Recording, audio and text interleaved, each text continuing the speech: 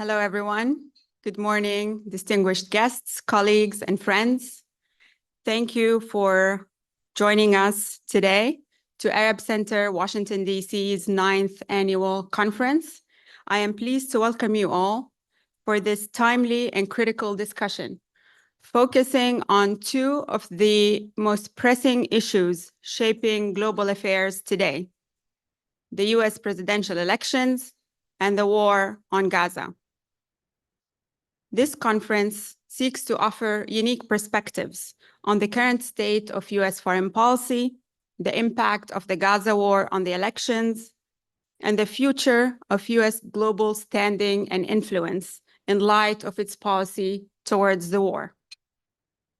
Over the past almost 12 months, we have witnessed paradigm-shifting developments in international affairs, ones that will have significant consequences for many years to come, and that have already undermined the status of human rights, international law, and the rules-based global order.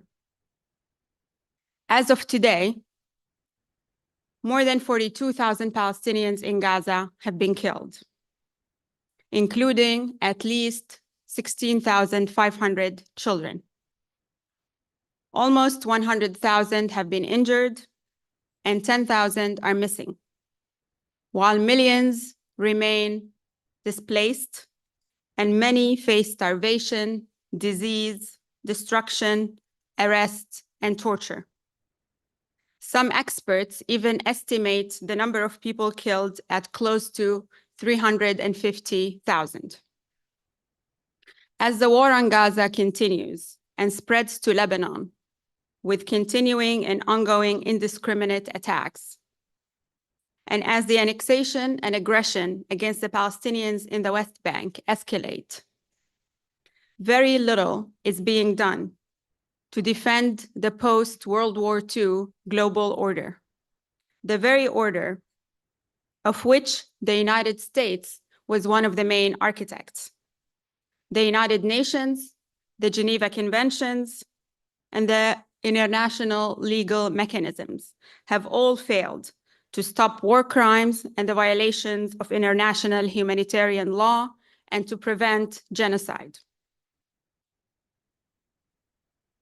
In Gaza and from now on elsewhere, the war on Gaza, which many prominent legal scholars have concluded amounts to genocide, along with the unconditional and persistent US support, have exposed the failures of international law and the international legal system and the global order. And they have unveiled the shortcomings of the norms and principles governing them. US support for Israel's war has also eroded US credibility and its ability to invoke international law and project soft power going forward. It has also fueled resentment across the globe, chipping away at US global standing and influence.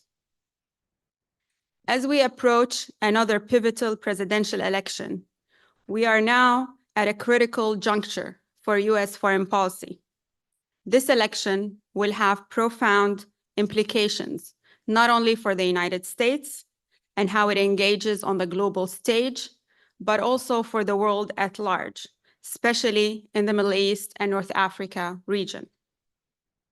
Will the next administration continue to support the status quo, or will it seek new approaches that align US foreign policy with its stated values of democracy and human rights and with the demands of the American people?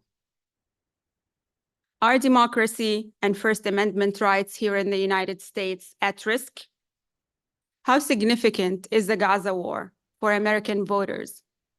And how is public opinion changing regarding US policy towards Israel? Are we seeing the emergence of a new global order, one that does not center the United States, but gives rise to the global South? Is it time to reform the international legal system?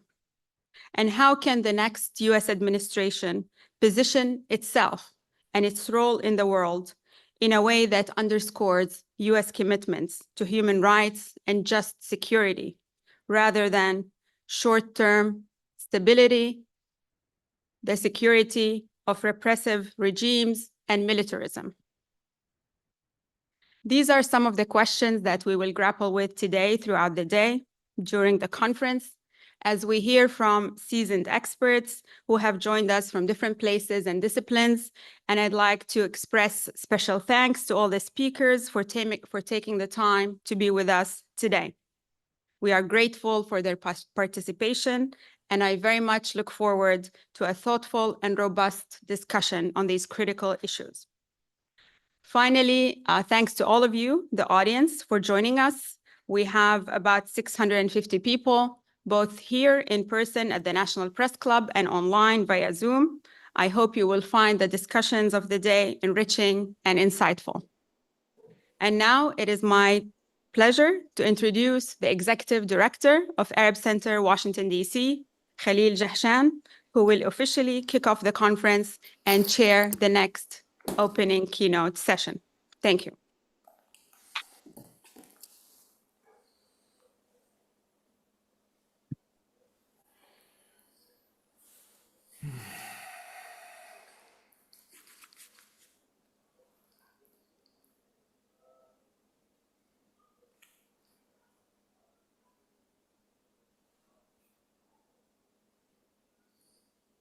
Good morning, ladies and gentlemen, to soggy and stormy Washington, D.C. It looks like Hurricane Helen is skipping Florida and coming directly our way. So this morning, although it's much needed rain-wise, but I was surprised by the extent of the rain we have received. I hope it doesn't dampen the participation in this conference or the enthusiasm in the participation in the different panels that Tamara just referred to. Thank you, Tamara, and the whole team actually at the Arab Center, Washington, D.C., for your hard work in putting together what I believe, if you allow me to show my bias, this very exciting program today. Your dedication and your professionalism is very much appreciated, and it's reflected in the comprehensive and substantive nature of and the content of the panels today. Washington, D.C., as you all know, is a very competitive venue for think tank activities. As a matter of fact, today is no exception. I've been invited to 3 additional competing events today, focusing on the same topic. So yeah, the competition is getting brutal in a way. So I'm particularly grateful to all of you. Tamara mentioned those of you who are here in person and others who will be joining us throughout the day, and for the people who are joining us worldwide online.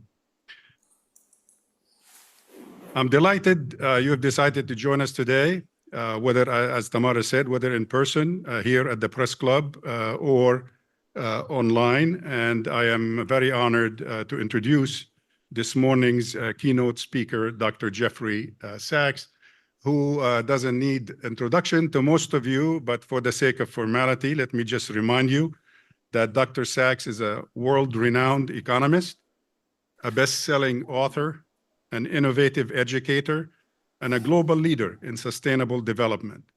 He is currently a university professor and the director of the Center for Sustainable Development at Columbia University. And also, he has been an advisor. He serves as president of the UN Sustainable Development Solutions Network. Previously, Dr. Sachs has directed the Earth Institute at Columbia University, has been special advisor to 3 UN Secretaries General, and currently serves as an SDG advocate under Secretary General Antonio Guterres. He spent over 20 years as a professor at Harvard University, where he received his BA, MA, and PhD degrees. Although some of us had difficulty with one PhD degree, Dr. Sachs has received 42 honorary doctorates and has authored and edited numerous books, including 3 New York Times bestsellers. Welcome, Dr. Sachs, and thank you so much for taking time to join us today. We regret that you couldn't be with us in person because of all kinds of competing commitments, but we are nonetheless delighted to listen to you address this audience online. Dr. Sachs, the microphone is yours. Please go ahead. Thank you very, very much. What an honor it is to be with you. I'm here in New York in the stormy diplomatic weather. It seems not quite as dramatic as your weather, but in the stormy diplomatic weather of the General Assembly, which of course opened earlier this week. And the diplomatic issues are overflowing, and all in the context of U.S. politics and the upcoming election. So we meet at a time of war, with the war in Ukraine raging, with the war in the Israel region, if I could say, in Gaza and in Lebanon, and potentially a wider war growing horrifically before our eyes, and believe it or not, open talk of war with China, albeit not till 2027, we're told by the U.S. Navy, but we're told by the U.S. Navy, prepare for war by 2027. In my view, this is a kind of madness, I'm sorry to say. Too much war, too little diplomacy, too little realization by American foreign policy of the realities of our day, the limits of U.S. power, and the true U.S. national interest, which is not being served by any of these wars. And so the question before us is what is the essence of these conflicts, and how might the elections change U.S. policy? I think it's right to say that within certain parameters, U.S. foreign policy has shown a great consistency across administrations dating back at least to the early 1990s. Trump is a partial exception to that, but I would not in any way exaggerate the exceptionality of Trump. But broadly speaking, the foreign policy of Bush, Obama, well, even let me start earlier. I would say Clinton, Bush, Obama, Trump, and Biden has been rather consistent in the Middle East. It's been consistent in Eastern Europe and vis-a-vis Ukraine. And it's been fairly consistent and not partisan with regard to China. It has been overall, in my view, a terrible 30 years of U.S. foreign policy, grievously misguided.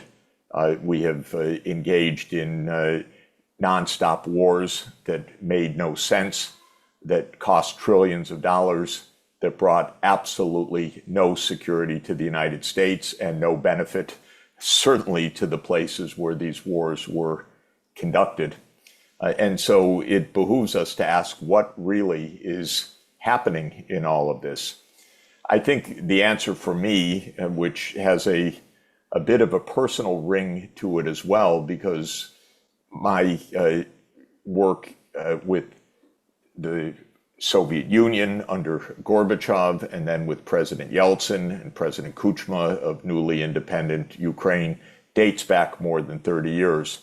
And I watched even then in some bewilderment as to how the United States was regarding the tumultuous events of the end of the 1980s and early 1990s. In my interpretation at the time and until today, the Soviet Union first and then Russia said we want to end the the conflict. In fact, we want to end the period of communist ideology. We want to return to normalcy. We want to return to good relations with the United States and with the rest of the world. And the United States had a different idea, which is, we won, you lost, now you do as we say, and we will do as we like. And we know from many accounts, one especially insightful and pungent of Wesley Clark, that already in the early 1990s, what would be called the neocon group already had decided on several wars of choice, because their intent was to eliminate the former Soviet allies and the continuing the continuing Russian allies. And so already wars of choice were being concocted by the early 1990s.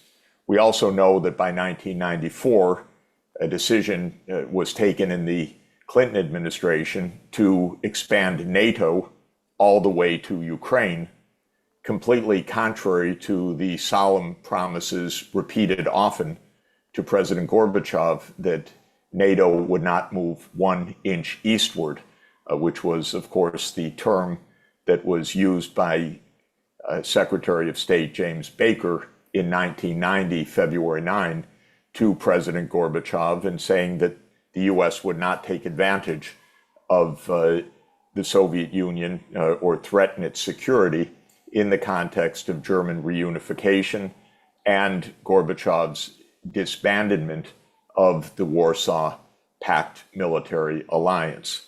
Of course, the US cheated. By 1992, a new ideology had taken hold in the United States government, and that was that the US was now the sole superpower, unchallenged and essentially unchallengeable, and that the US would now be able to do what it wants, where it wants, throughout the world. Of course, China was not on the radar screen. Russia was viewed, as would later be the quip, as a gas station with nuclear weapons. It was viewed as a defunct and moribund economy that never could challenge the United States again.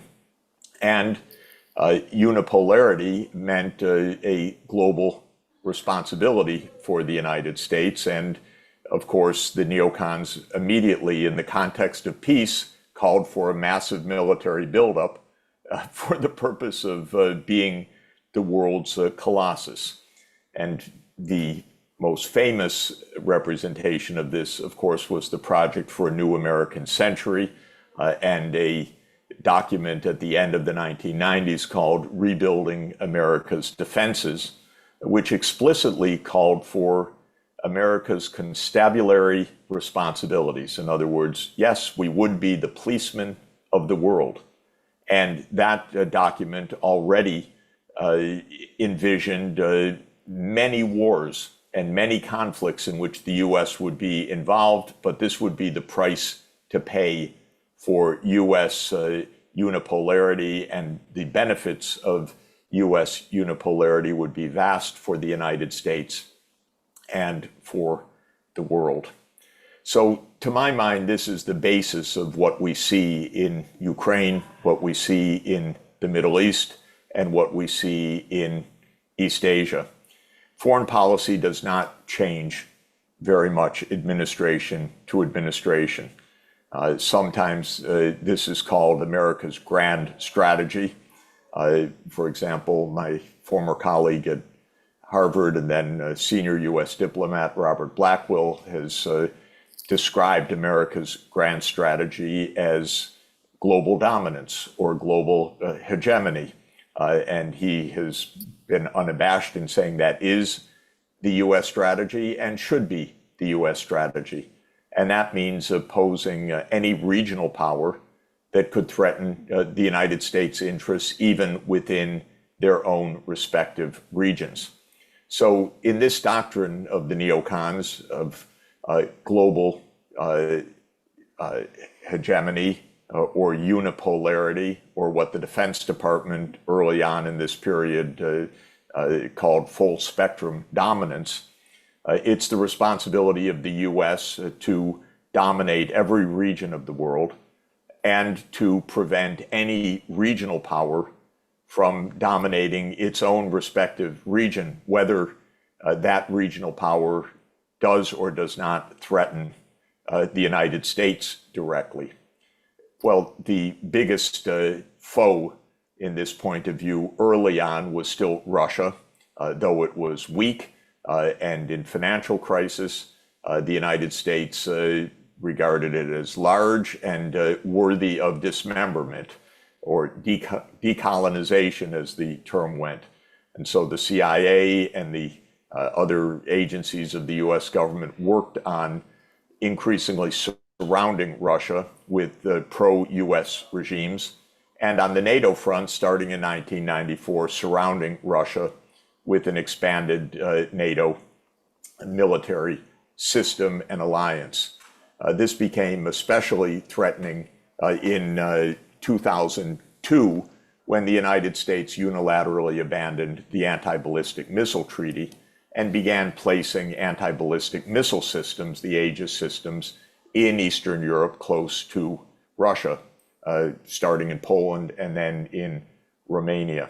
Well, I won't belabor the point, but all of this meant that NATO continued to enlarge, first 3 countries in 1999, 7 more countries in 2004, including the Baltic states, including the Black Sea countries of Romania and Bulgaria, including Slovenia and Slovakia. Putin said, stop this, stop it absolutely. Do not go to Ukraine and Georgia. But the United States pushed ahead.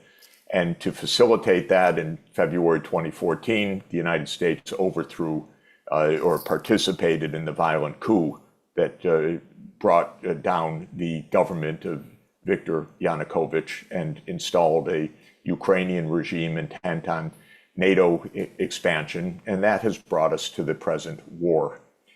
Well, in the Middle East, I would say the situation is similar, although probably more led by Israel than us leading Israel. Israel came to understand and believe that it had the full backing of the United States to enforce its increasing military dominance over the region, over the Arab region. The only potential threat was seen to be Iran, because Iran stood outside the US security system, but much of the rest of the world was either directly subordinate to the US in military terms or had no military power of its own. And Israel came to understand that with this new neocon ideology, there were really no constraints on Israel's behavior. This, in addition to, I would say, cultural and sociological changes in Israel, the rise of an extremist religious movement, which is not small and is a fervent biblical fundamentalism, Israel adopted a position that it was the regional hegemon, of course, the only nuclear power in the region, and that it would claim all of the territory of Israel and the occupied lands to create a greater Israel. And this has not been hidden from view. And when anyone challenged that assumption, like Yitzhak Rabin, he was killed. And by 2000, there was no open opposition really to this extremist ideology of a greater Israel, dominating the Palestinian people, occupying and perhaps annexing the Palestinian lands en masse, ethnic cleansing, or whatever else would be taken to assert Israel's full control over Palestine. The idea, of course, which you know better than anybody, the idea was that the US could buy off all relevant opposition divide the Arab world, suppress the Palestinian voice, and eventually, one way or another, defeat Iran. And part of that defeat would come through comprehensive sanctions to crush the Iranian economy. So what we see in the Middle East is a similar arrogance and hubris that now dates back 30 years, but it's now an extraordinarily violent hubris because millions of people do not want to be suppressed in this way. Now, the problem with the whole U.S. Foreign policy over the last 30 years is that it is not only illegal from the standpoint of international law, not only in violation of the UN Charter in countless ways, not only unsuccessful on the ground in occupations of conquered places such as Iraq and Afghanistan, not only unable to achieve military objectives in Libya and Syria and Ukraine, but actually completely out of touch with changing global realities. And the most important change in global reality, of course, is the rise of China, which means that the US has, let's say, to use the Washington language, a peer competitor that is absolutely capable of challenging the United States. But also we see that the estimations of Russia were wildly off the mark, and Russia, frankly, was having none of it. And I would say the growing power and geopolitical weight of many other regional powers, and India becoming a superpower in its own right, further changed the scene. There is no such thing as unipolarity. The United States is not the indispensable country. It represents 4.1% of the world population. It's very powerful. It has allies. It suborns many other countries. It threatens many other countries. It controls the military supply chains of many other countries. It has 750 military bases in 80 countries around the world. But it is not the sole superpower. Russia, China, and I would say India are superpowers, and there are many regional powers. Iran, certainly, Brazil, and several others that one could add as well. So during this neocon period, with trillions of dollars wasted in useless wars, mass destruction, dangerous direct war, I would say, with Russia, with the world's largest nuclear superpower in terms of nuclear weapons at hand, the United States vastly overplayed its hand. So what does all of this mean for today? First, it means that the U.S. foreign policy should dramatically recalibrate. We should stop the NATO enlargement to Ukraine, to save Ukraine first and foremost. Ukraine is being destroyed, and I mean demographically destroyed as well as geographically on the battlefield. We're not saving Ukraine, we are destroying Ukraine through this hubris. Second, in Israel and the Middle East, the only feasible solution is to go to the root cause of this conflict, and that is for Palestine to have its political rights, its self-determination, and a state of Palestine living alongside the state of Israel. I'm convinced, as I work and breathe in the UN every day, that this has the overwhelming support of the world community, except for Israel, which it will never accept, so it has to be imposed, and the United States, which has unconditionally backed Israel in its greater Israel delusions, and but that the world community absolutely understands there can be no peace in the Middle East until there is a state of Palestine. I argue, by the way, for Palestine to be recognized immediately as the 194th UN member state, to have its borders on the 4th of June, 1967, to have its capital in East Jerusalem, to have control over the Islamic holy sites, and to have the UN Security Council impose that by international law. It has the power to do that. One country stands in the way, and that is the United States, which used its veto recently to prevent Palestine's membership in the United Nations. So the final question, and then I will turn it back to you, is whether the elections will make any difference. In 2017, in an interview with Le Figaro, President Putin made an observation from Russia's point of view that I think was interesting and is interesting.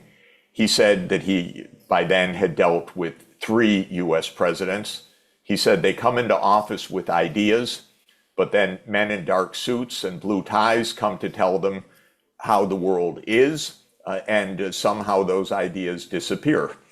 And that, I think, is unfortunately a fair reflection. We have a consistent foreign policy that is this US security state. It is consistent across parties. Often the personnel remain the same across all the administrations.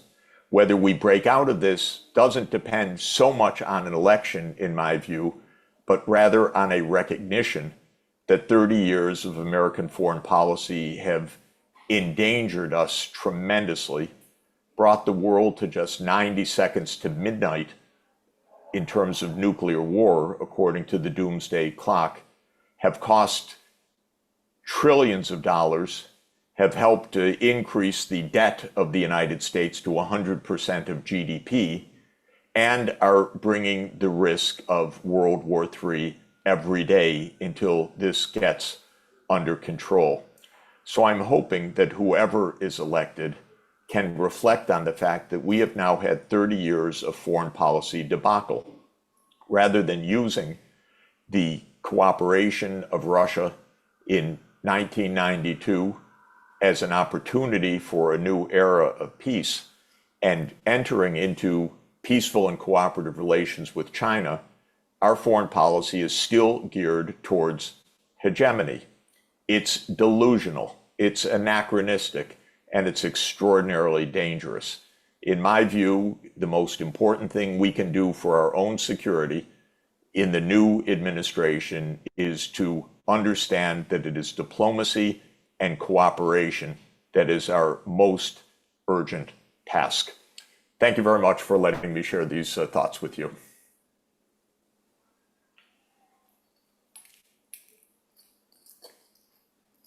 Thank you so much, Dr. Sachs, for helping us to set the stage for the today's discussions and proceedings. We only have like 1 minute left. If you're still online, I'd like to ask you quickly, as a professor, to end this on a light note. Yes. Considering that the administration last night offered a new ceasefire proposal for the fighting in Lebanon, having failed to do so in Gaza. Are you optimistic, or is this more of this full spectrum of dominance that you mentioned to us earlier? Well, I have not seen the proposal. In general, I don't believe that the U.S. has a strategy other than to prevent a blow-up before the election. The problem with all of the ceasefire proposals, all of them, whenever they were made, is that they don't get to the root cause of the crisis. So simply saying we take a pause, but Israel continues to insist on its greater Israel mission is hardly a recipe for any kind of sustained peace. That is the problem. We need to get to the politics.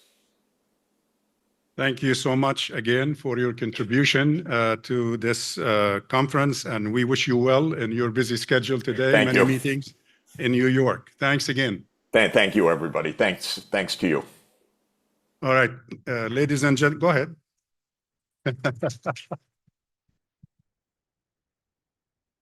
Thank you.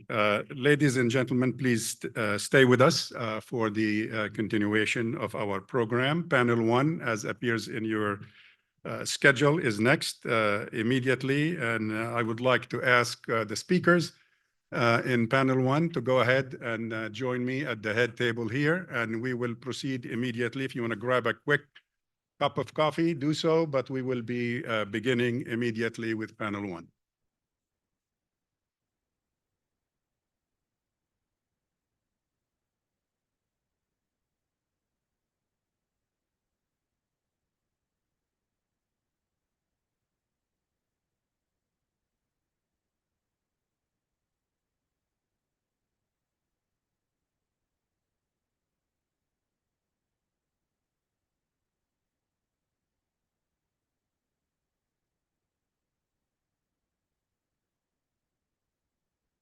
Please.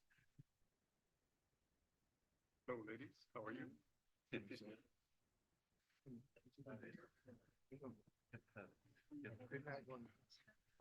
gonna touch them.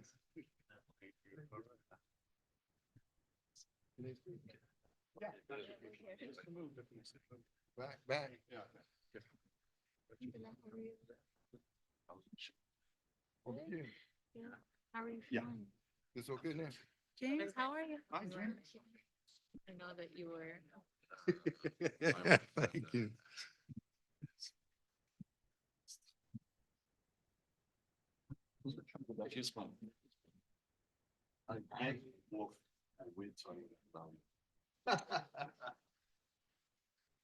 How are you, James? Nice to see you. Actually not. Well, What's up today? Weird.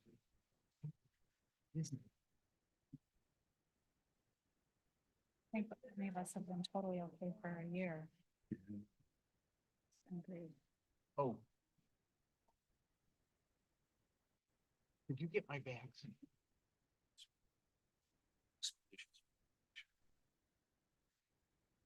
All right, good morning again, and slight change in the program. I did mention the weather this morning, and we have another victim of the weather today. Our colleague, Yusuf Munayyer, who is supposed to be in this seat at this time, is suffering from 103 temperature this morning. He said thanks to his 2-year-old, but I don't want to blame the 2-year-old. I'll blame Mother Nature, I guess. And we wish him and his son well in this quick and complete recovery, and hope to see him soon at the office. The title of this panel, ladies and gentlemen, is The Outcome of the U.S. Presidential Election, Polling Predictions, and the Impact of the Gaza War.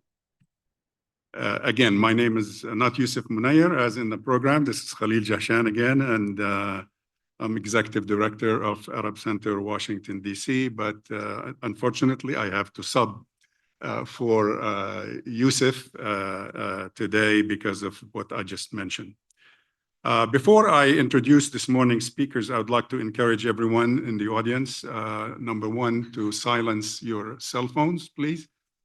And also to encourage you to participate in the conversations that we are about to have about a very important topic, the elections and the situation, of course, the Gaza, emanating from the Gaza war.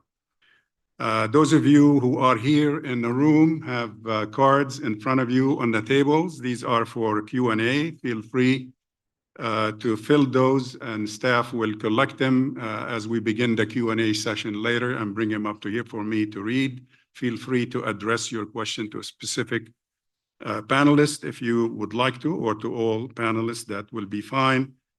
For those of you at home, and there are hundreds of you I know registered internationally, feel free to Zoom or use the feature on your Zoom for your Q&A, and or fax, email, sorry, fax is obsolete.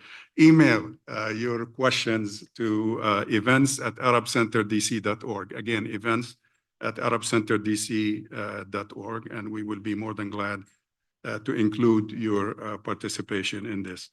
I would like to just quickly plug a paper that we just published this morning on our website by our colleague, Greg Aftandilian, I think who's here in the back. Thanks, Greg, for the paper focusing on foreign policy impact on the November presidential election, which is the topic of our panel today, in which Greg basically is saying that, and I'm going to read a quote from his paper summarizing the hypothesis of this paper. Feel free to look it up after this event today if you want a little bit more, let's say, discussion on this issue.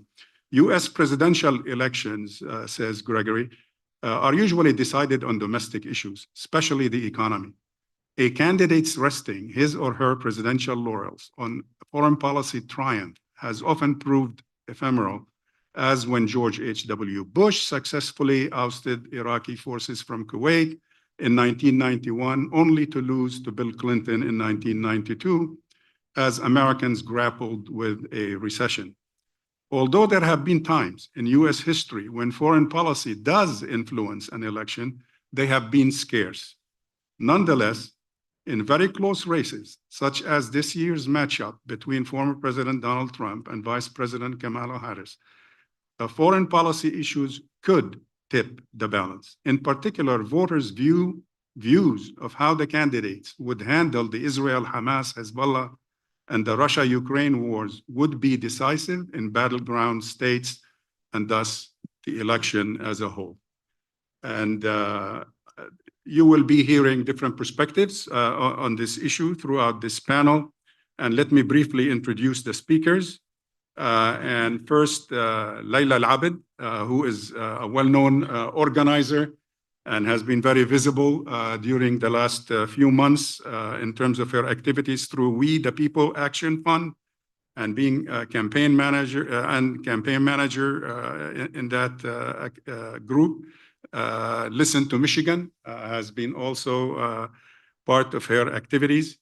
Osama Aburshaid, Executive Director and Board Member, American Muslims for Palestine, AMP, who has also, and his group, been very involved in the election process.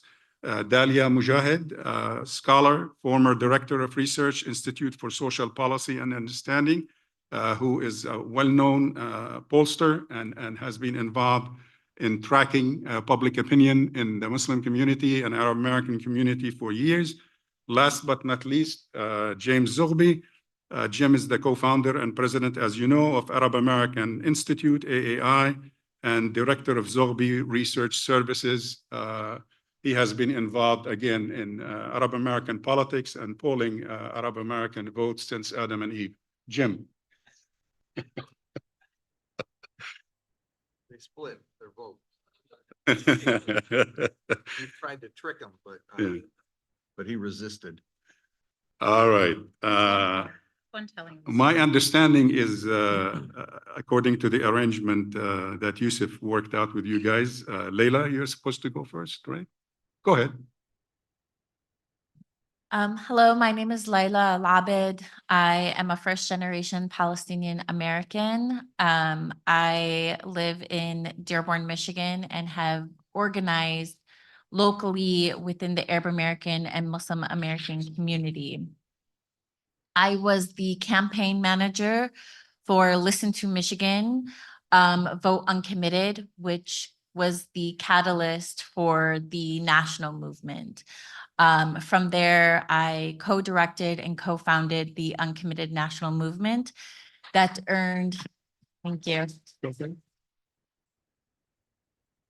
That earned almost 800,000 protest votes across the country and 30 delegates to the Democratic National Convention.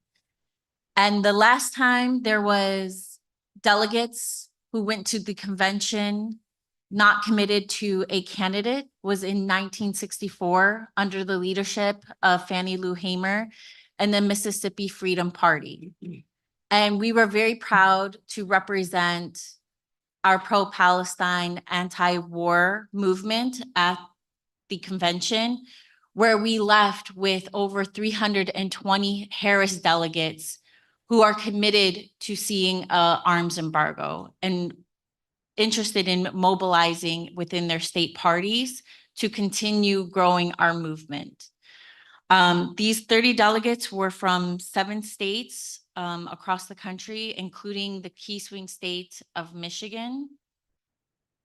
And we will continue growing this movement. And I am very excited to share, exactly what's happening on the ground in Michigan right now, as Michigan is a key battleground state that you need in your pathway to the White House. So I'm excited to share that information. Thank you. Osama, would you please? Thank you, Khalil. Good morning, everyone. My name is Osama Abu Shaid. I'm the Executive Director of American Muslims for Palestine and its affiliate C4 organization, 51C4 organization, Americans for Justice in Palestine. We co-founded the American Muslim Task Force for 2024 elections with other major Muslim C4 organizations. Our aim is to mobilize our community to continue to be engaged. There is a lot of frustration within the Palestinian Arab and Muslim community with the Biden administration and with Democrats at large, and for good reasons. Our government has been enabling a genocide in the Gaza Strip and now is enabling Israel in another genocide in Lebanon. On the other hand, we understand that Donald Trump is not a better alternative. We understand that he poses a threat to our community, to other minorities. In fact, he poses a threat to the United States at large. We all are following now his racist attacks on the Haitian community. He is threatening that he will reinstate the Muslim ban. He is also pledging that if he's elected, that he will go after Palestinian Arab and Muslim organizations and actually Jewish organizations who support the Palestinian plight and the Palestinian cause. And we see now efforts in the House of Representatives to go after our organizations, as I said, including Jewish organizations, and inciting the IRS law enforcement to investigate us just because we are practicing our First Amendment. So we understand that we're facing a dilemma here when it comes to Donald Trump, but also we're facing another moral dilemma when it comes to Kamala Harris, who refused to distinguish herself in a substantive way from Biden when it comes to the genocide in Gaza.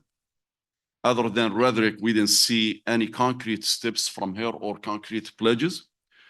So the Muslim community, the Arab community, the Palestinian community are grappling with these two conflicting dilemmas, the moral and the political. Thus, we have opted not to endorse Kamala Harris, but also to ask our community to be engaged and definitely not to vote for Donald Trump, although there is a small percentage that will end up voting for him. And on the same token, we decided not to criticize those who will vouch for Kamala Harris out of fear of Donald Trump being elected again. One last point, Donald Trump does not pose a threat only to us. He also poses a threat to America, a man who is threatening violence if he does not win the elections.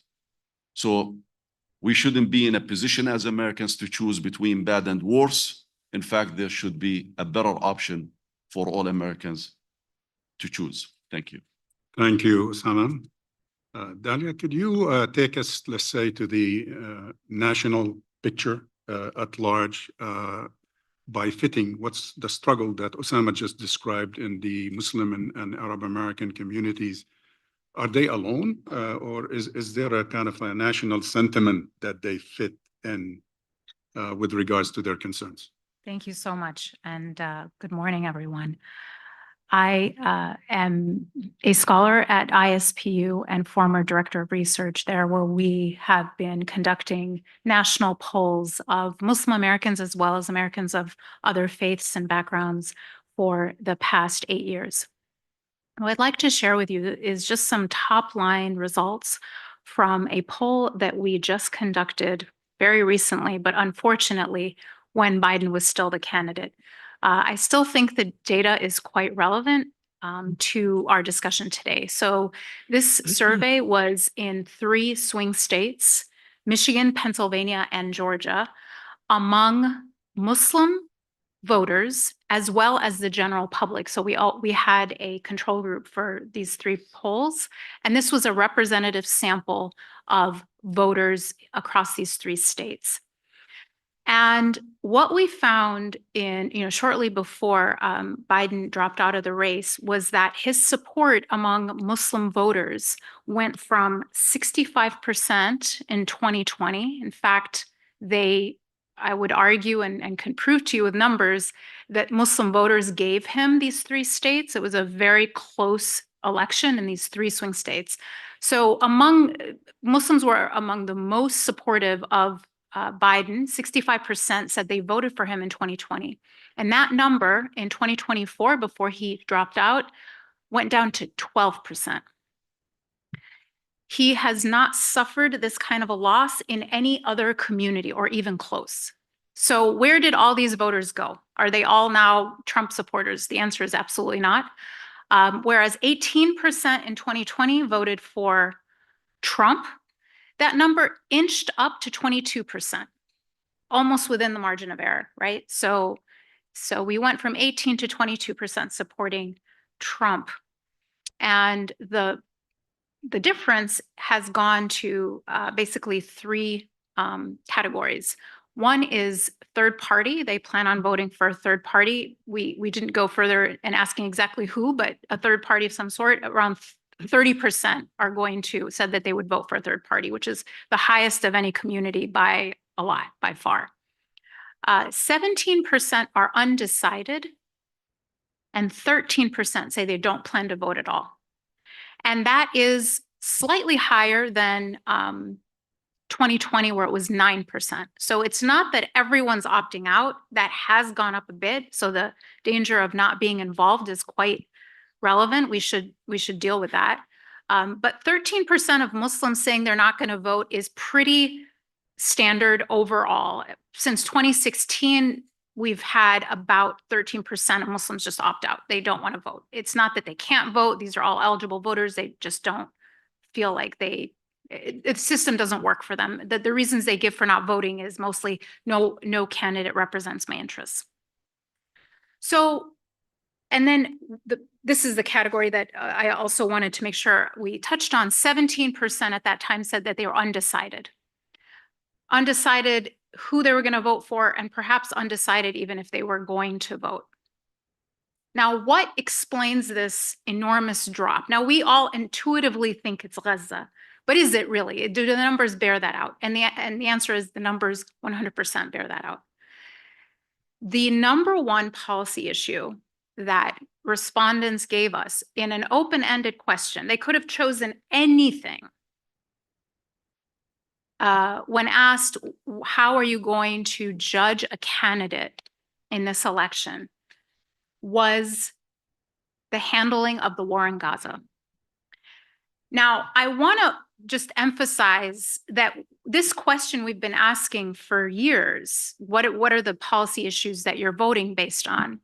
And what Muslims normally look like is your standard Democrat. They don't look different from essentially what Democrats care about. They talk about healthcare, they talk about education, they talk about the economy. And it's about 20% saying, the economy is my number one thing, 18% saying it's healthcare. They are indistinguishable from a standard Democrat. This year, they couldn't have been more different.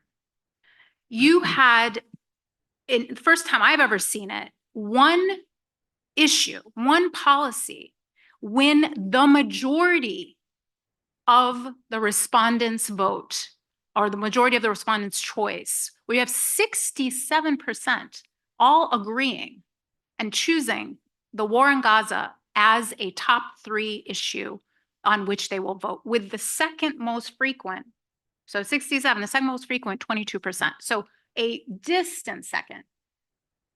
And that's not what the Democratic Party looks like at all right now, where it's only about 4% in the general public that say it's Gaza.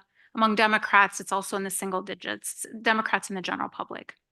So you have Muslims galvanized around this issue. And what was really interesting is it was the top policy issue, now to varying degrees, but still nothing was more important. The top policy issue, whether they said they were going to vote for Biden, Trump, or were undecided or third party. But the highest support for this being a policy issue was among people who had essentially abandoned Biden, who say that they are going to vote third party or are yet undecided. We called them swing voters in the report. And so everything I've just said is available online on our website, ispu.org. I will just point out one more thing. When you look at the general public who wanted to vote for Biden before he dropped out and were planning on voting for Trump, they look very different in one distinct way. The Biden voters did not have a single galvanizing issue, meaning they looked like they've always looked, which is 18% say it's this, 20% say it's that. Nothing is like 67%. So they're kind of all over the place in terms of what they care about. So some of their top issues, reproductive rights, nothing surprising, right? The preservation of democracy. But Trump voters have one galvanizing issue, one thing that they are all just rallying around, which is what we, I don't know, it's interesting, people don't always guess it. It's security at the border. More than 65% of Trump voters say that that is a top 3 issue for them. So their Gaza is security at the border. But Muslim voters are distinct from both Democrats and Republicans on what they care about this election. So while foreign policy doesn't usually decide elections, it is deciding the Muslim vote this time, where it never had before. And Muslims matter in these 3 swing states.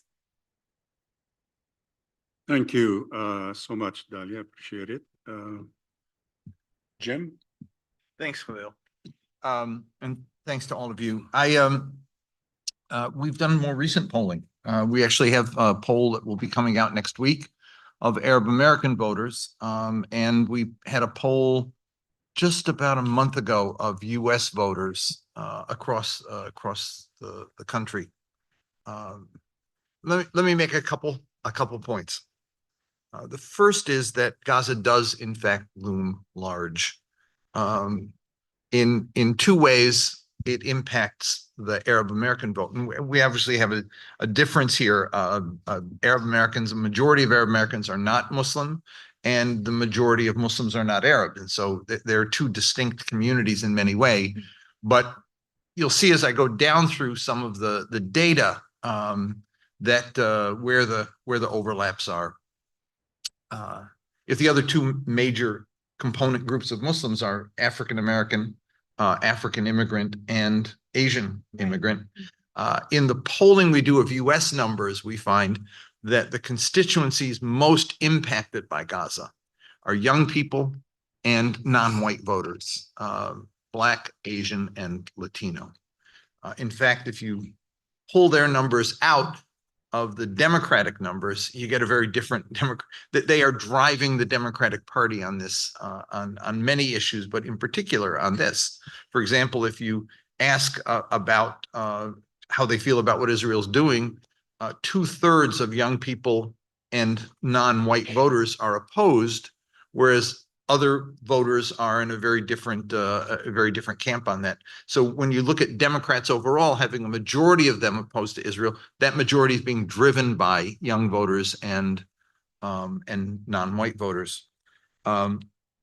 among Arab Americans, the issue looms very large, and it shows up in many ways. A number of the ways that that Dalia just described, but given the fact that we've been polling now for 30 years with Arab Americans, and we've always seen a Democratic edge, but from the second Bush term through the Biden election, they were 2-1 Democrat, and that is no longer the case. In simply a 4-year period, there was a collapse.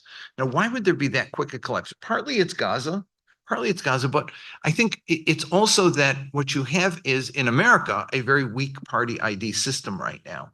It's not like in UK where you're a member of the Tory party or member of the Labour Party. Being a member of the Democratic or Republican Party means you're on a mailing list, a phone call list, an email list, you get begging, we need your money before midnight, blah, blah, blah.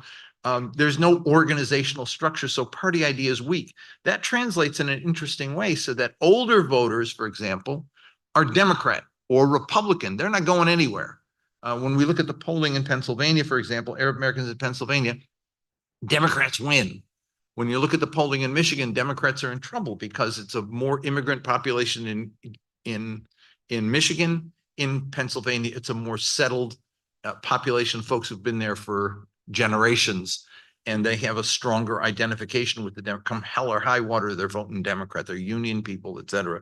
So there's a drop in the Democrat support base among, in particular, the more recent immigrants, but also among young people who are a very large component of the Arab American community.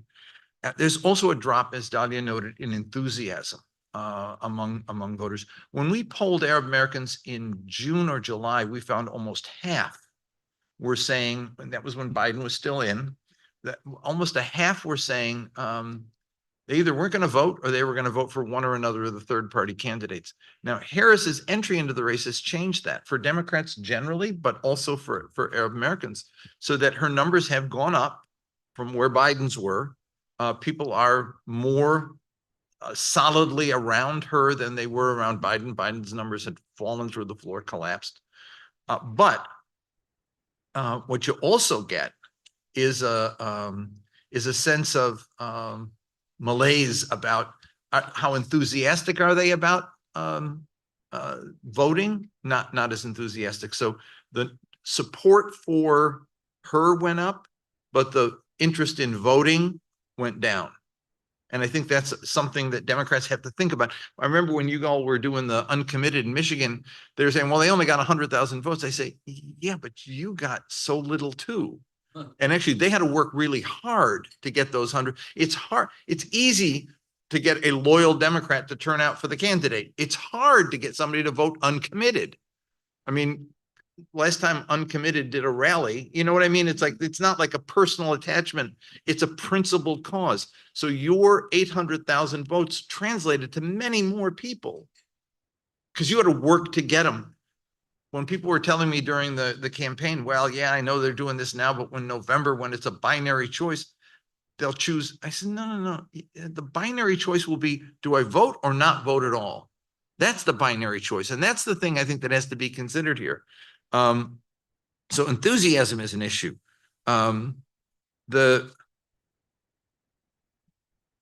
Just one thing, because there've been some polls out there showing, you know, Kamala Harris or Jill Stein getting some bizarre number of polls. That's just nonsense. I mean, that's not I dare say most Arab Americans, most Americans have no idea who the hell she is or who the hell Cornel West is. I like Cornel, but I don't know what he's running for. I mean, the reality is that when you look at the demographics of where the communities are on this, a very small number are going to vote for third party candidates. The big issue is not they vote third party. The big issue is that they don't vote at all. And or they do, as the mayor of Hamtramck just did, they do a screw you to Democrats. I'm really mad and I'm going to do this.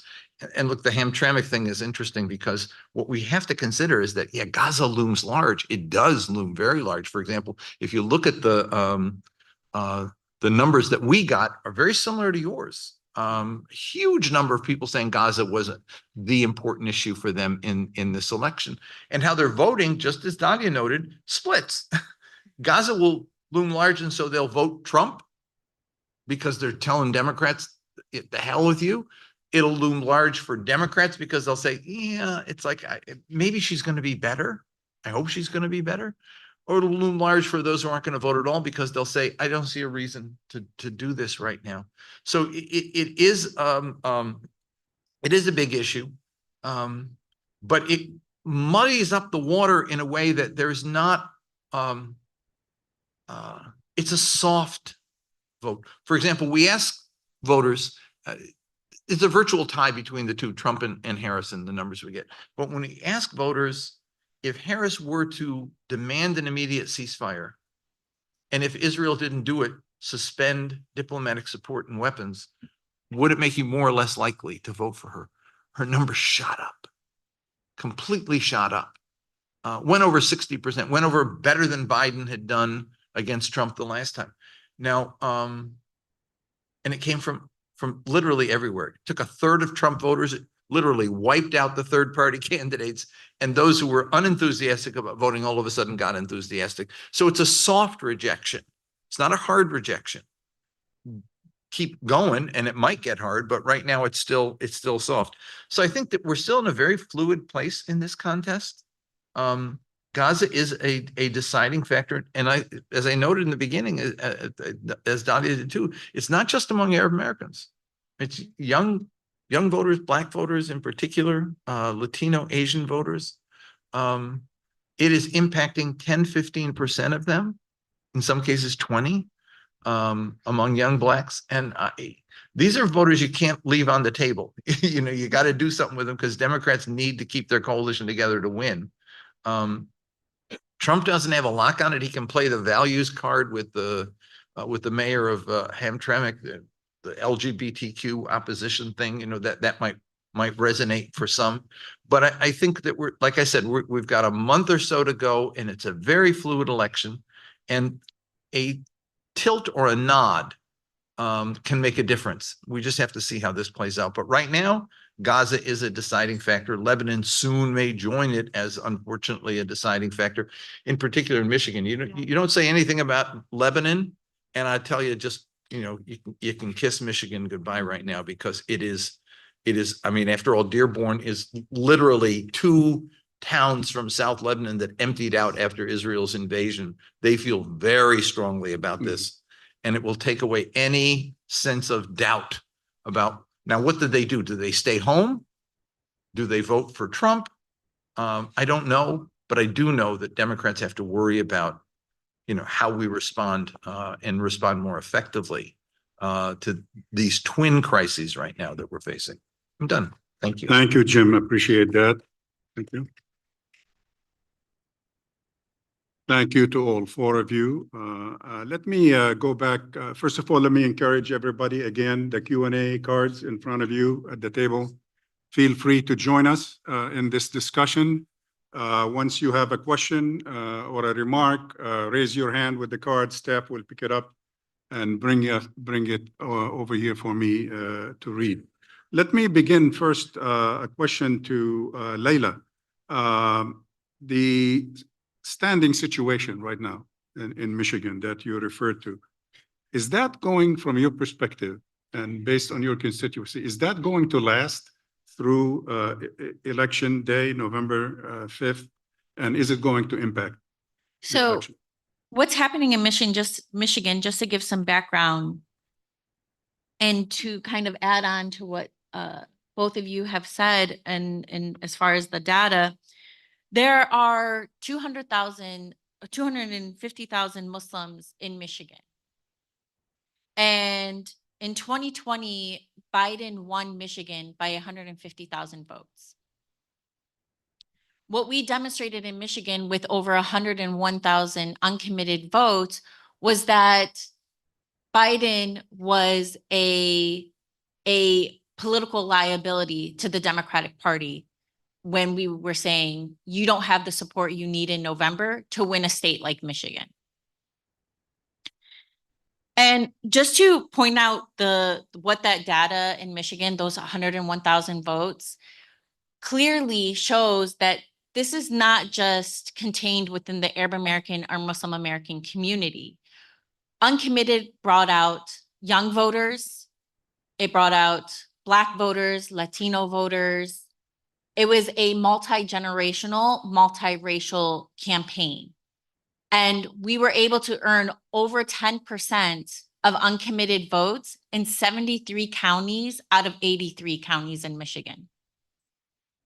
And on the day of the election, on the primary, by the way, we only had 21 days to do this campaign. We launched Listen to Michigan on February 6th, and our primary was February 27th. And in those 21 days, with incredible campaigning, with over 1.5 million voter contact calls and text messages, we were able to earn that many voters. But some of those counties that were first reported wasn't Wayne County, where you have Dearborn, where you have the largest concentration of Arab Americans, and you have a large Black community and immigrant community. The first numbers that we were getting that were already surpassing our margin of victory of 10,000 votes based on Trump's victory over Hillary in 2016 was outside of Wayne County, which include Oakland County, Washtenaw County, and Macomb County. And anybody who knows anything about the demographic of those counties, they are mostly majority non-Arab, non-Muslim. So to already surpass our margin of victory just in those counties was honestly incredible. And then we earned over 15% of the overall votes in Congressional District 6, which is in Washtenaw County, Congresswoman Debbie Dingell's district, which is largely has U of M Ann Arbor. It's a college town. And most of those votes concentrated among students. And we were able to actually bring out 43% of first-time voters among students.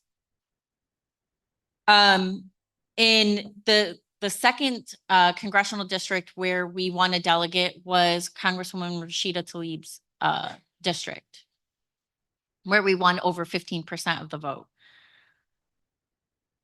The reason why these are so important to look at is because it shows that at that time, during February, the majority of the Democratic base in Michigan was not supportive of President Biden because of the disastrous Gaza policy.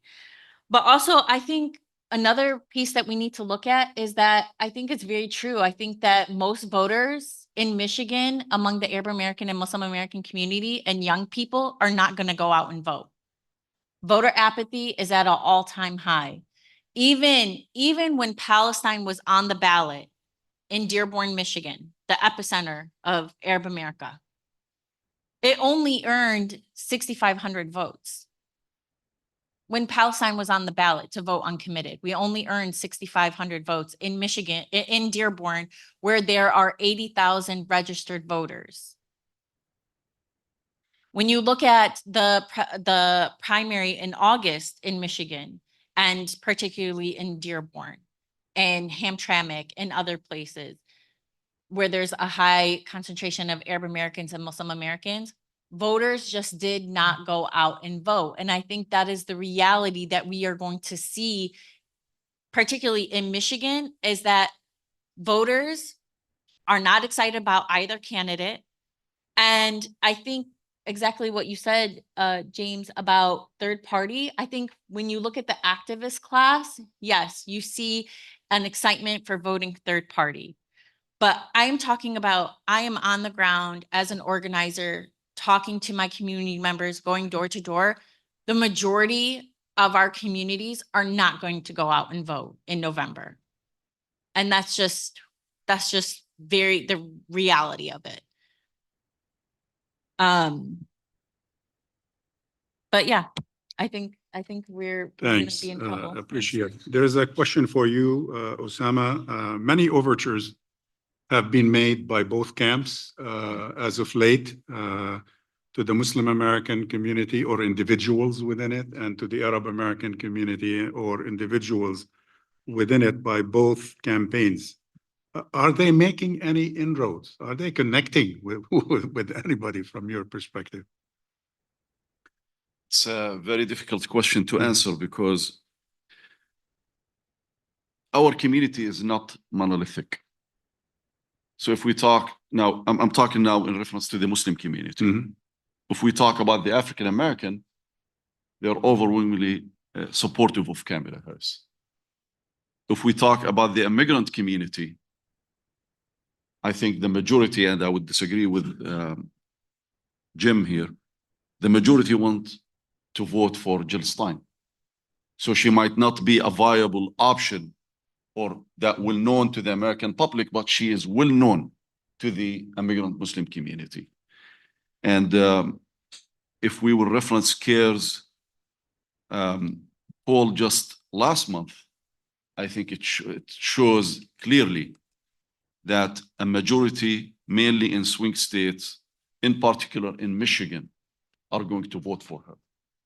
So there were these communications, mainly the Harris and Jill Stein's campaigns, both reached out.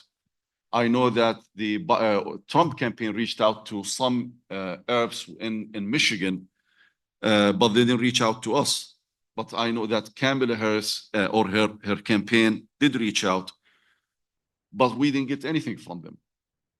Our focus was Gaza. And we cannot go against the sentiment within our community. Now, what needs to be understood is that these elections might not be decided by the Arab or Muslim votes. If the margins are so wide between Kamala Harris and Trump. Kamala Harris is not Biden. She infused more energy, more enthusiasm within the Democratic base. And she has more pathways to win the presidency as opposed to Biden. This is given. Now we have two previous instances where a campaign or a major candidate undermined the possibility of losing. That was in 2000 with Al Gore and George Bush in Florida, an election that was decided by a few hundred votes. Muslims usually don't tend to vote for Republicans, but in that particular elections, they overwhelmingly voted for George Bush in Michigan, in Florida. He won the presidency. There were consequences for the Muslim community after 9/11. So I'm not going to deny this fact. And I'm speaking as someone who knows what it means to be a member of a community that is under siege. In 2016, Hillary Clinton also dismissed the viability of the Trump campaign. She ended up losing in swing states. And as Layla just explained, she lost by 11,000 votes in Michigan because there wasn't that much excitement within the Democratic base. And definitely the Palestinian, Arab, and Muslim Americans were not very excited about her. She lost in Pennsylvania as well. And let us remember that she almost lost in Minnesota. So compare this to 2020, where there was more enthusiasm within Democrats because the other candidate was Donald Trump. Biden was basing his whole campaign about the threat that Trump poses to America and to minorities. Now Biden is not the candidate, and this didn't work for him. And Kamala Harris cannot just base her appeal to voters based on or because Donald Trump is the opposite candidate. So our community now, I would say yes, maybe many of them won't vote because they're disappointed, they're frustrated, they think that nothing can change this structure the political structure that we're dealing with. But this will mean bad news if the elections is so close in the swing states, in Wisconsin as well. in Pennsylvania, in Georgia. Donald Trump lost by 11,000 votes, 11 plus. And we have hundreds of thousands of Muslims, of Arabs who are in Georgia. So I won't just dismiss the Muslim, the Arab, and the Palestinian vote in the coming elections, because the Democrats will be making a huge mistake. And no one is expecting that Kamala Harris can make a substantial shift in policy now. What they're looking for, we know there is one president at a time. We know that she's the VP. She's not only the Democratic candidate. But at least they have to hear something different from her in terms of substance. And this is something that we haven't seen so far. In fact, what we have seen is denying a Palestinian American to speak during the DNC. What we have seen is her continuous insistent that she will continue to support Israel while paying lip service to the suffering of the Palestinian people. This is not going to resonate and excite a community that feels so hurted by their own nation. Arab and Muslim Americans are American citizens. They shouldn't be treated as something separate. But there is this tendency to try to disenfranchise the Arab and Muslim Americans. So at the end of the day, there are some allies who are cautioning us that if Kamala Harris ends up losing, it will be on us. I don't think it's on us. I mean, imagine that Kamala Harris goes against the demands of the reproductive rights or against the environmentalists within the Democratic base. She would be blamed for it. Hillary Clinton was blamed for not winning over the progressive wing of the Democratic Party in 2016. So as Palestinians, as Arab, and as Muslims, we understand the consequences of a second Trump presidency, but also we have a moral compass where we cannot vote for someone who continues to enable the genocide that is taking place in Gaza and continues to embolden Israel to wage another war in Lebanon. That's where we are today.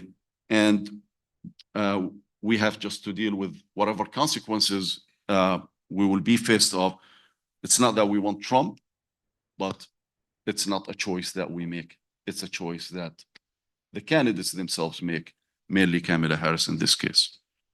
Thank you, Osama. Jim, although you kind of answered this question, but Nuruddin Ghanem of TRT is basically asking, what if the war spills over to Lebanon or expands in Lebanon? What would be the effect on the elections, which you quickly referred to earlier?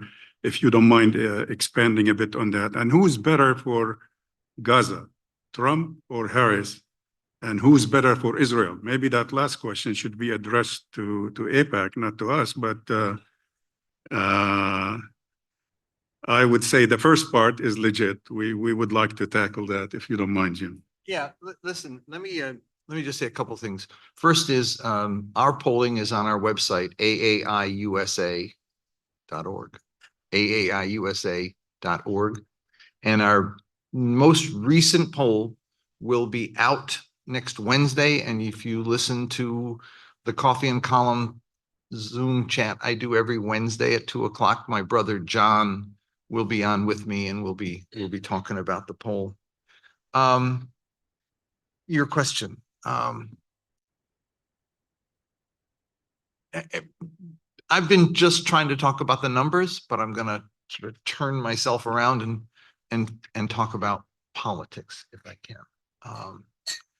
And this is going to get me in trouble with some folks. And when you're 78, going to be 79 next month, you don't give a shit anymore. It's like, I mean, I've taken the blows from all sides, and I'll take some here. Go on. I was giving you the numbers of where people are. I was telling you how people feel. I was telling you what the candidates needed to do. But I don't think in this election we have a choice. I remember Julian Bond in 1968 after everybody got beat up for opposing the war in Vietnam in the convention after Julian Bond led the mixed delegate, the sort of mixed race delegation from Georgia, and the party regulars were opposed to it, but he won that fight. And then he ran for put him up for vice president, even though he was too young, and he got, delegates got beaten up on the floor for supporting Julian Bond. And the final night of the convention, Humphrey and Muskie came out, and the balloons dropped, and Julian Bond comes from around the back, and he holds the Humphrey and Muskie hands up. And I was devastated as a kid. You know, I was 22 years old, and I was like, what the hell's he doing? We fought for him, and here's he turning his back on us. I got to know Julian later, and about 4 years later, I was with him, driving him someplace, and I said, I have to ask you, you devastated us when you did that. You just devastated us. You turned your back on the war and everything. He said, let me tell you, there's two kinds of people. There's people who sit high up on their pinnacle and say, I have principles and I'm not getting involved in that muck because the choices aren't good ones. He said, and then there are people who say, look at the muck and say, I got to get down in there because people need help. I got to do what I can do to try to make it at least a little bit better. He said, at that point, the election was no longer Julian Bond versus Hubert Humphrey, but it was Hubert Humphrey versus Richard Nixon. There was only one choice to make. I made it. You asked the question, who's going to be better? I don't know who's going to be better, but I know what will be the better relationship that we'll have, the better coalition that we'll be able to build if there's a Democrat in the White House. If you think about those 4 Trump years, we couldn't do a damn thing. There was nothing you could do. People were demobilized. People were traumatized. And you didn't know when you woke up in the morning what the next shock thing he was going to do was going to be. But we know in a Democratic coalition like we have right now, even though they're doing all the wrong stuff, we have allies. We have allies in the Black community. We have allies in the progressive Jewish community. We have allies in the Black and Latino communities. We have allies in labor. We have allies all over they're all Democrats. And that Democratic coalition is the place, it's our home where I'm doing politics now, I'm not doing my polling. It's the home where we've learned we have a receptive audience on everything from immigration to civil liberties. I mean, remember the hearing just the other day with Maya Berry and the Republicans and Democrats? I mean, it's like, it's 2 different countries. She was there to talk about hate crimes. They were there to hate on her over Palestine. Don't tell me there's no difference. There is a difference between the 2 parties. There's a difference in the 2 coalitions. I mean, yeah, if you want to stop LGBTQ books in the schools, yeah, join with Moms for Liberty and do that. But if you want to fight for justice and peace in the world, there's only one coalition that is working for you. It's a tough one. And I keep pushing the Harris people. I keep pushing the party. I keep telling them, you are screwing yourself. And like you said, Osama, it's not on us. It's on them. They have to make the right choice. They have to do the right stuff. Don't blame me if you lose. But I am telling you, as I say to them, that you've got to make the right choice. But at the same time, I'm telling the community, we got to make the right choice too, because we can't let our allies down. I don't want to see what happens to the next generation of young kids if we have a takeover by Republicans of the hate Republican. Look, my brother's right. He said, we need a third party. We need a Republican Party. There is not a Republican Party anymore. What there is a Trump cult running against Democrats. And Democrats are not up to the task right now. But that's one thing we can do is we can help strengthen the progressive voices, the organized progressive community within the Democratic Party. That's our home right now. And so I'll stop there. I hope I answered that question. You did, definitely.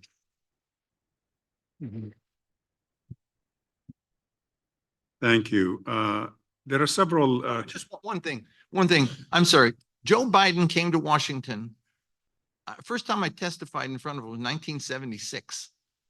I testified against the Sinai disengagement plan because they were ignoring the secret deal that Kissinger had made to tell Israel, if you do this, we will not talk to the PLO or recognize self-determination. So I went to testify against it.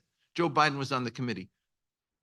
He was ideological and locked in place in this neoconservative mindset. Then he's a neoconservative in the Democratic Party is what he is. Kamala Harris is a different generation. She is a woman of color, and it means something to her. So I'm willing to assume from conversations that we've had and from stuff she said, it's not just lip service. Look, she's got to fight within her circle.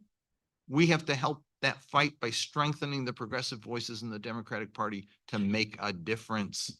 And that's where I am. I totally agree with Jim on this last one. As a repentant lobbyist on behalf of Arab Americans for many years, and having debated Biden at one point in a closed session regarding a Palestinian issue, I came out with the same feeling, Jim.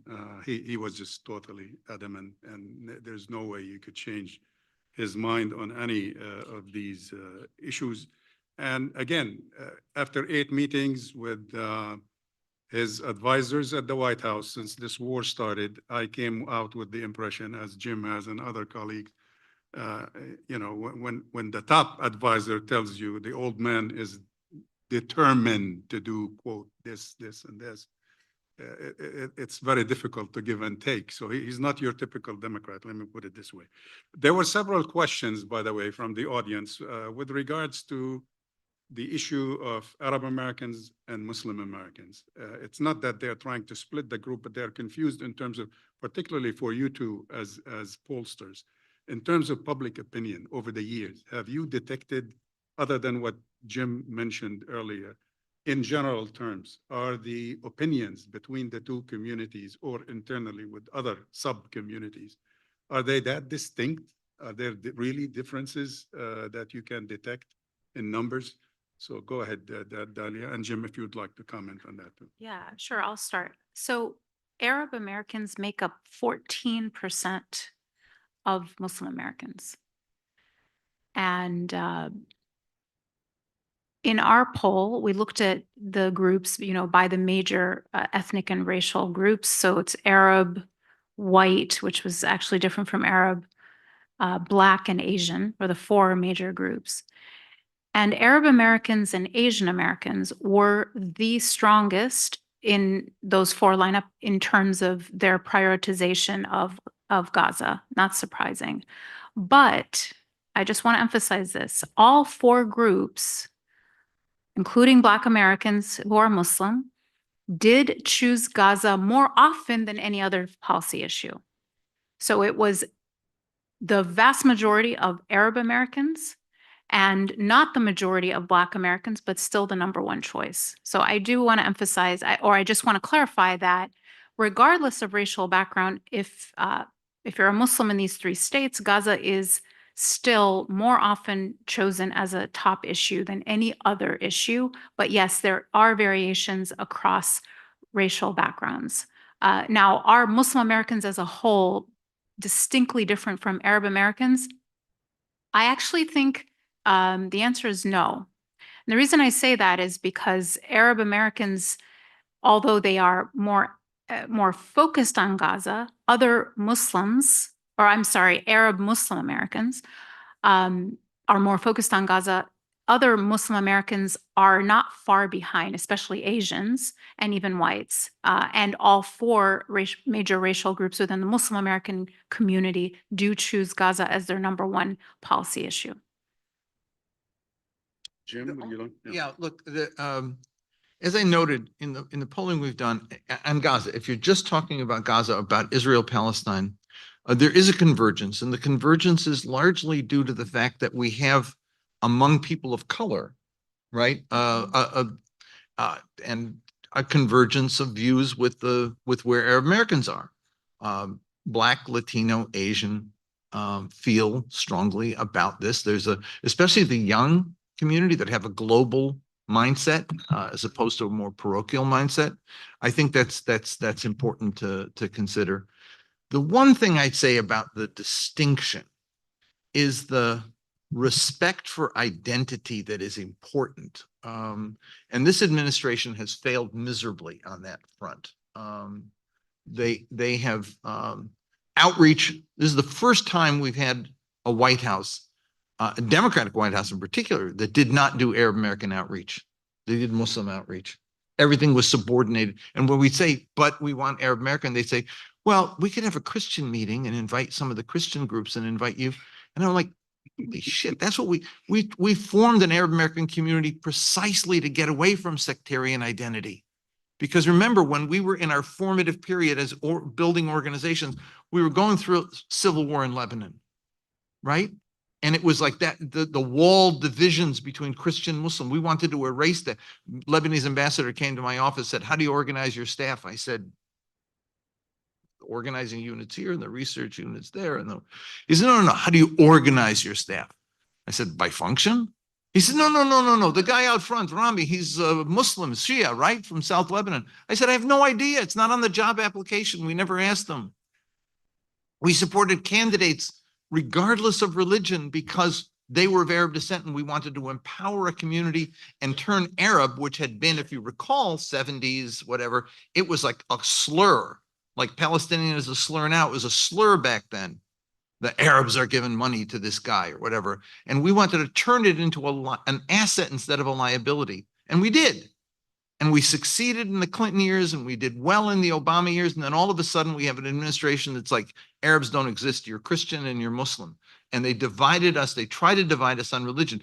Is there a place for Muslim outreach? Of course there is.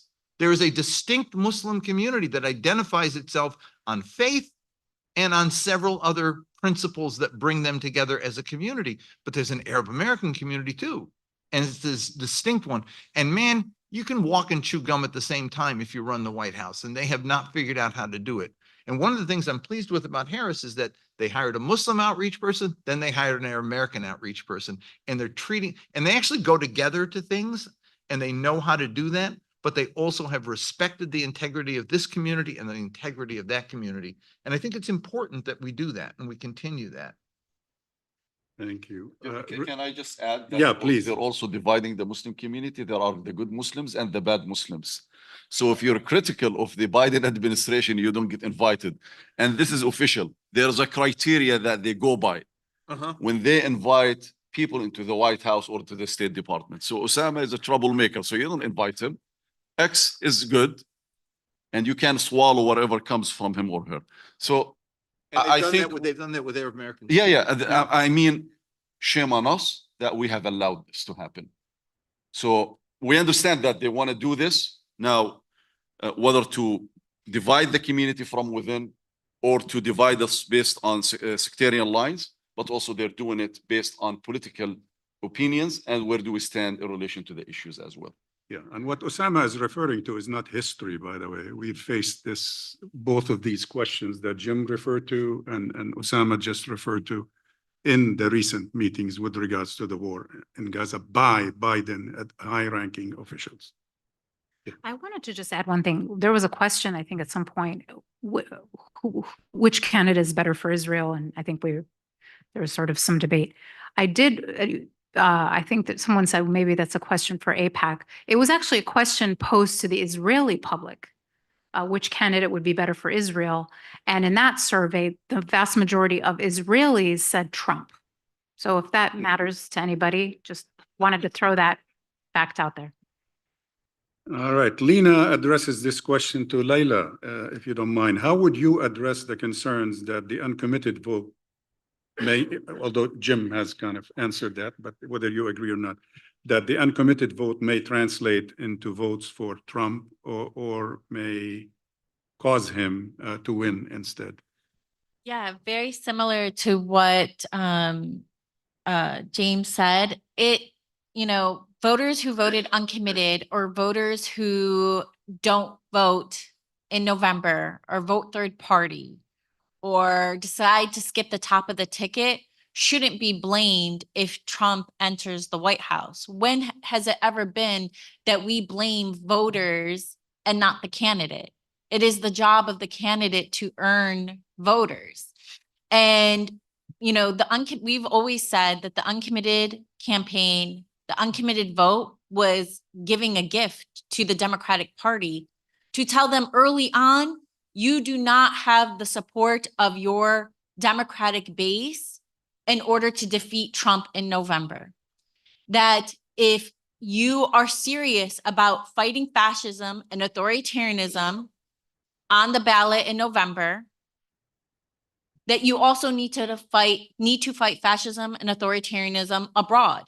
Right now, Netanyahu and his government in Israel represent the most far right-wing government Israel has ever had.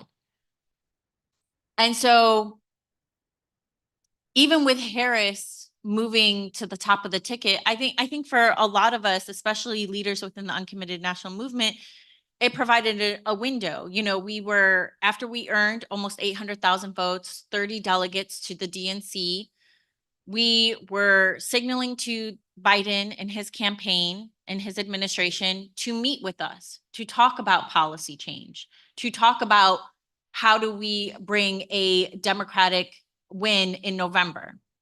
And honestly, nobody from the administration, the Biden administration, reached out to us. So when the shift came with Kamala at the top of the ticket, it did provide an open window. You know, we heard her be more sympathetic to the plight of Palestinians. But we know that's not enough. And I think also one thing I want to point out is that it is always Democrats during, you know, a mass shooting or a school shooting or tragic gun violence who are the first to say thoughts and prayers are not enough. And that's what we've been saying to Vice President Harris and her campaign is, yes, thank you for your sympathy. Thank you for your empathy, but that's not enough. We don't have a messaging problem. We have a funding bombs problem. And really, I think, once again, if voters are not excited to vote for Vice President Kamala Harris, even though the uncommitted movement has tried over and over again to offer something to her campaign, even a request for a Palestinian American or someone to provide the human impact testimony to our U.S. policy decisions in Gaza on the main stage of the DNC was rejected. It was a complete, in my opinion, a mistake of the Democratic Party and the Harris campaign. Because even, you know, if folks had read Rua Rahman, the Palestinian American elected from Georgia, she was willing to offer Vice President Harris her endorsement from that main stage as a Palestinian American, because her constituents in Georgia are mostly folks who are going to support Vice President Harris.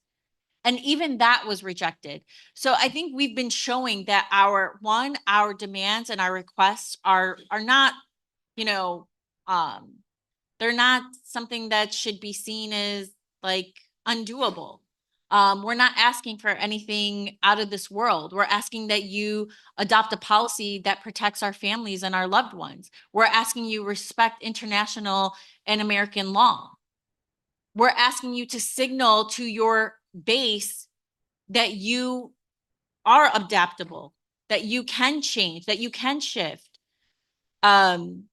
And all of that has clearly been denied. That is why the Uncommitted National Movement came out with our most recent statement with a non-endorsement of Vice President Harris, that she did not move on a policy change to earn an endorsement. An endorsement as a very specific thing that we would mobilize our base, we would mobilize and use the infrastructure that we use to earn, you know, 100,000, over 100,000 voters in Michigan with 1.5 million voter contact calls and messages, that we couldn't do that. But also we know the dangers of Donald Trump, and we are telling uncommitted voters and supporters of our movement to register a vote in November that blocks Trump, even though we cannot use our infrastructure to help support a vote for Vice President Harris. So yeah, I totally reject that any vote that isn't for Vice President Harris within our communities should be blamed. We should receive the blame. It should definitely be that Vice President Harris did not do what the majority of her constituency, her Democratic base has asked her to do, and asked Democrats to do since February. But I also want to point out something that I don't think we talk enough about, is I think there's real fears for Vice President Kamala Harris and her campaign team, and AIPAC, and really what the pro-Israel, pro-genocide interest groups, what hold they have in our government and in our elections. We saw how 2 members of the squad were removed this year, Jamal Bowman and Cori Bush, 2 Black members of Congress who support conditioning aid or conditioning weapons funding to Israel and ending the genocide. And so I think there's a calculation there that we don't talk about enough, as Kamala Harris is a Black woman running for president. And the implications that AIPAC has in our elections. And I think we don't talk about that dynamic enough. Even though I still think, you know, as a Palestinian American, as a Muslim American, I want to see Vice President Kamala Harris do something that isn't just nice, pretty words. I want her to actually move on a policy that says my family is going to be safe in Palestine. That is going to tell me that my Lebanese American friends and neighbors, that their families are going to be safe in Lebanon. Briefly, Laila, there is this question from Mark Harrison asking, are there any discussions taking place between Arab Americans and Black voters in your area? We've been doing a number of, you know, I'm also a community organizer with We the People Michigan. And we've been doing a lot of work through the organization I work for on bridging the Black community in Detroit and the Arab American community in Dearborn. And so some of the things that we are trying to do is around local issues to create solidarity. One of those is our utility company. We're both affected by this very monopolized utility company that Southeast Michigan folks pay the highest in utility in the country, but we have the least reliable service. And that affects across our communities. And so that is how we've opened this window to talk about what does our solidarity look like around Gaza. And so locally, yes, we've been having those conversations. I think that we have years more of organizing to do in order to create trust, in order to create real unity and solidarity.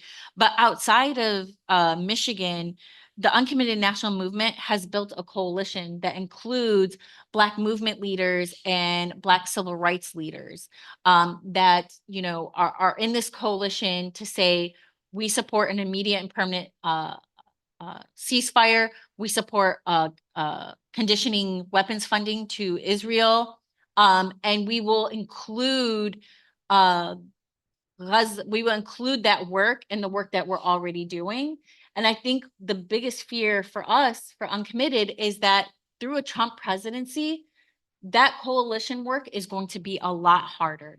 Because not only will we be trying to organize for Gaza and for a liberated Palestine, but all of our allies, including us, are going to be blocking all of the dangers that Trump, and it's not just Trump, it's not just a Trump presidency, it's his little posse around him. It is how Republicans are going to be emboldened under a Trump presidency to really attack our civil liberties for all of our communities.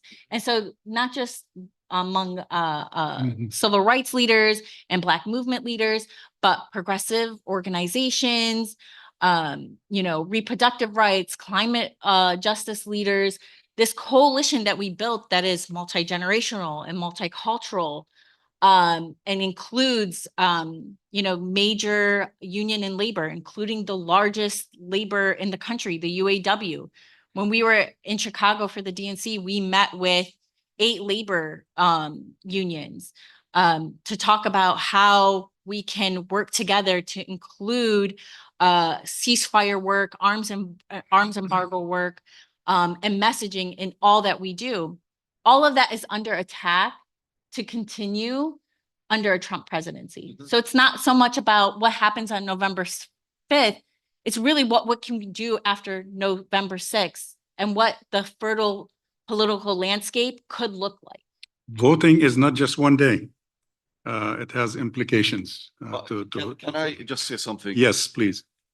I don't think that a Trump presidency is that really, really bad thing for America, to be honest with you, because you know what? It might give a sense of purpose, a sense of mission to the Democrats. Democrats cannot unify except if there's Donald Trump. Under Donald Trump, I understand he went after minorities, but he also went after Democrats. He went after the media. He went after the deep state. He went after the army. So he formed that intersectional broad movement that stood up to him. Now we're dealing with Democrats who continue to promise, overpromise, and underdeliver. Let us go back to 2009. Democrats under the Obama had a supermajority in the Senate, had a majority in the House. You had the president in the White House who promised, stricter gun laws. They lost their supermajority. They lost their majority in 2011, and they never passed these laws. He overpromised with the Obamacare, and we know where we ended up with. In 2009, when he met with major Jewish organizations, he talked about the need to have a daylight between the United States and Israel. It ended that there was no daylight between the United States and Israel. So when it comes to the Democratic Party, I think history teaches us, or experience teaches us, that we don't get much of them because they take all of their constituents for granted. They continue to instill fear about the other candidate, about the other party, but they don't deliver. And the last thing I want to say here.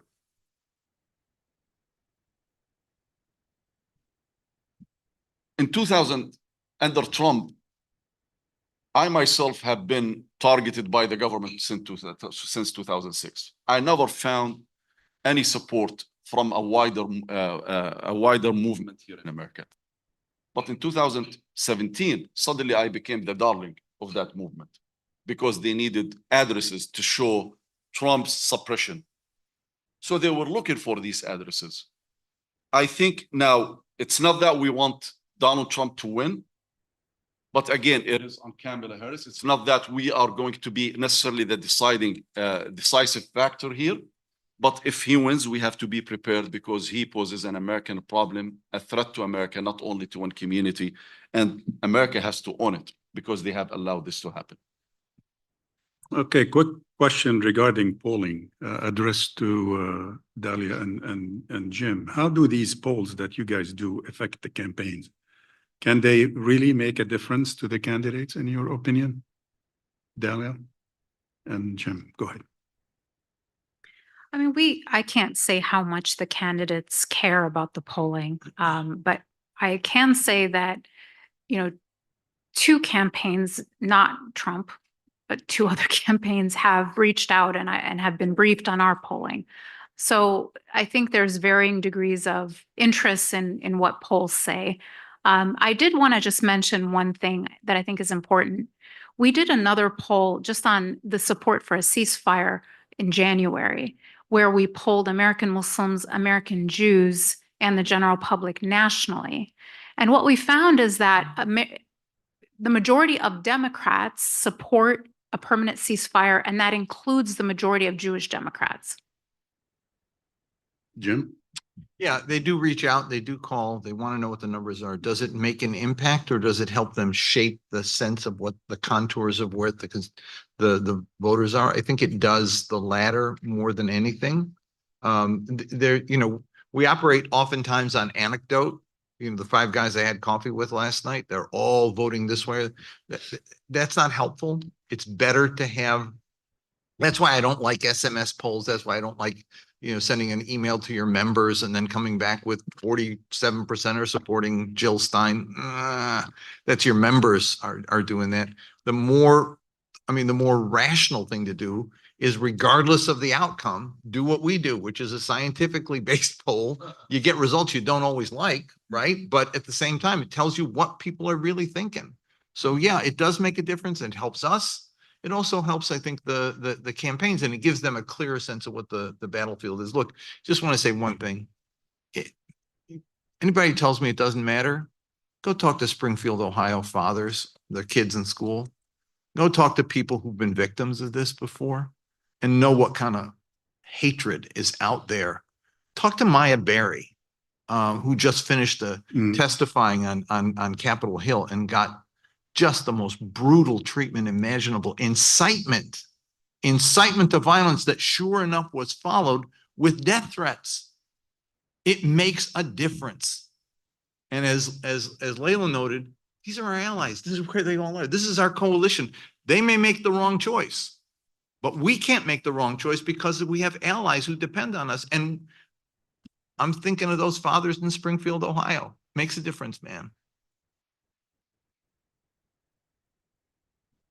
All right. Thank you, ladies and gentlemen. Appreciate your frank and substantive answers and discussions, all four of you. And ladies and gentlemen, we have a 10-minute or 12-minute left for a coffee break. Feel free to grab a cup of coffee outside and come back for the next panel at 11:30 exactly. Thank you.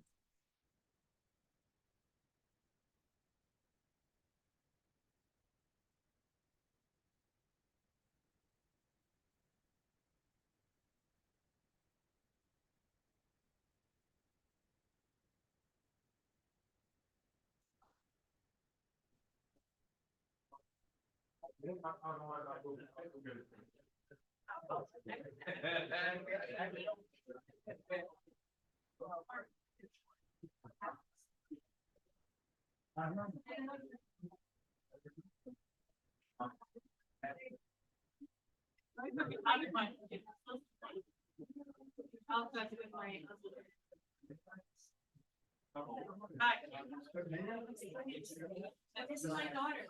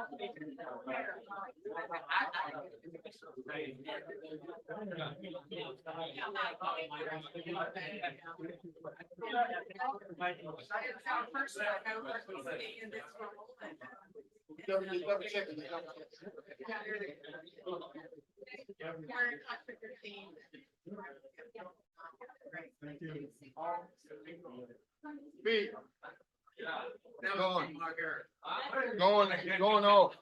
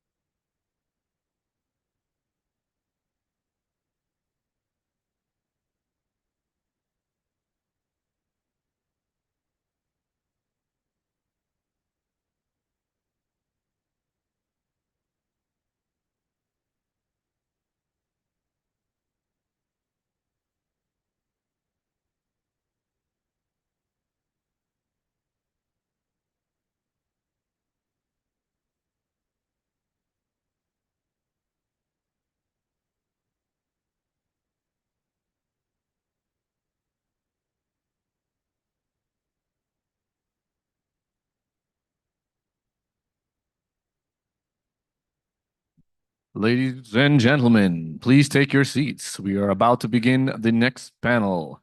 Ladies and gentlemen, please take your seats. We are about to begin the next panel.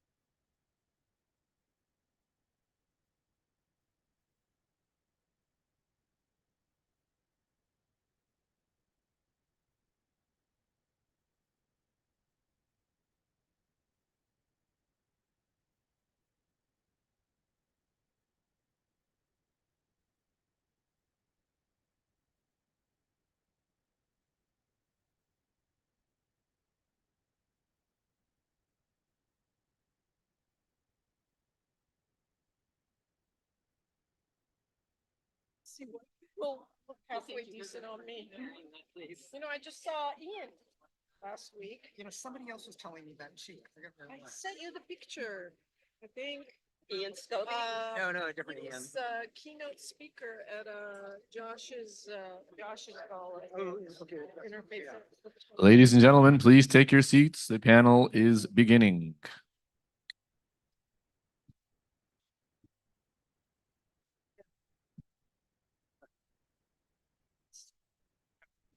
Yeah.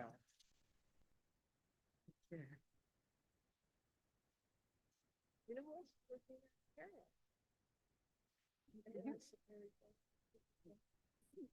Good morning, everyone, and welcome back to the Arab Center of Washington's annual meeting. This is our third panel of the day, and the title of this panel is Threats to Democracy at Home and Abroad, Human Rights and Freedoms in U.S. Domestic and Foreign Policy. My name is Laurie King. I am teaching professor of anthropology at Georgetown University and also a member of the board of directors of the Arab Center here in Washington. Before introducing our panel, I would like to encourage all of you, as the previous panel moderators have done, to participate in this session using the question cards that should be right in front of you on all of the tables. If you are joining us online, the Q&A function or feature on Zoom, or by emailing any questions you may have to events@arabcenterdc.org, events@arabcenterdc.org. And I'm really delighted and honored to be on this panel with people, some of whom I've known for a while, some of whom I'm just meeting, but all of whom I have really admired for many years. I will introduce them in the order in which they will be presenting, and the more detailed bios of each of the speakers can be found in your program. First, we will be hearing from Kenneth Roth. He is the Charles and Marie Robertson Visiting Professor at the Princeton School for Public and International Affairs and the former Executive Director of Human Rights Watch. Next, we will hear from Matthew Duss, the Executive Vice President of the Center for International Policy, and then Sarah Lee Whitson, who is the Executive Director of DAWN. And last but not least, Lana Baidas is Program Director at the Center for Human Rights at the American Bar Association. Welcome to everyone, and thank you for taking time to join us today in person or online. Okay. Thanks very much, Laura. I'm very happy to be here, and it's great to see such a a wonderful turnout. And I understand there are many, many more online. What I want to address this morning is the opportunity presented by what I see as a rhetorical shift as Biden retires from the scene and Kamala Harris asserts herself and tries to become our next president. It's a shift that I have some mixed feelings about, but it has some opportunities for us, as I say. And the shift is this. Biden has tended to frame his foreign policy as pursuing the global contest between democracy and autocracy. Now, I say I have mixed feelings because I actually think there's a lot to that frame. I do think that there's a global contest between democracy and autocracy. But it became a bit embarrassing because Biden, is rightfully focused on the threats posed by Vladimir Putin and Xi Jinping. But he has approached these challenges, not in a principled way, but by building alliances that include many, many autocrats. And so, Saudi Arabia, UAE, Egypt, Modi's India when it comes to China, these are not paragons of democracy. And so the hypocrisy factor became, kind of undeniable. And this, didn't play terribly well in many parts of the world where they say, well, okay, you want us to give up loans from China or arms deliveries from Russia, but you're being completely unprincipled. Like, why? Why do we take sides in this if it's just about, different superpowers vying for dominance? So Kamala Harris comes in and, she doesn't say this explicitly, but in essence, she says, I'm going to reframe.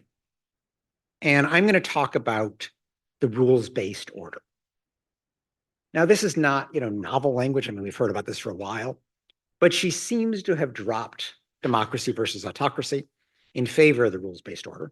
And, it makes some sense for her because she's a former prosecutor. She understands the importance of rules. But when she talks about the rules-based order, she tends to have in mind the easy things. The rules like you don't invade your neighbor. There's such a thing as sovereignty. Or rules governing international commerce or investment.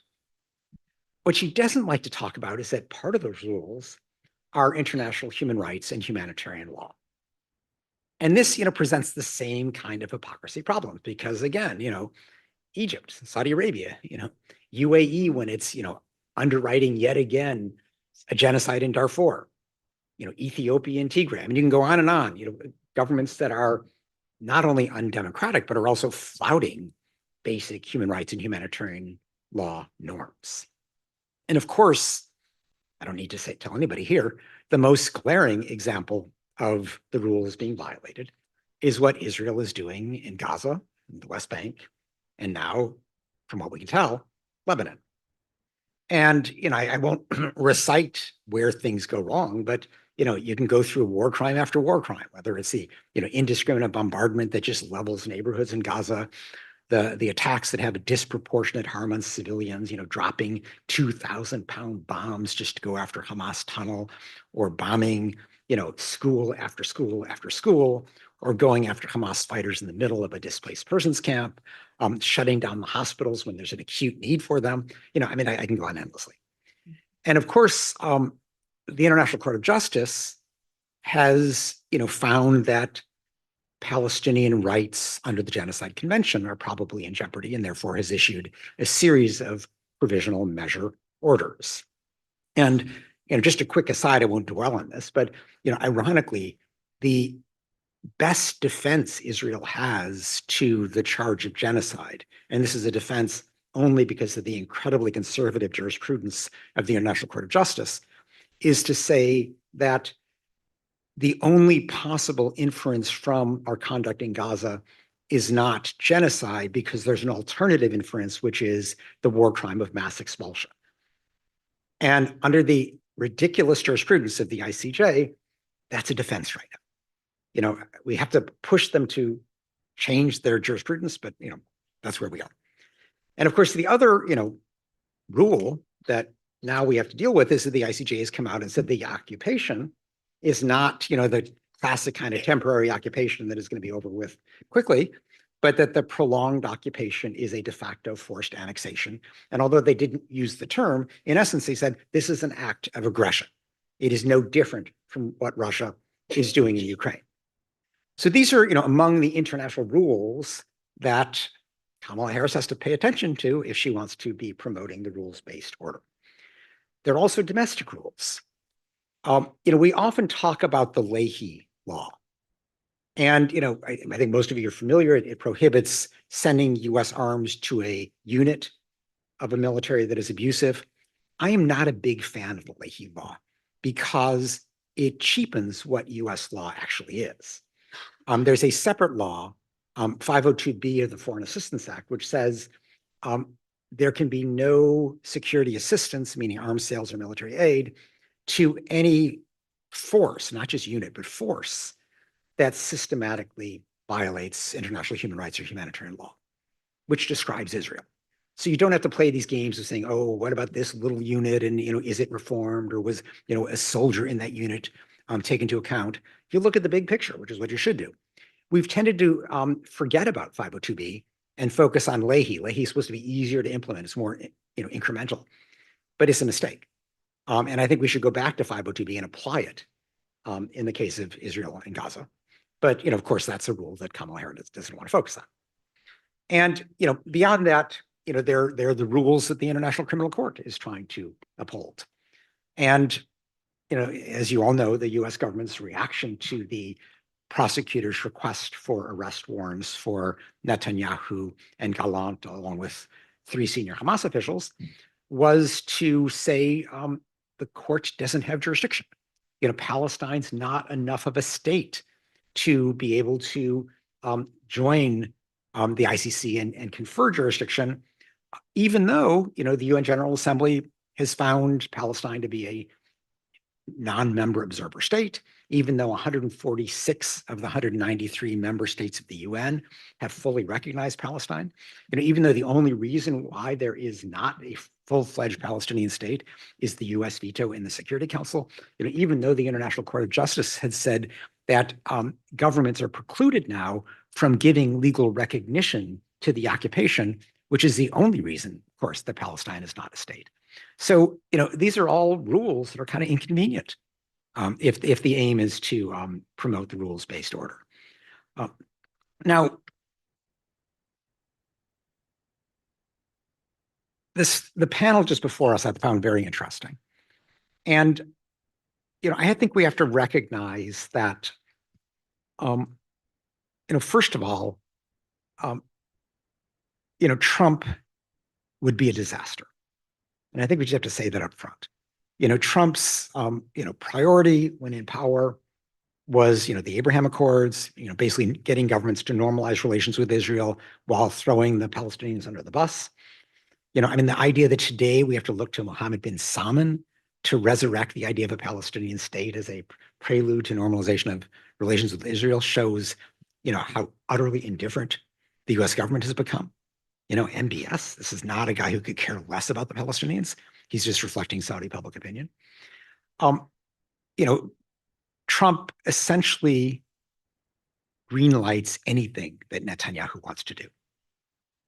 And so while, I am frustrated by Kamala Harris's unwillingness to sort of even address some of the contradictions that I mentioned between the rules-based order that she's trumpeting and the rules that are being flouted, she's not going to do this before the election. It's just, if you look at her entire campaign, it's about not getting precise. And the idea that she's going to get precise on as difficult an issue as Israel-Palestine, while she's not getting precise on anything else, it's just not going to happen. And so I think what we have to do is to, on the one hand, try to get her elected, and I'll come to that in a moment. And then, as Jim Zogby was saying in the last panel, then try to push her as members of a coalition to do the right thing after she's elected. But I'm aware of, other members of the panel who are talking about, well, she hasn't done anything to deserve my vote.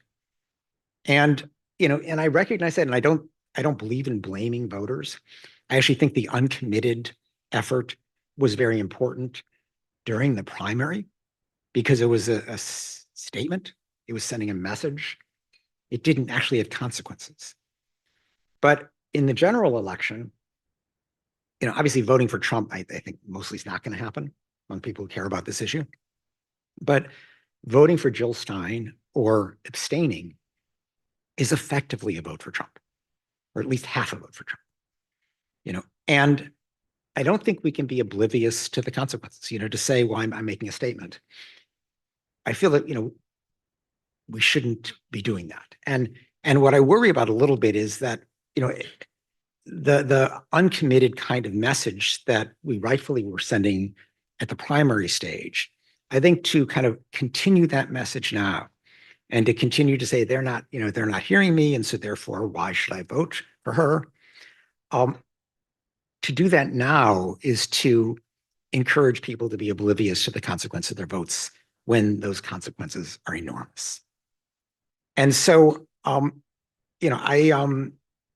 think back to the effect of Ralph Nader in, the Bush v. Gore election. And, many people were voting for Ralph Nader to make a statement. They weren't happy with the choice. But, the consequence to get Bush as opposed to Gore, we saw within a year what a huge difference it made. Gore's reaction to 9/11 would have been nothing like Bush's. And I fear that we're facing a similar moment now. And so, much as I wish Kamala Harris would address some of the points that I've made this morning, she's not going to do it before the election. And I think we have to accept that and figure out, who is the most likely emerging from that election to be the least bit receptive to these kinds of concerns. And it's not Donald Trump. I'll stop there. Thank you. Next, we're going to hear from Matthew Duss. Matthew? Hi. Thanks. Good morning. Glad to be here. Great privilege to be on this panel with people I admire enormously. I'll say a few things, keep my remarks relatively short, but I want to agree with pretty much all of what Ken just said, but I will start with what we can expect from Vice President Harris. I tend to agree we're not going to hear more. I think my own view is that she probably could go a bit further, but I don't think she will. As Ken said, I think she is trying to just say the bare minimum, without getting into too many specifics. But on the bright side, I tend to be someone who tries to find the bright side whenever possible. I want to agree with the great work of the uncommitted movement. Many in this room have been part of the effort to get more from the vice president, get commitments and hear more from her about how she's going to hopefully lift up Palestinian rights. But I do just want to say, as that point of optimism, if you go back to her convention speech, which was relatively short, which didn't contain a lot of foreign policy, didn't contain really much about human rights. She did what she said about Palestine and the rights of the Palestinian people. While it was not new or innovative, it was new to hear it from the candidate from the stage at the convention. So if we're thinking about things, as she was looking at it, these are boxes I need to check as the Democratic Party's candidate for president. Palestinian rights and self-determination is now a box that the Palestinian nominee needs to check. And I know that that's not sufficient for many people. I understand that, but I do think it's worth noting, just as a reflection of the work that so many in this room and in this city and in this country have been doing for such a long time to lift up this issue. Now, going back, I don't know what more I need to say about Trump. I think Ken captured it pretty well. Doesn't care about human rights. Occasionally, he'll have a Secretary of State, as Mike Pompeo did, who will occasionally use human rights as a cudgel against our adversaries. And unfortunately, that's not uncommon in Washington. That's also something we've seen, unfortunately, from this administration. I wish it were not the case, but it's true. When we hear about the rules-based order, what does that actually mean in practice? And I often think of the quote from the Peruvian General Benavides, "For my friends, everything, for my enemies, the law." That is pretty much how the United States thinks about human rights far too often. I think the chasm between the rhetoric of Joe Biden as a candidate and the policy as a president has been enormous. I think we saw some steps taken early on in the administration. I think we're good. There are things I'm going to acknowledge that they have done that are important, and the diminishing of the number of drone strikes. I think it is worth noting. They have come down severely. I'm very glad that we're assassinating fewer people with flying robots. I wish that wasn't something we had to celebrate, but I do think we should acknowledge it. But in general, I think human rights has become completely subsumed by strategic competition. And this is where I want to talk about the Middle East. This is, Ken talked about the normalization with Saudi Arabia, the kind of tripartite U.S., Israel, Saudi pact. And my view is that this is basically a U.S. Saudi pact, a defense pact with a kind of candy coating around it of peace with Israel, which is how we're trying to sell it to Democrats. That's how you get enough Democrats to vote, because MBS apparently wants a Senate ratified treaty so that a future administration can't abrogate it. Though, of course, as Donald Trump showed, a future administration could abrogate pretty much what it wants. But I guess for MBS's own confidence, he wants this to be a Senate ratified treaty with a U.S. security guarantee. I've always been skeptical that will happen. I don't think it will happen now, and that's a good thing. I think this is a horrible idea, but what is driving it is strategic competition with China, not only, but mainly. Obviously, Iran, the concern with Iran plays a part, but strategic competition with China is the lens through which this administration, and in many ways, this entire city, has started to think about foreign policy. And if everything is colored by how do we compete with China, how do we kind of box China out of this region, you're just going to collect friends and allies as, for their own sake, regardless of the nature of those relationships. And I think that's what we see with Saudi Arabia. Do we need to have a relationship with Saudi Arabia? Sure, relationships are good. We do not need to underwrite that relationship with a promise of sending young American women and men to fight and die for this regime. I think that's again a very bad idea, but it makes sense. If you remember the old anti-drug ad, this is your brain on drugs, where you break the egg in the frying pan. This is your brain on strategic competition, right? Is let's sign a security guarantee with Saudi Arabia. And again, this is not a new phenomenon either. We saw this through the Cold War, where the imperatives of the U.S.-Soviet competition led us to kind of cut deals and build relationships with horrible regimes, with horrible actors all over the world, and the consequences for human rights all around the world were quite bad. Some places worse than others. But the logic is always, making deals where these repressive, corrupt leaders, they essentially deliver our security. So we're essentially exporting insecurity onto these populations in the name of this larger strategic goal. Now, that's not to dismiss the idea that the world is complicated. I'm not saying it's simple, but I do think there's a bit more space to have more kind of nuanced relationships with some of these leaders without giving them, for example, a state dinner for the Indian prime minister, which is the moment when it really became undeniable that this strategic competition was going to color this administration's entire foreign policy. Again, India's a rising economy. It's a growing in influence. It has a huge population. We need to have a relationship with India, regardless of its leader. But throwing a state dinner and an address to a joint meeting of Congress is, in my view, certainly not required to have the relationship that we do need to have with India. So the costs for human rights here, if we're going to just see everything through this lens of strategic competition, will continue to be bad. And that's the question I have about a potential Harris administration. I think some of the people around here, I know many of these people know, they're smart, they're pragmatic. But again, we don't have a lot to go on is she going to double down on this? Or is she going to kind of step back and reassess, both the costs and benefits of seeing foreign policy in this way? And, part of what I think is going to help determine that is building the constituency for human rights, for actually upholding international law in this country and in Congress. And again, to kind of wrap on yet another note of optimism. I do think, as tough as things are, and I don't want to kind of be glib about it, because what we've seen over the past year has been absolutely catastrophic. But I do see a Congress where we have more champions on these issues than perhaps any time in my lifetime. They've been, as I said, that is part of what made Palestine a box that Vice President Harris needed to check in her speech.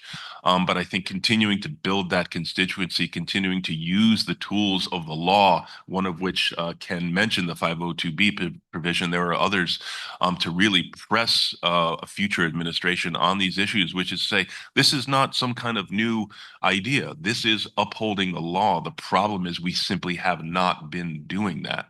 Why? Because it's politically hard. We saw a report just earlier this week from ProPublica about reports from within the State Department about Israel blocking humanitarian aid, blocking food aid, other forms of aid into Gaza as a policy. That is a violation of international law. That's a violation of our laws. And yet the State Department, Secretary Blinken, overruled those reports and issued the report, as we know they did, which was like, yeah, they were kind of doing that at one point, but they're kind of not. They're kind of doing better. And they explained it. He explained it. I saw an interview where he did yesterday. He was like, well, we had different reports saying different things, and it's actually pretty typical that we made this decision. And no, I mean, first of all, I'm sorry, bullshit. All right. Every international aid NGO said what was happening.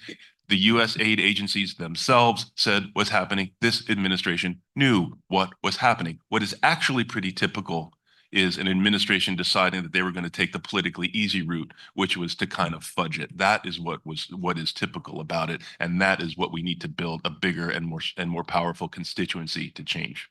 Thanks.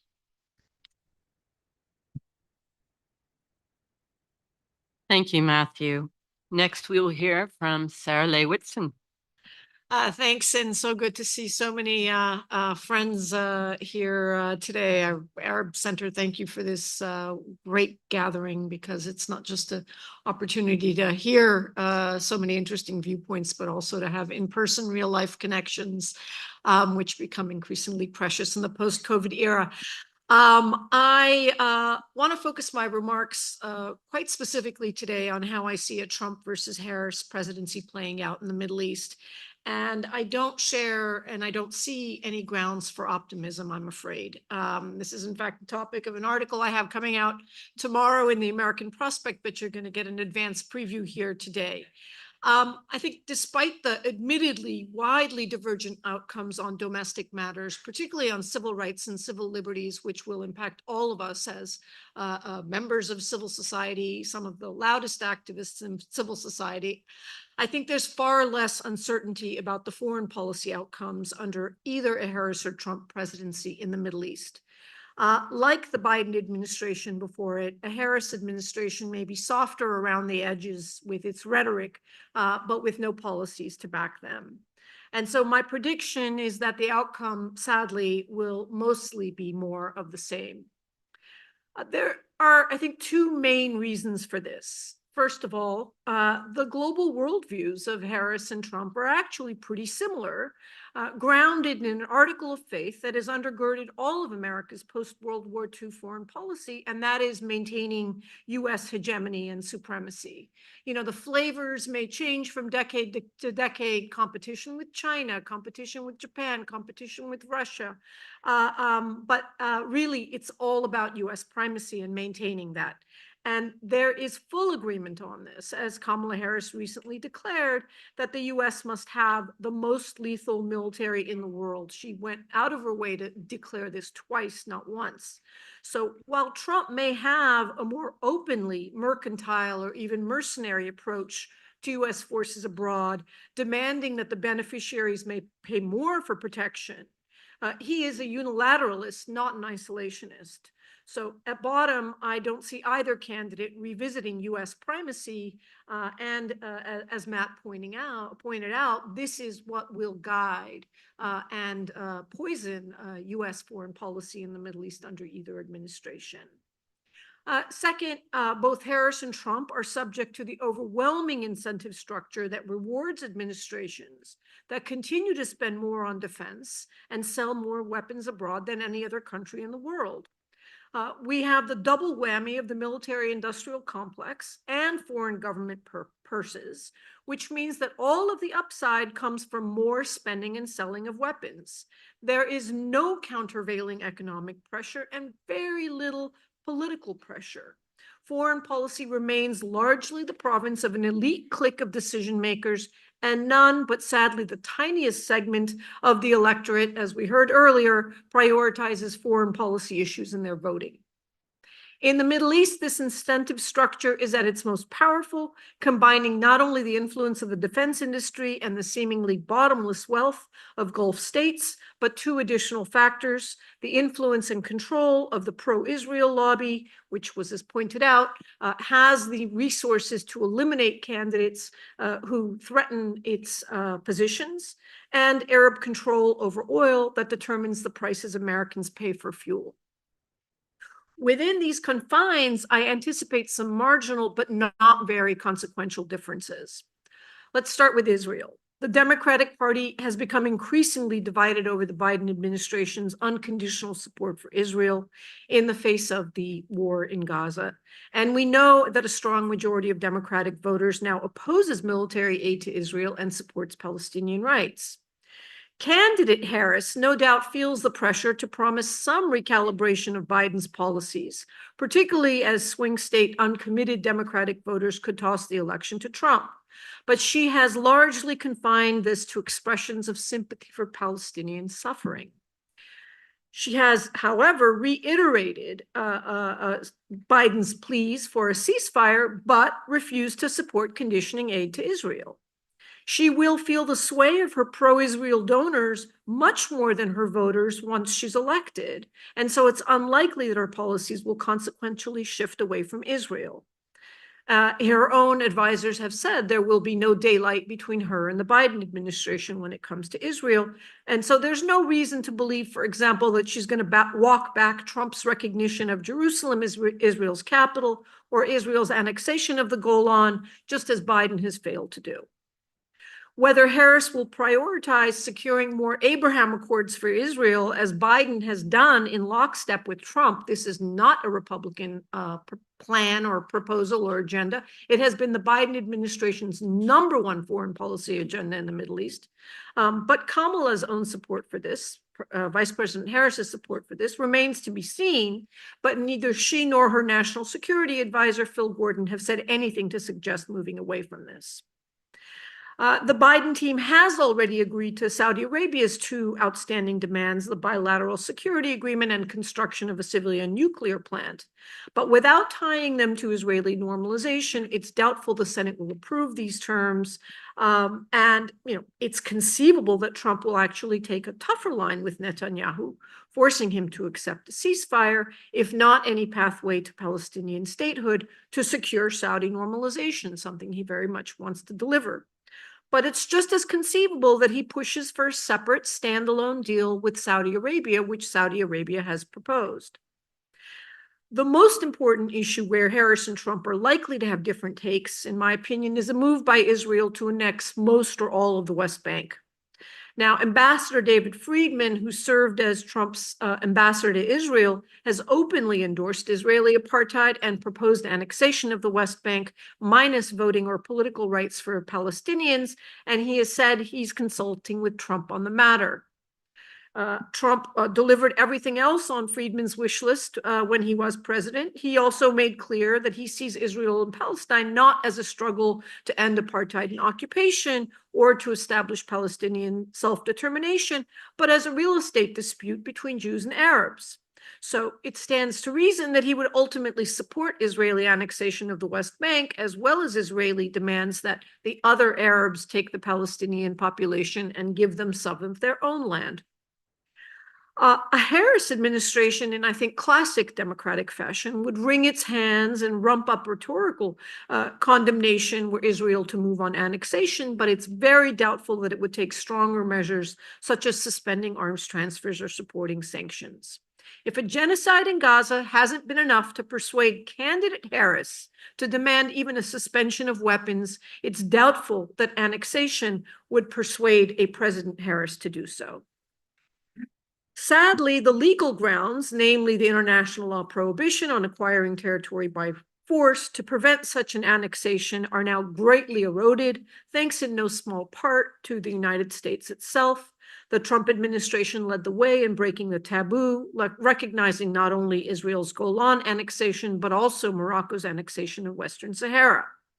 The U.S. Has completely ignored the ICJ ruling that Israel's occupation is illegal and that it must remove its forces and citizens from Palestine. So it's hard to see how more illegal acts would tip the Harris administration into abiding by international law. Harris should have sufficient support from the anti-Netanyahu but pro-Israel camp to take some tough measures to try to dissuade Israel from annexation.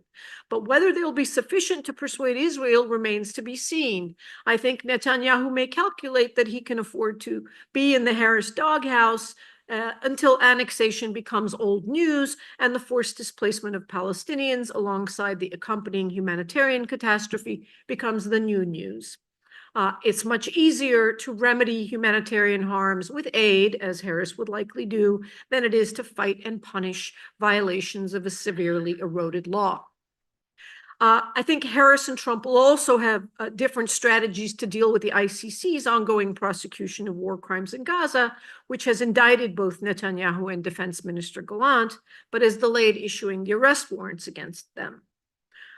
I think we are certain, and because Trump has said that he will move again to sanction the court's prosecutor and staff and may escalate further, even pushing other states to withdraw from the Rome Statute. Harris, like Biden, is unlikely to take such actions, but also like Biden, will exert maximal pressure on the court behind the scenes. Trump would definitely, and Harris most likely, refuse to arrest Netanyahu should he arrive in the United States after the ICC issues an arrest warrant. Ambassador Linda Thomas Greenfield, Biden's ambassador to the UN, 2 weeks ago, very clearly said that the Biden administration would not arrest Netanyahu, even if there were a warrant. Next is the pivot, the great pivot. Neither the Biden nor the Trump administration achieved any of their oft-stated goals to withdraw from the Middle East and pivot to Asia. But Trump may be the stronger candidate here in his ability to avoid broader entanglement in a regional Middle East war, both because of his general posture against expanded U.S. military interventions and his willingness to act openly as the boss of the Middle East.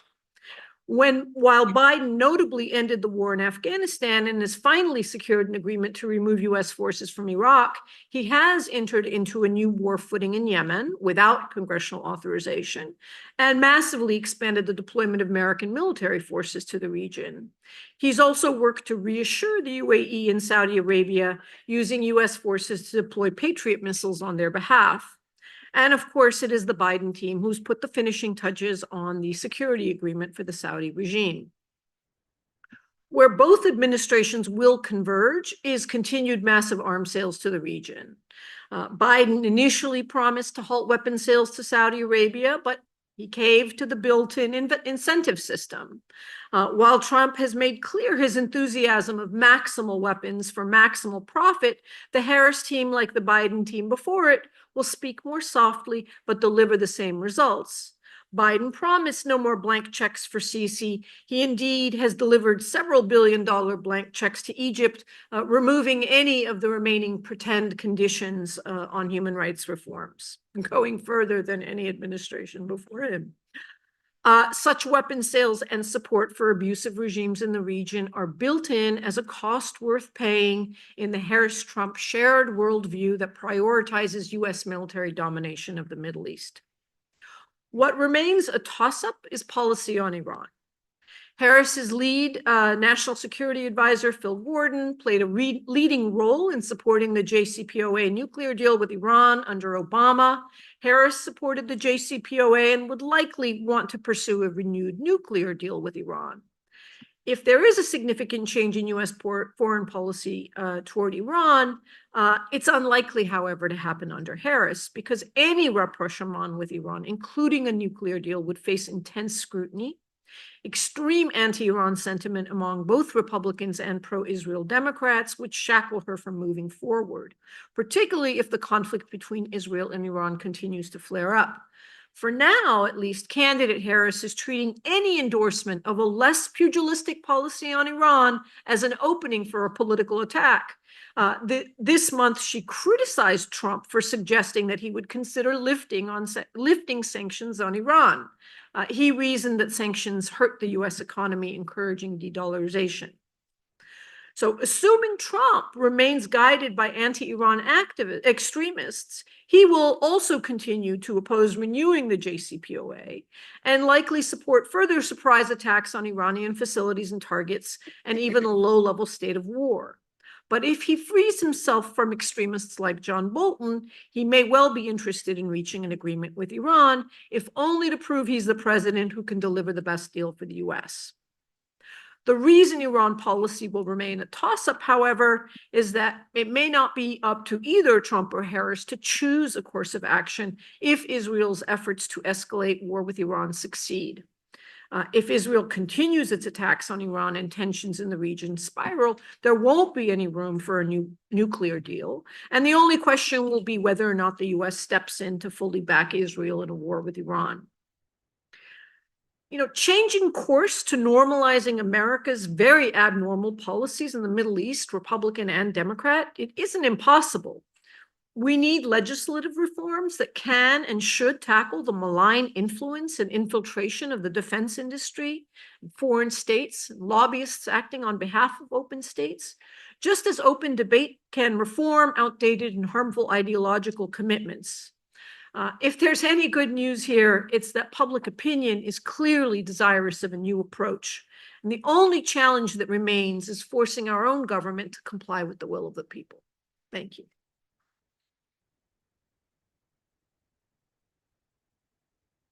Thank you, Sarah. And next we have Lana Baidas. Right. Thank you very much. And thanks for the Arab Center colleagues for their invitation. I'm so honored to share the panel with people I admire, and I learn human rights from them. But before I begin, I would like to note that I speak today in my personal capacity. My intervention reflects my expert opinion and should not be construed as representing ABA policy. So I've been asked to focus my remarks on the place of human rights in the U.S. Foreign policy in the Middle East. And my co-panelists made it very easy for me. And I will go into starting looking at the approach, the U.S., how the U.S. approached its policy in the Middle East that's been shaped over the decades by security concerns. As stated, it focuses on three primary objectives: countering terrorism, countering nuclear proliferation, and unconditionally supporting strategic allies militarily and economically, with the ultimate goal to achieve peace and security in the region. But that's, again, as stated. While both Republican and Democratic administrations have professed a commitment to human rights promotion, the priority given to human rights has fluctuated, as we heard from my co-panelists, according to geopolitical and strategic interest shifts. The U.S. has employed various tools to address the human rights issues in the region, but these efforts has often been inconsistent and subordinate to strategic interest. We mentioned Egypt, which is a classic example.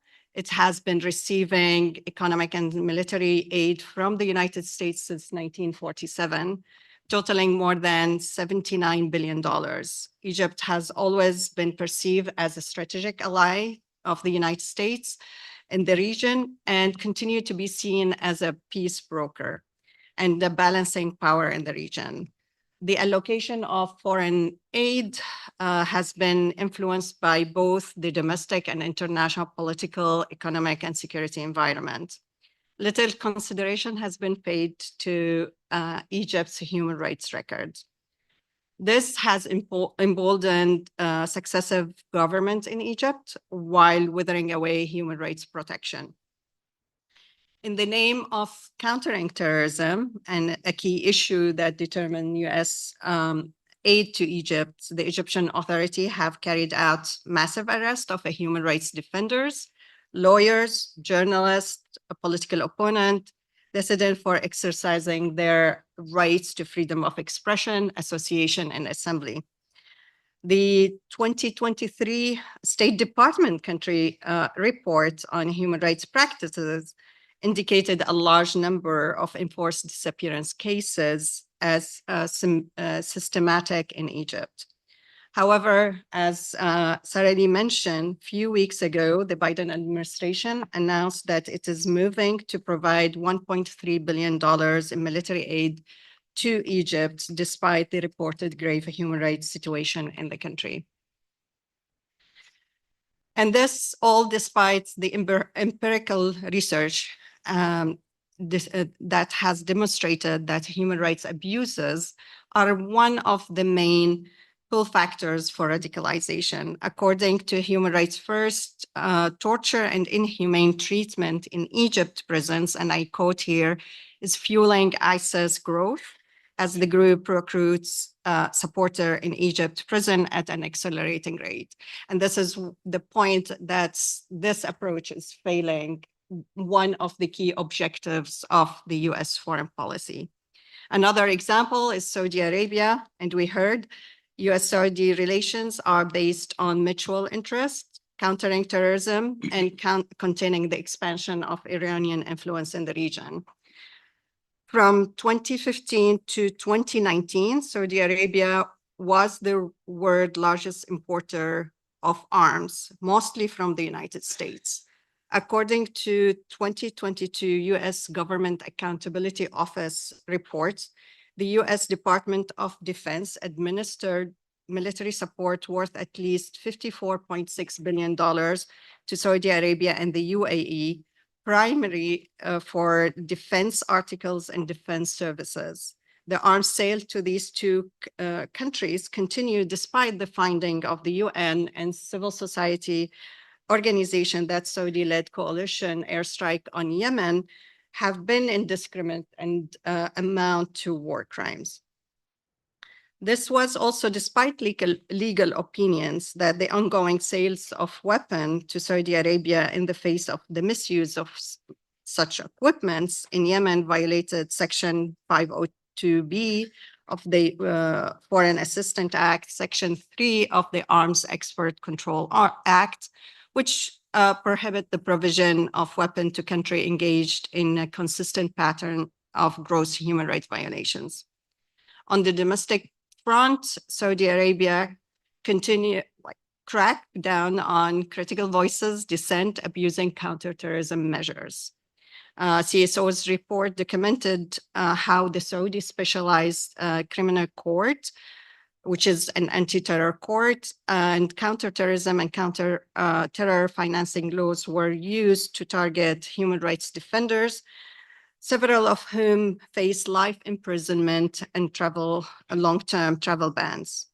The Biden administration at the beginning vowed to reset the relationship with Saudi Arabia and put the human rights issue at the center of the US relationship with it. Yet, with the shifts and the turmoil in the region, the administration announced recently it would resume offensive weapons sale to Saudi Arabia after a 3 years hiatus. Now, if we turn again to Israel, another strategic ally in the region, Israel uses counterterrorism measures to crack down on Israeli and Palestinian civil society actors. In 2021, it designated 6 prominent Palestinian organizations as terrorist organizations. based on a secret evidence, revealed their involvement in terrorist act. We don't know what's the evidence been provided. It's continued to be a secret evidence. In the occupied West Bank, the Israeli authority arrest and put arbitrarily detained lawyers, human rights defenders, journalists, since before October 7 and accelerated after October 7. We talked a lot throughout the day in terms of the impact of the war in Palestine and Israel and the death toll. But the Israeli forces have killed over 44,000 and injured over 90,000 Palestinians, and the majority of whom have been women and children. We also talked about the International Court of Justice ruling in terms of that it is plausible these acts amount to genocide, while UN officials allege variety of war crimes and clear violation of IHL, international humanitarian law. President Biden himself has acknowledged that Israel campaign has been over the top and indiscriminate. CSOs, and as we heard from Matt, the USAID memo have documented numerous instances in which the Israeli government has restricted the delivery of a humanitarian aid, violating Section 620I of the Foreign Assistance Act. The FFA prohibit the United States from providing security assistance or arms sale to any country where the president is made aware that its government prohibits, I quote, prohibits or otherwise restricts directly or indirectly the transport or delivery of United States humanitarian assistance. Also, pursuant to President Biden National Security Memorandum 20, which required the Secretary of State to obtain credible and reliable written assurances from foreign governments receiving defense article and services, Secretary Blinken reported in May it's reasonable to assess that Israeli security forces have used US weapons to violate international humanitarian law or best practices for reducing harms to civilians. The report, however, avoids making any specific legal determination and concludes that Israel assurances regarding humanitarian aid and international law compliance are credible and reliable, meaning that the United States can continue to supply its partner with weapons under NSM 20. This selective emphasis on human rights, coupled with a militarized foreign policy and selective enforcement or adherence to domestic and international law, not only undermines the US credibility, but also emboldens allies to commit human rights abuses with impunity. The above shows that the current approach does not achieve the US foreign policy priorities. It destabilizes the region, fuels the region's conflict, and kills all prospect for peace and security. I will return to the conference theme, what's the future of US foreign policy in the region amid the ongoing wars? And again, this is my expert opinion and do not represent ABA policy. I would say, as Sarah Lee mentioned, there is a future for changing course, but that should be done through foregoing unconditional support to government that violate human rights and international humanitarian law and US laws and policy, and increase congressional scrutiny and oversight. Existing laws restricting security assistance and arms transfer to countries engaged in a consistent pattern of human rights abuses should be fully enforced. Demilitarizing or desecuritizing its foreign policy in the region, it may be far-fetched, but it is in the US interest to pursue a foreign policy that upholds human rights obligations and builds on the mutually reinforcing nature of national security and the human rights. Thank you. I look forward to the discussion.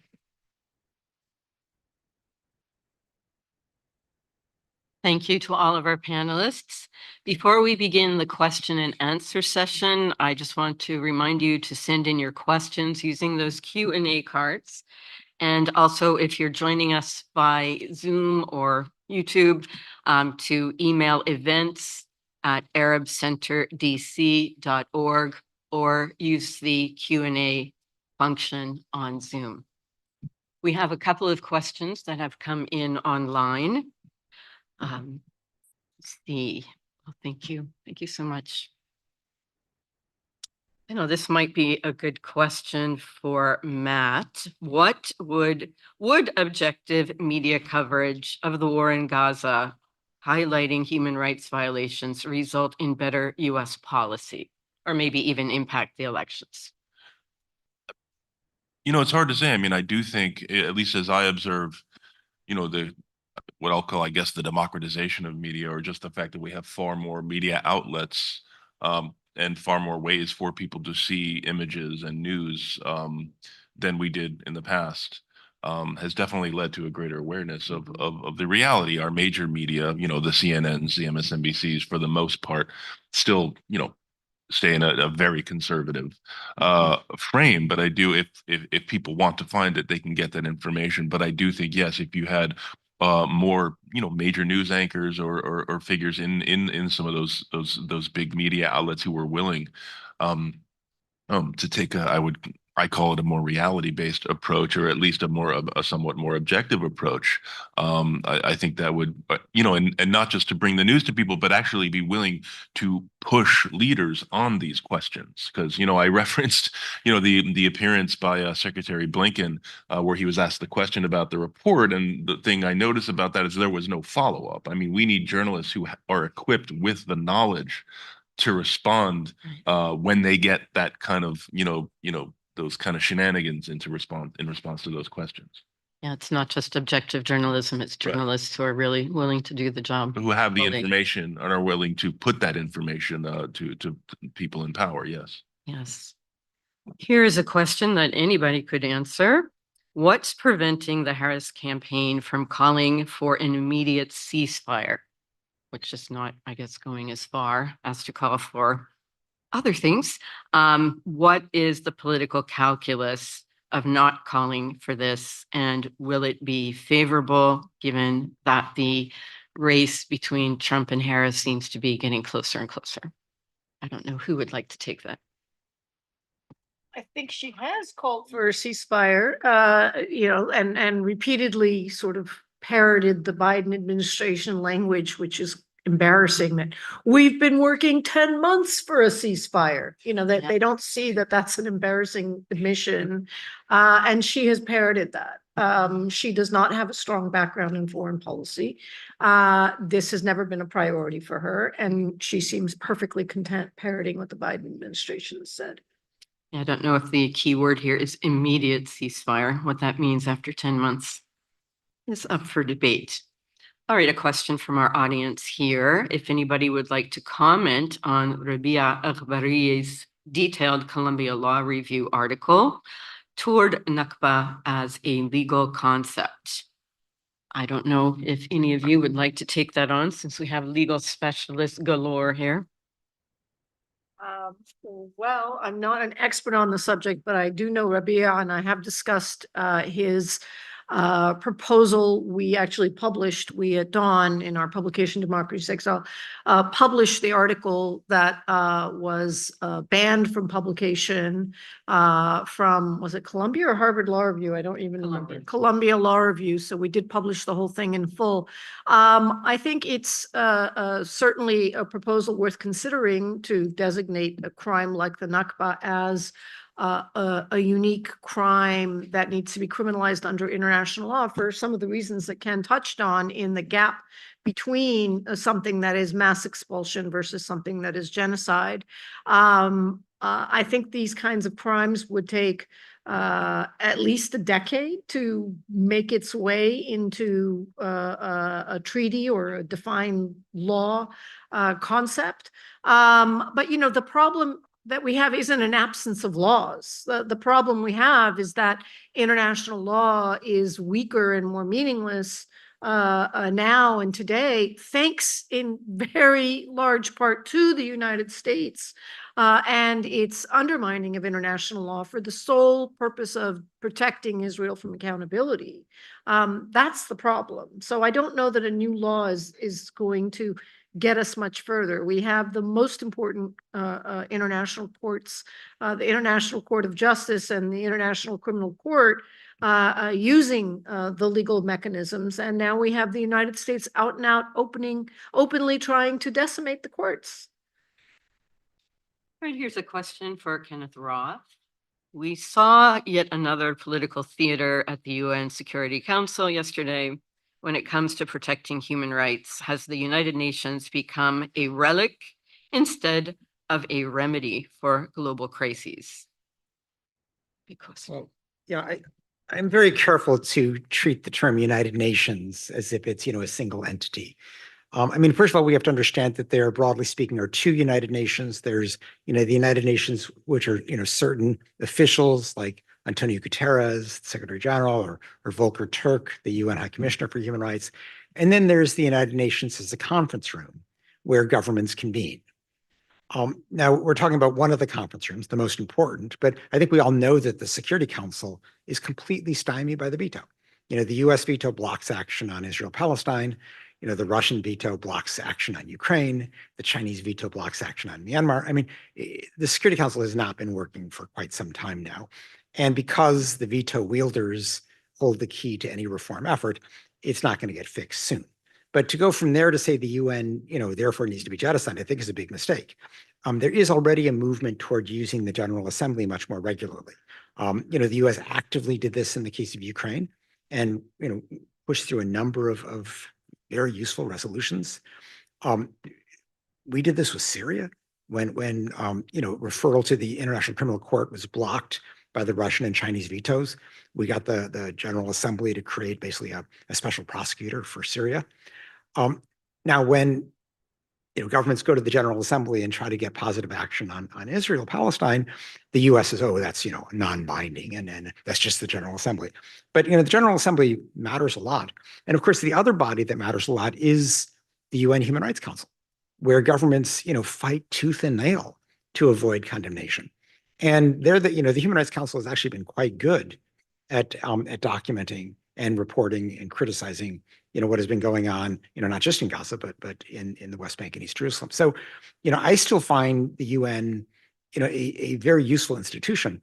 I think some of the leadership is pretty poor at this stage. Guterres actually is speaking out about Gaza in a kind of a humanitarian way, and there's not a big gap rhetorically between what Guterres says and what Biden says, because Biden also says all the right things. He says, don't bomb as many civilians, let in the food, have a ceasefire. Those are all the right things to say. He just doesn't back it up with any consequences. And Guterres has many fewer consequences that he can deliver than Biden. Volker Turk tends to be, kind of only say the most pedantic things and not take on anything difficult. So I don't have a lot of faith in him. But I think to say we're going to throw out the UN just because the Security Council is blockaded doesn't, pay adequate attention to the many possibilities that do exist there. Here's a question that maybe all of you would want to comment on. To those proposing to elect Harris and then pressure her to shift her stances later, why do you think the outcome will differ from the pressure placed on the Biden administration? So perhaps this goes back to the observation or the statement made that there's no daylight between Harris and Biden as far as US-Israel policy. So what would be the reason or the rationale for thinking that we might have more success in pressuring the Harris administration should she actually win? I'll start on this, and I think everybody will want to comment. But look at one. There's no guarantee, but two, Biden still looks at Israel in kind of David and Goliath terms. He still sees Israel pre-1967, surrounded by Arab enemies, this tiny little fledgling aspiring democracy, and he hasn't really caught up with the reality of Israel as a regional superpower that is, completely enforcing apartheid, if not, committing genocide throughout Palestine. And so it is, Harris, I mean, as Sarah Lee was saying, because she doesn't have that much foreign policy experience and because she's younger, I don't think she's set in her ways. She has, the only, distance she's imposed between herself and Biden so far is, kind of expressing more sympathy for the Palestinian civilians of Gaza. I just, I think at this stage, it is a bit of a bet on the future. But I think because she isn't as committed to viewing Israel as, right regardless, that we can at least deal with her. As I said, I don't think she's going to do much more than she has done right now, which is, modest rhetorical steps before the election. That's just inconsistent with her entire campaign. But, we know where Trump stands. I mean, Trump wouldn't even be repeating the Biden rhetoric of, look out for civilians. He basically just say, finish this off, which, in his view means just, bomb more intensively and, get rid of Hamas or get rid of Hezbollah. And if a lot of civilians die, so be it.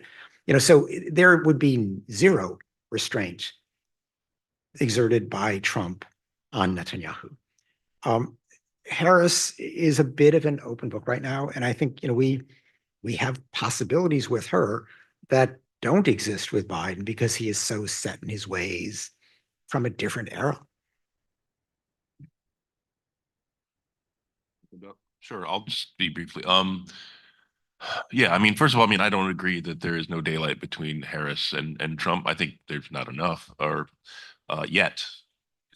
I'm sorry, between Harris and Biden, there's not enough. And I don't agree that there's no daylight between Biden and Trump. I think as poorly as I think Biden has handled the last year and even before, it could be way worse. And again, what Ken said about Biden's understanding of Israel, I think that's right. I mean, if you've ever seen Joe Biden talk about Israel, you've obviously heard the story about the meeting he had with Golda Meir. He talks about it all the time. And it's like his understanding of Israel seems kind of trapped in amber in this moment. So yeah, I think there is, Harris's views, I don't think quite are fully formed, but just the fact that she is of a generation that was raised with a different understanding of Israel. How much impact will that have given the institutional imperatives around policy? We don't know, but at the very least, there is something to work with. And I think that does matter. Now, just to back up and say, one thing I don't often defend the Biden administration's Middle East policy, but I do think there are also tools they have put on the table, particularly the sanctions that they have imposed on violent settlers in the West Bank. I think this is a big deal. I think people should recognize this. When you understand that not only have they refused to meet with a number of extremist ministers, they are now imposing sanctions on Israelis. This is the first administration to do the B and S parts of BDS. They hate when I say that, but it is true. But the tools that are put on the table with that memo or that executive order are actually pretty enormous. And if you want to know how enormous they are, and you just look at how concerned the settlement movement is about this. I mean, there's a lot to be done here for an administration that was really interested in moving forward. And so again, going back to what I said earlier, I think building a constituency to push them forward on this is part of the work we need to do. I think that as I spent my talk explaining, I don't really believe that Harris will make any significant change in U.S. policy in the Middle East from the Biden administration for the reasons that I laid out there. And, is it, choosing for bad versus worse? Possibly on the marginal issues that I was discussing. But if our litmus test is ending arms sales to Israel or conditioning arms transfers or arms gifts to Israel or halting weapons to Israel, I don't believe that there will be much difference because the incentive structure is as locked in as it still is. I know it's not popular to say this, but I'm going to put my neck out there and say, from the record we've seen, not just with Biden, but with Obama before him, the decades of Republican and Democratic billions in military support for Israel. The only thing that is going to change the Democratic Party's calculation is to lose an election because of this issue. If there's no cost that is going to be imposed on them, that is going to make them think, well, AIPAC millions is not enough, and we are going to lose elections unless we change our position on Israel, there will be no significant change. Look at all the promises that Biden made, maybe not about Israel, but even on Egypt and Saudi Arabia. As a candidate, he made much bolder promises that he then proceeded to break all his promises and double down on the Abraham Accords policy of normalizing Israel as its central foreign policy priority. And I don't believe that this is about Biden, old, Amber, and so forth, all of which is true, but Brett McGurk ain't that old, and Amos Hochstein ain't that old, and Blinken ain't that old. These are the people who are driving policy on Israel. They are as in lockstep with unconditional support for Israel than openly declared Zionist President Biden. And frankly, I think that Hochstein and Blinken would also readily recognize and announce themselves as Zionists as well. There's so many questions that cover a gamut, but I want to try to keep focused on the issue of the upcoming US elections and domestic as well as foreign policy. So here's a question for anybody that they want to answer, can answer. What lessons can we learn from the manner in which the tides turned against students protesting Israel's actions and selecting divestment sometime in the spring of 2024? We noticed a shift from more empathy with protesters to a severe crackdown. Can anyone opine on how this happened and what measures can be taken to recalibrate?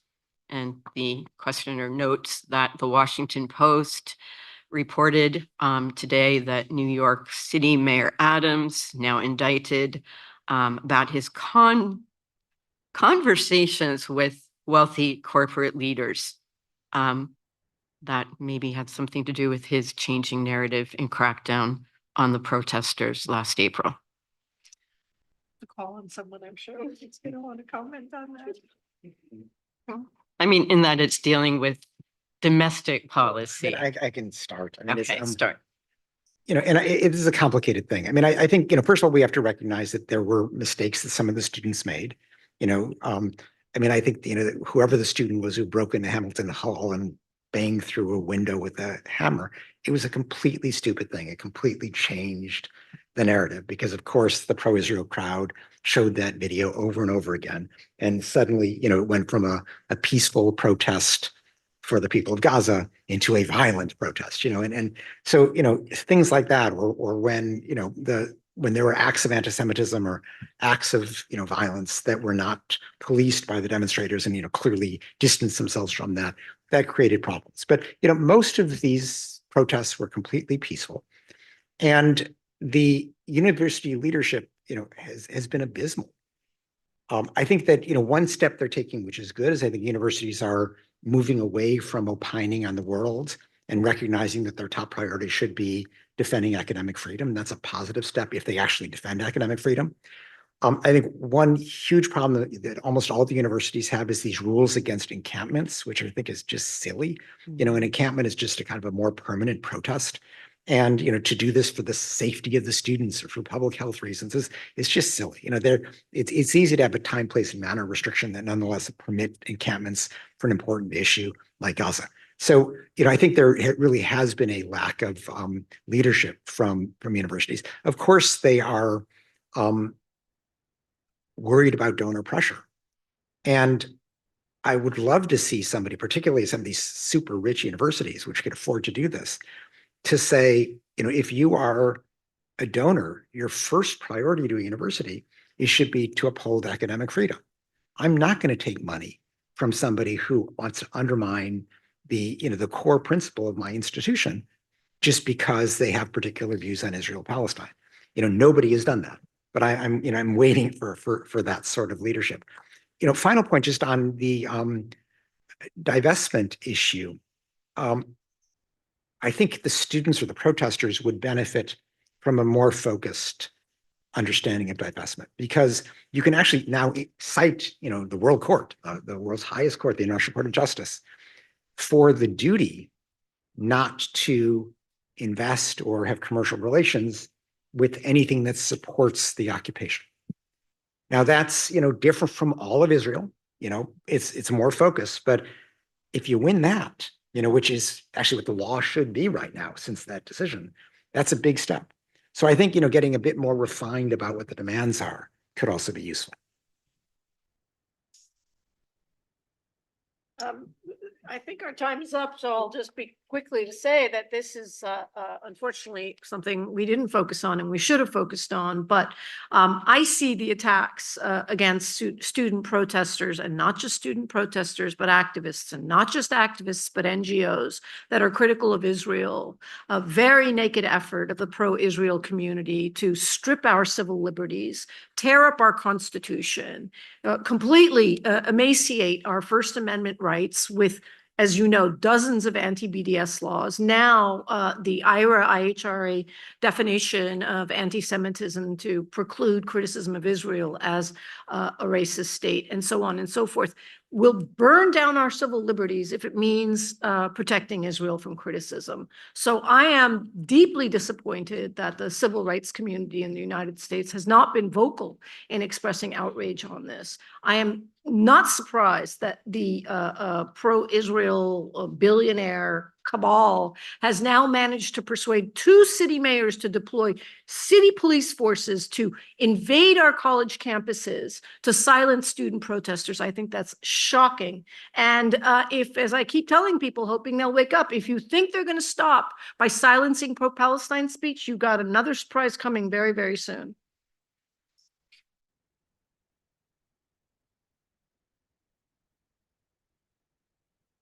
Hey, thank you, everybody, for your thoughtful remarks and presentations. We are now going to treat you to some lunch, which has been set up for you on either side of the room. There will be a luncheon keynote here at 1 p.m. and the video will resume at that time. Thank you.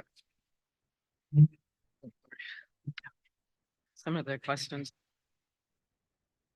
Robert Kennedy, like supporting Robert Kennedy. Like, urging support. yes.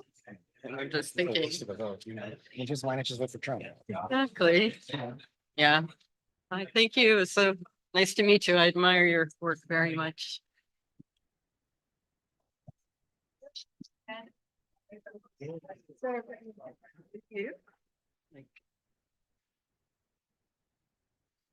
Hi. Tim Rush. Hi, Tim. Schiller Institute. Let me see. Put that in there. Okay. Okay. So nice to meet you. Hi. Can you hear me now?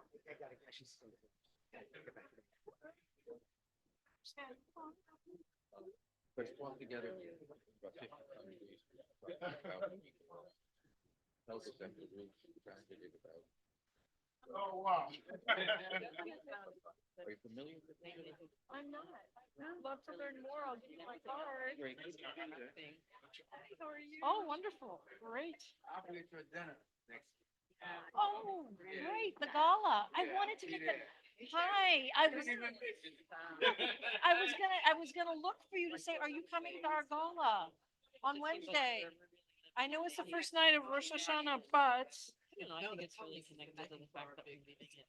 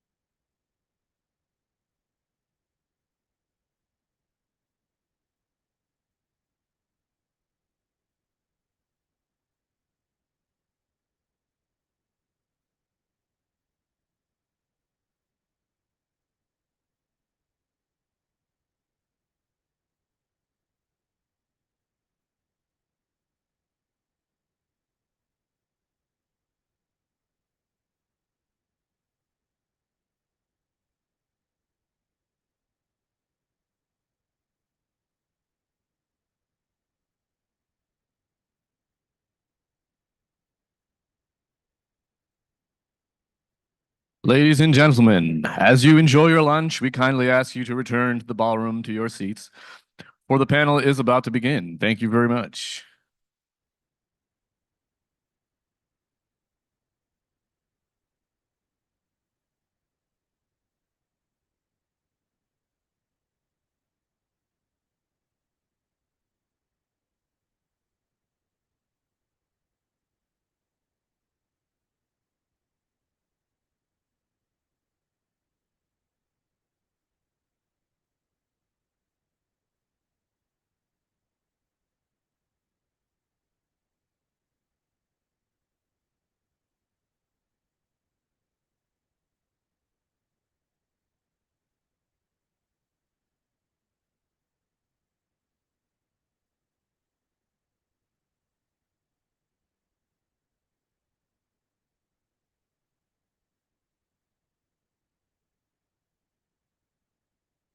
Good.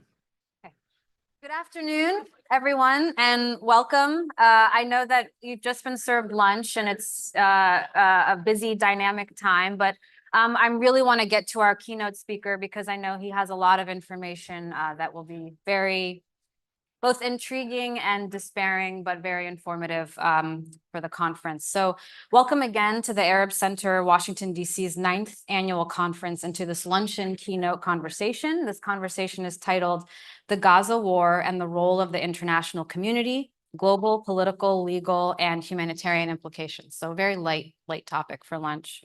My name is Yara Asi. I'm an assistant professor in the School of Global Health Management and Informatics at the University of Central Florida. I'm also a non-resident fellow here at the Arab Center, DC. And I'm really delighted to chair this session and introduce the luncheon keynote speaker, Martin Griffiths.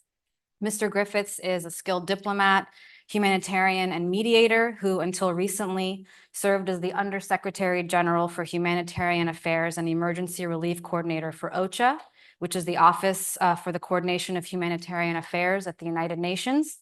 While in this position, he played a key role in navigating the United Nations humanitarian response during a time of some of the most difficult crises in places we've been talking about here for many years, like Gaza, Syria, Sudan, and Turkey. Prior to this, he was the Secretary General's Special Envoy for Yemen from 2018 to 2021. He's held several other key positions, including the first executive director of the European Institute for Peace, founding director of the Center for Humanitarian Dialogue in Geneva, and positions in various international humanitarian organizations, as well as the British Diplomatic Service. He holds a master's degree in Southeast Asian Studies from the School of Oriental and African Studies at the University of London and is a qualified barrister. He will first deliver some remarks and then I will have open conversation with him. I do believe we will be taking handwritten questions. So if they do come up and we have time at the end of the session, I'd be happy to take those. And I will turn it to you. Welcome, Martin, and thank you for joining us today.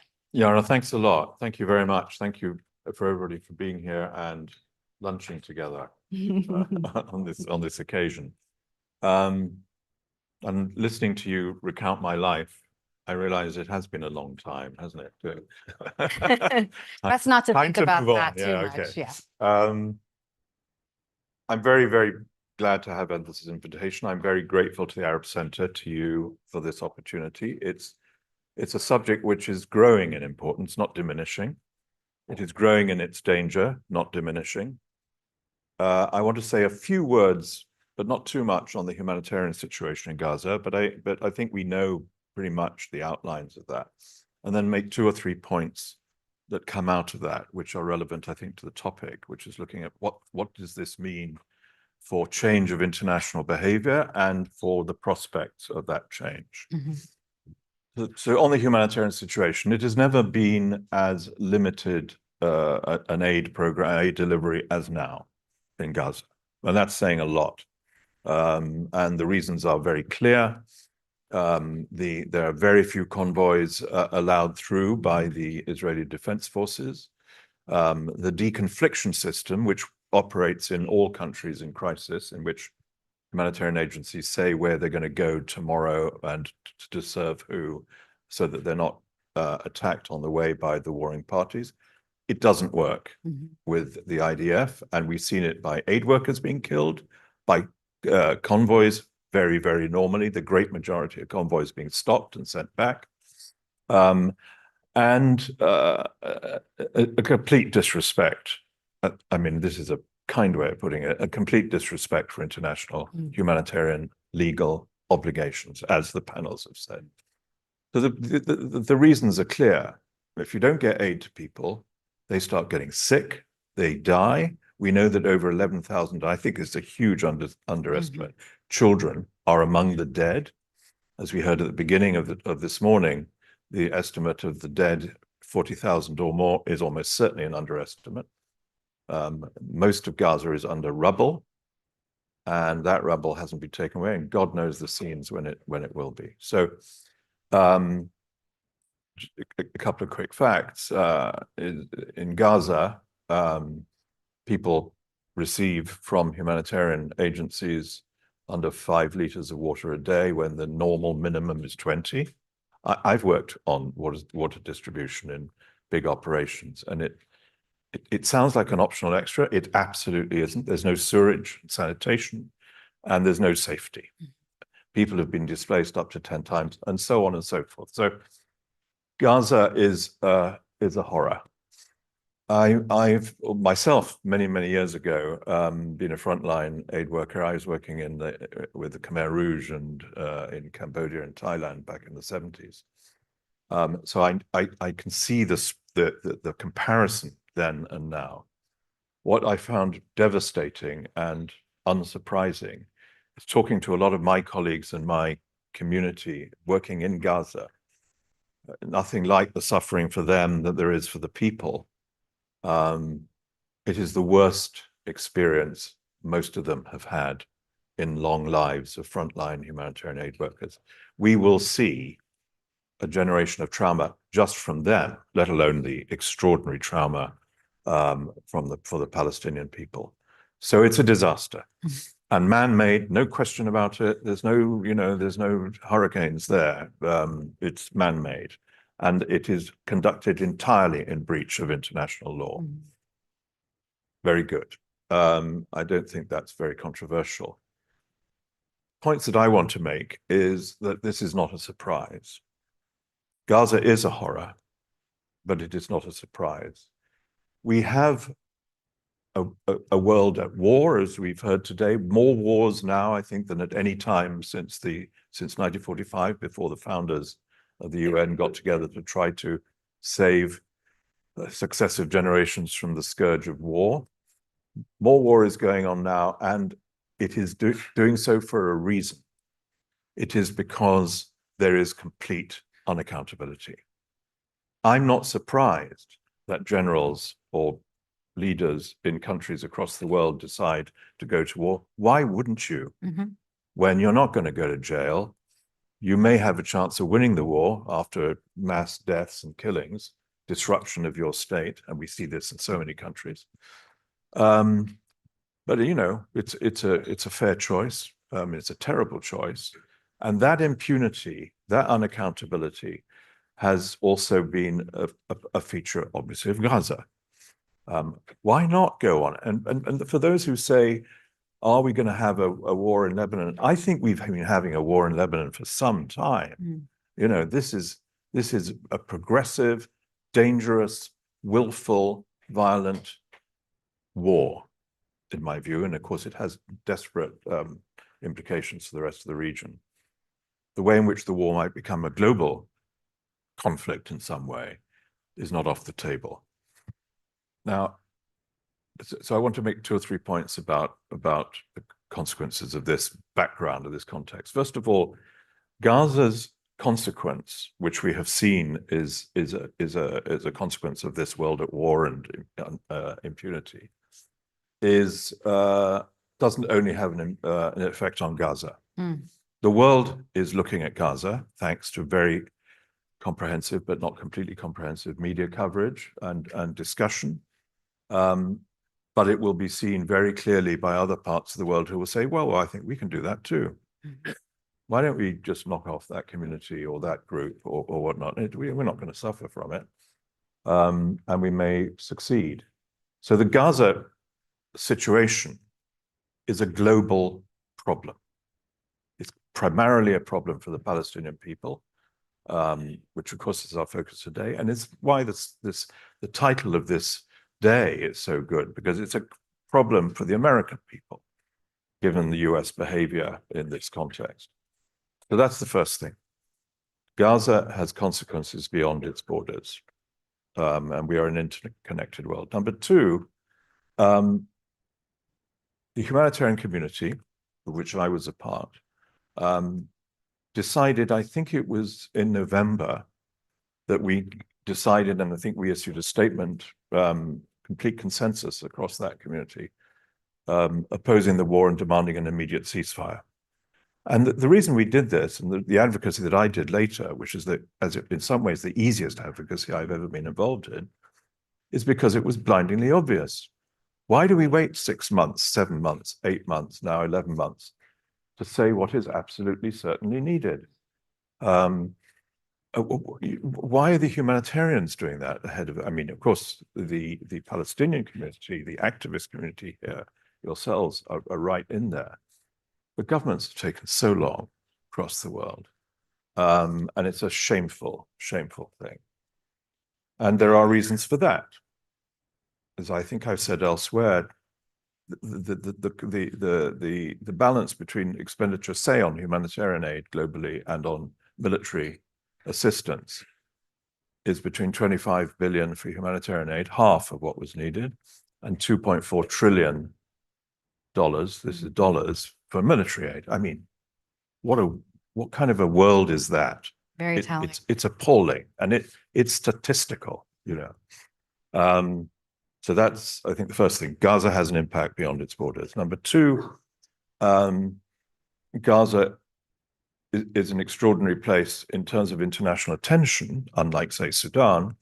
And do you remember Afghanistan? You know, that's still there, by the way. But the international attention has not been mediating, apart from Qatar, which I think has played an important role. It's not actually used leverage effectively. I mean, to see the globetrotting activities of the Secretary of State, Tony Blinken, 10 times now, is it? But with no real impact on the welfare of the people, despite the promises that were made about the deal that could be on the table, is shocking. So a lot of international attention, not enough focus on mediation, not enough pressure on in favor of dialogue as opposed to fighting. So it's great international attention. That's not the problem. The problem is it's misguided, and it doesn't help. And I think we have a frontline seat on seeing that it hasn't helped. Number three, and perhaps this is in some ways the worst of all in this, you know, circle of evil. We hear, we see leaks.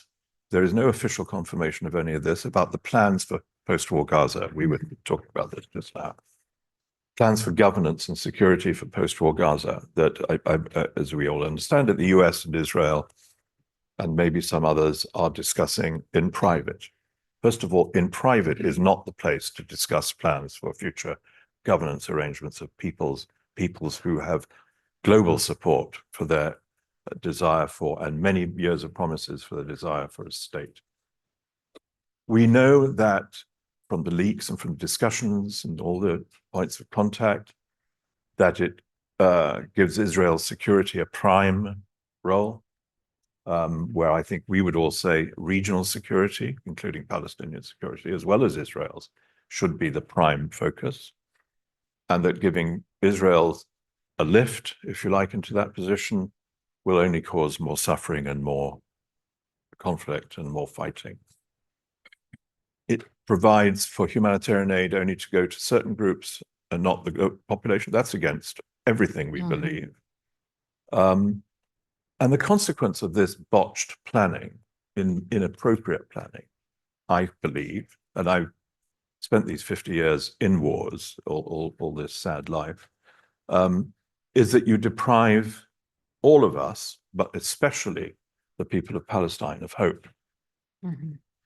And why would you think that anybody would make a deal on hostages when their future is being decided elsewhere. Many of us have said this. It's not news. And many of us have lived by the importance of such a deal. Of course, the hostages.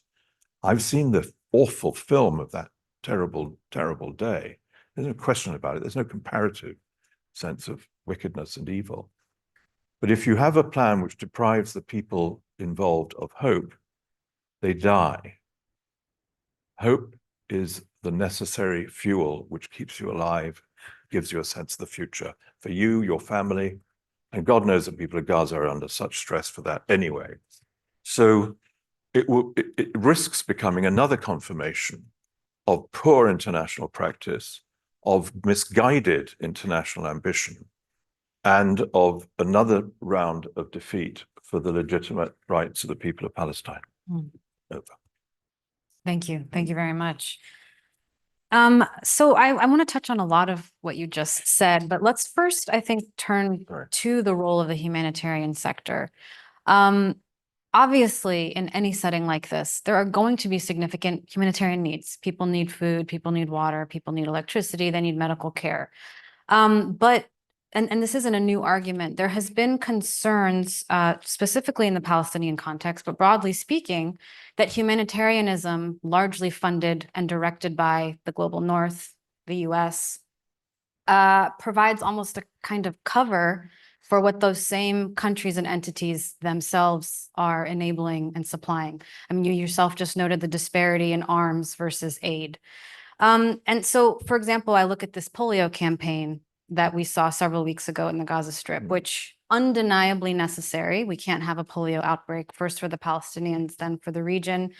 And yet there seems something almost perverse about a humanitarian pause to vaccinate children that was, by all accounts, very successful because parents are very scared of this, who may starve to death 2 weeks later, or be bombed 2 days later, or become orphaned 2 days later.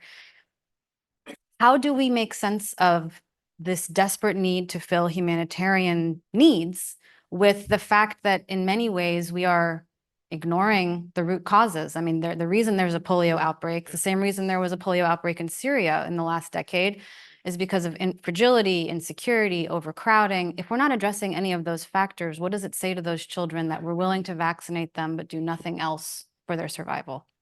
Look, Yara, I think this is a central question, dilemma, problem across the globe.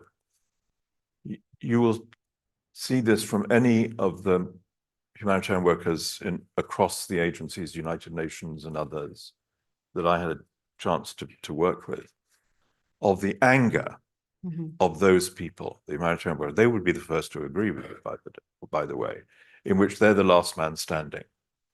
They're put into these situations, so many of them dead, with no investigation, no accountability for that. UNRWA is being turned into a terrorist organization. Most of its offices are destroyed. This is outrageous. So the humanitarian community is as angry as you are, I mean, by implication, for being something of an alibi, which I think is what you're saying. And it shows itself very clearly, I think, more clearly in Gaza than elsewhere, but the story originates perhaps in Ukraine. But in Gaza, it shows itself by all the argument, the public posturing, I think, and most of it not quite accurate, about, no, we have provided this aid, or Israel keeps telling us that it's the UN's fault that people aren't getting food, because the UN is such an easy target, and that it's our fault, and they've provided so much aid, and so on, and so on, and so forth. But this is simply not true. And the lack of aid also has another compounding problem, which is the lawlessness that goes with no food. As I remember being told some weeks ago, a cigarette in Gaza, a cigarette costs $20. Well, because it's currency. You can get cigarettes in, God help us, because it's a kind of movable currency. So aid becomes a football, doesn't it? I agree with that. What goes along with that, certainly for my strong view, and I think I hear it from all over the humanitarian community, from MSF, for example, from ICRC, from UN agencies, is that don't leave us alone in conflicts. We're supposed to have, at the very least, apart from legal action, legal, behavior by the parties, hooray for that. We're supposed to have mediators there. We're supposed to have people who will solve the problems, who are actually capacitated to do that. I was a mediator, as you said before. Humanitarians are not for purpose for resolving conflicts. It's not their job. They clearly distinguish what they're trained and paid to do. And yet they see, and we've all been frustrated in that, all humanitarian workers have been frustrated in that they're just sort of throwing money into the lake and keeping people alive today. A saintly objective and noble, one life is worth every life, but they're left to carry the can.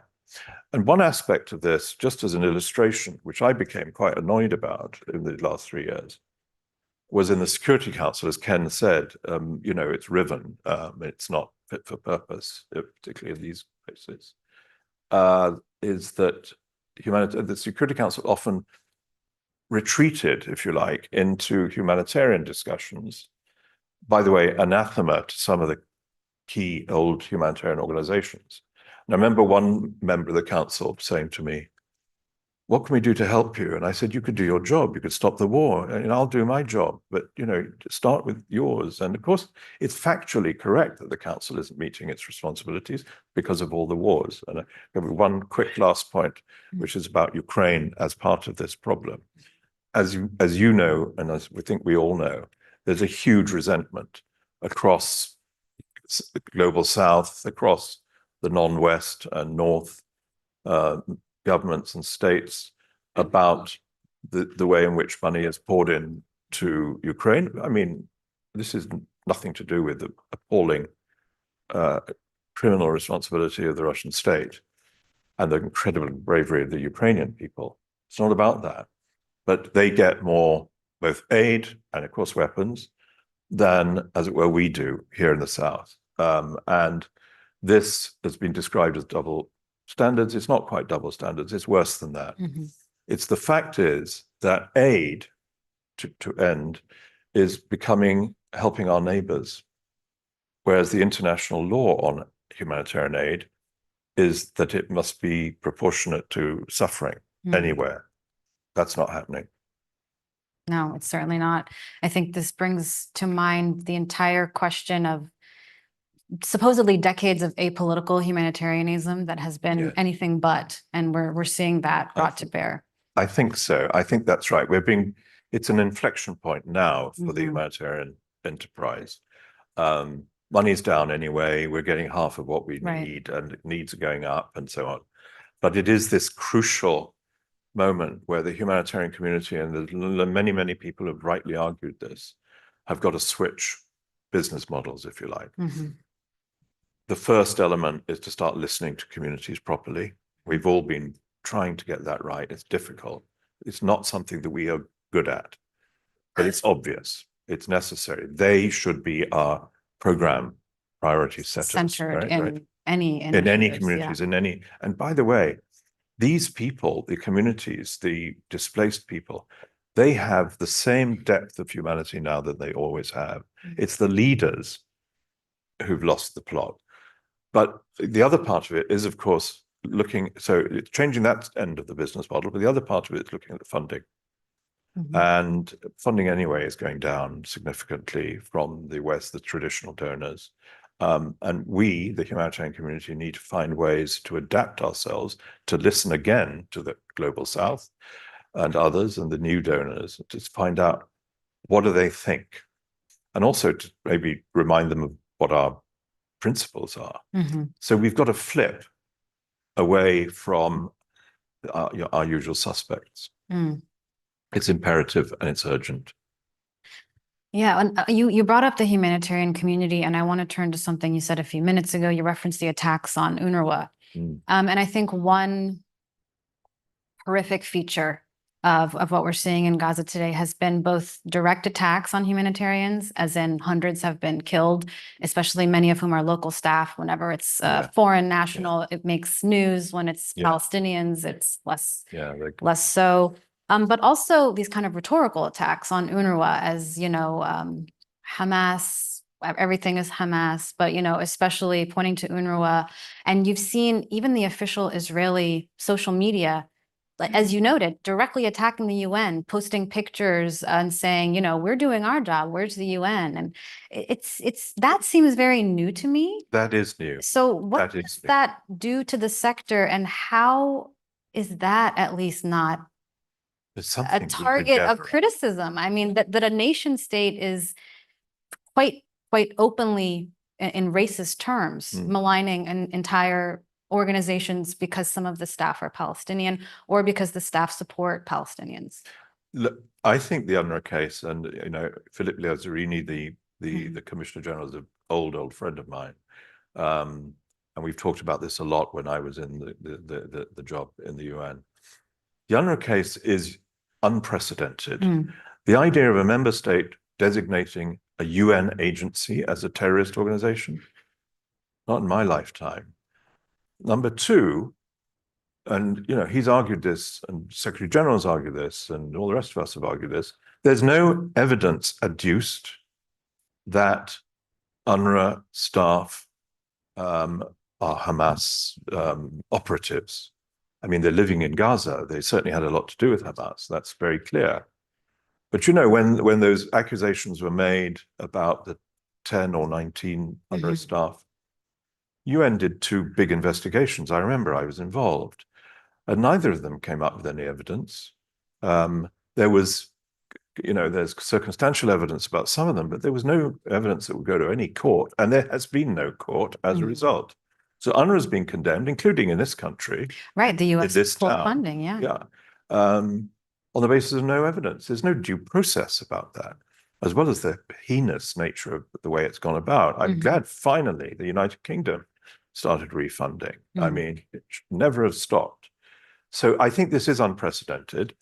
And I remember when I was in the UN, and I was, like the Secretary General, was attacked all the time by the Israeli commentary simply for speaking the truth.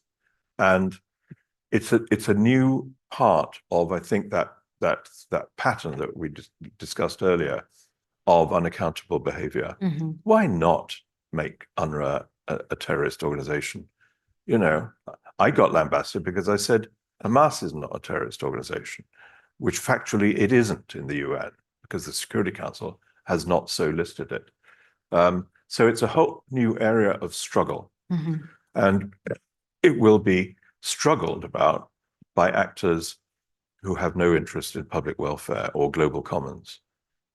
I mean, I think especially in the UNRWA case, it seems apparent that because UNRWA is one of the few organizations that recognizes Palestinian right of return and literally exists to provide relief until a political resolution is reached, it's now been 70 plus years or so. It seems largely ideological, both in terms of kind of imposing this complete siege on Gaza, as Israel's defense minister said in the early days, but as well as cutting off any potential entities that could speak out for, represent, even provide relief for Palestinian refugees. It goes back to the territorial goals of Israel, which is to, take Palestinian land and displace Palestinians from it. I wonder, how does that look in the future? I mean, if we've kind of allowed this to happen. Well, it's a deterrence, isn't it? That's for sure. And I think you're absolutely right. For me and for us and me in the humanitarian job, UNRWA, as we stated throughout and still do, UNRWA is the pivotal linchpin of humanitarian aid to the people of Palestine. Right. And it was set up for that reason, as you say. And it's the companion of the Palestinian people on their much delayed road to statehood. So attacking that is, first of all, it's very damaging for humanitarian operations in the West Bank and Gaza, because it's the biggest, it's the most knowledgeable, and it does a range of things, which is unusual for agencies. And it cannot be replaced. So there are efforts to see if Some of UNRWA's functions could be taken, including from here, UNRWA's functions could be taken over by other agencies, and other agencies came under horrific pressure. Really? Yes, to do that, and they knew, and we all knew that was wrong. It was wrong in terms of Palestine. It was wrong in terms of principles, but it can be. I think the point you're saying, this can be replicated elsewhere. Exactly. I mean, you don't like that agency, just chuck them out. Don't give them any visas. We have a huge problem. We have, my former office and agencies have a huge problem getting visas. I don't get a visa. I haven't had an Australia visa throughout this conflict. But it stops you operating. We have the same problem elsewhere, Sudan and so forth, but it's invidiously used as an instrument of repression in the case of Gaza. Absolutely. And like you noted, what is allowed here will certainly be replicated elsewhere. Gaza's a stage being watched by the world, isn't it? And not necessarily for good outcomes. So I think in the past year, but really since the blockade in 2007, the Palestinian issue, specifically in the Gaza Strip, has kind of been relegated to a humanitarian issue. Yeah. Counting of amount of people in poverty, wounded in any given war, how many, acres of land are seized in the West Bank. But ultimately, Gaza and the Palestinian issue more broadly is not a humanitarian issue. No. It is a political issue Absolutely. with significant humanitarian consequences that I think increasingly the humanitarian part is being emphasized at the expense of the political part. Does the humanitarian sector have a role in reframing this conversation? Or is whose responsibility? I mean, obviously we know why this is being done. Yeah. What can be done to reassess that? This is a very, very strong debate inside that by humanitarian community, precisely for the reasons you described, and it's been turbocharged by Gaza. It's true in other places, but it's been turbocharged by Gaza, and the debate is: don't look to the humanitarians to be the alibi, that they can't solve the problems of the war. It's not their job. They're not political and so forth, but they have been politicized in this way. They note always, as I did in all my travels, the absence of principled mediation in any of these places. And it's absent, of course, except for Qatar in this case. So they need to think through and then come out, I think, more strongly on this issue. Say, don't look to us. It is as true an issue for humanitarians not to replace development operations, which are completely different, very professional, underfunded, chucked away as soon as there's a problem. But I think humanitarian community needs to come out, and I sort of say it to myself, to denote clearly what it is for and what it's not for, and what it is being used for. Your point, I agree with you. So going back to kind of the humanitarian aspect of this, I mean, I and many others have made the argument that ultimately, because Gaza and the West Bank remain occupied, in accordance with the Geneva Conventions, they should, any humanitarian need, food, schooling, etc., are Israel's responsibility ultimately. Yeah. Now, since the Geneva Conventions, we have, kind of quibbled with this. We've seen the Oslo Accords, which do not supersede the Geneva Conventions. But it seems to me that there is a relatively straightforward path to understanding this, and yet we've taken the most complex, convoluted paths. Israel almost never pays any reparations for any of the damage it, destroys. I think they paid UNRWA maybe 10 years ago something for a building. There's no consequence for Israel whatsoever in denying aid and what it's doing. Does that argument have any, is that discussed in the humanitarian sector, or again, is that kind of a preceding issue that is beyond? No, I think it's bewailed in the humanitarian community, but they're sort of so busy getting on with filling gaps which they shouldn't be filling in this sense. And I think it's lost as an issue, because it's a very powerful and proper and right issue, what you're describing. It's lost in the incredibly large and wide, and rightly so, conversation about the general lack of application of laws. I think as people on the panel said, we don't need new laws. we've got the laws, we've got the Geneva Conventions, we've got IHL, but what we don't have anywhere is their proper application.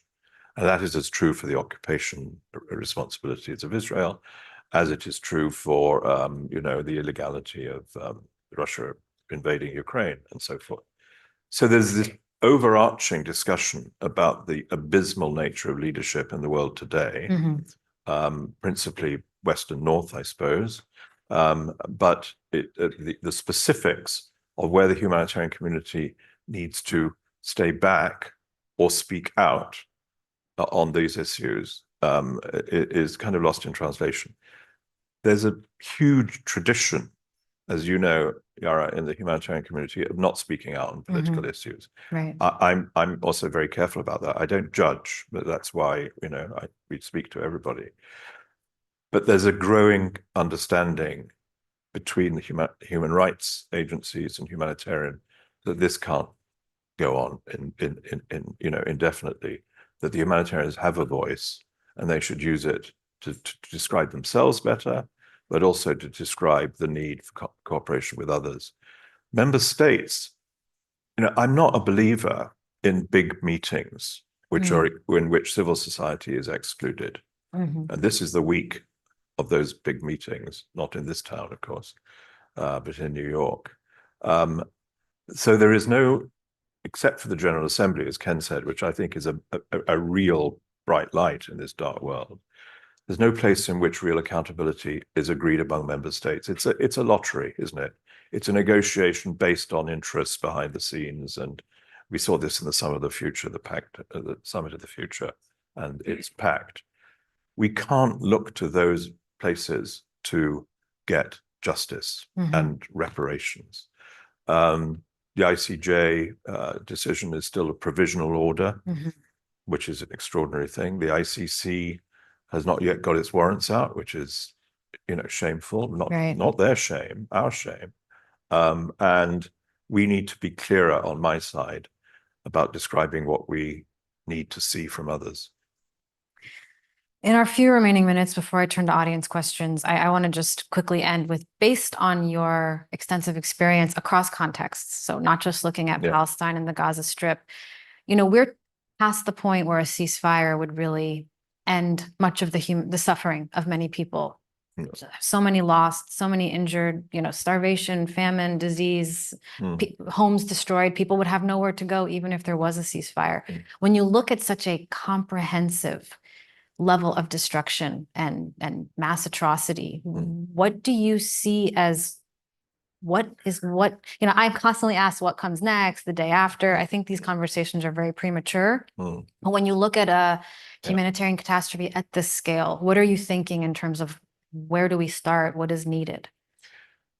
Yeah, it's a central problem, because I remember seeing this a lot in Syria in 10 years ago, where I was involved, like I'm sure you were and others, and where we were talking about the growth of the war, and that was those are innocent years, early in the 2010-12 onwards.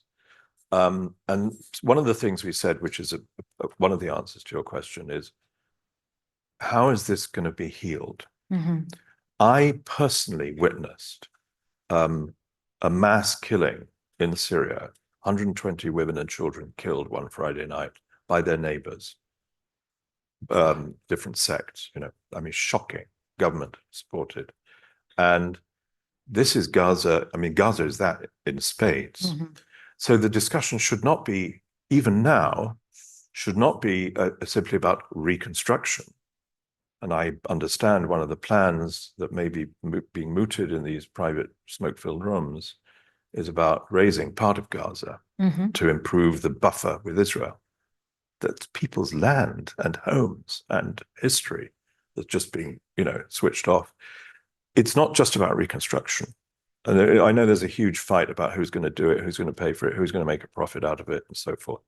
But it's about trauma and jihad and hate, which of course has been increased by this. It's not helped Israel's security to create a new generation, as you know better than me. This must be our attention also in Gaza.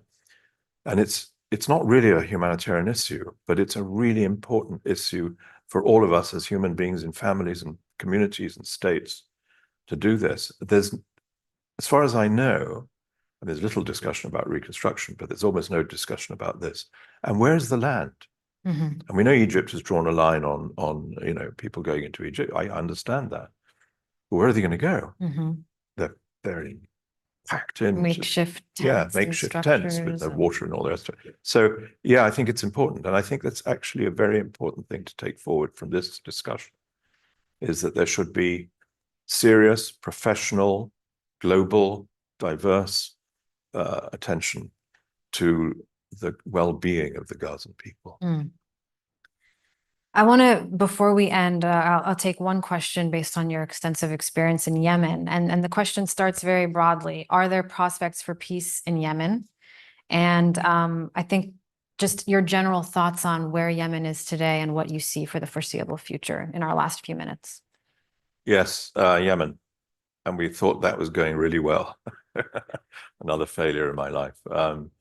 I think that, if you go into mediation and peace baking and stuff, you've got to accept that 80% of what you do is a failure. But you've also got to accept, and this is answering the question on Yemen, that 80% of what you do could be useful. You should try and make it useful, not counterproductive for future. I remember Bill Urey, the great Harvard conflict resolution expert, saying to me once, many years ago, he said, there's an average of 6 ceasefires needed to stop every war. So it takes a long time.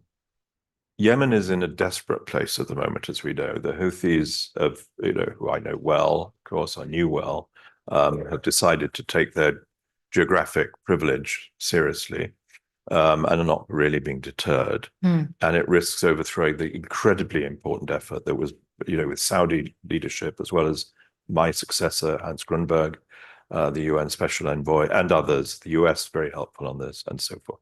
This was one place only globally where we thought there would be a resolved conflict taken away by these events.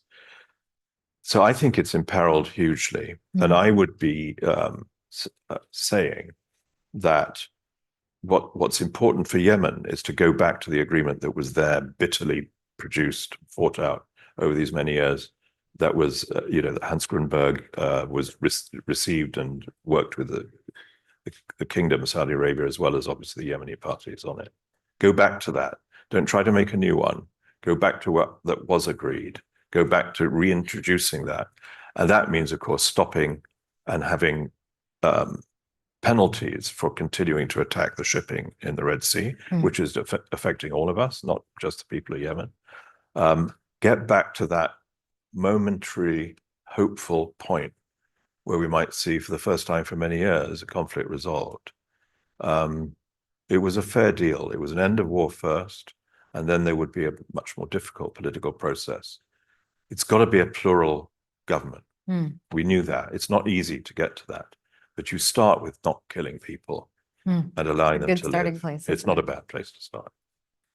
Great. Well, thank you so much, Martin. Please join me in thanking him for his comments today. And thanks for joining us for this. And please stay with us for panel 3, which will begin immediately after Martin and I leave the stage. And for that, I'd like to ask panel 3 speakers to come to the stage, and I will turn the microphone over to Dr. Tamara Kharoub, who will chair the next session. Thank you so much. Thanks, Yara. And must say, I've never been to a meeting which is so well managed. I mean, we're dead on, right? In terms of time, I mean, hey. Yeah, the stuff we talked about was rubbish. Yeah. I could talk to you for another 2 hours, to be honest. I'll stay.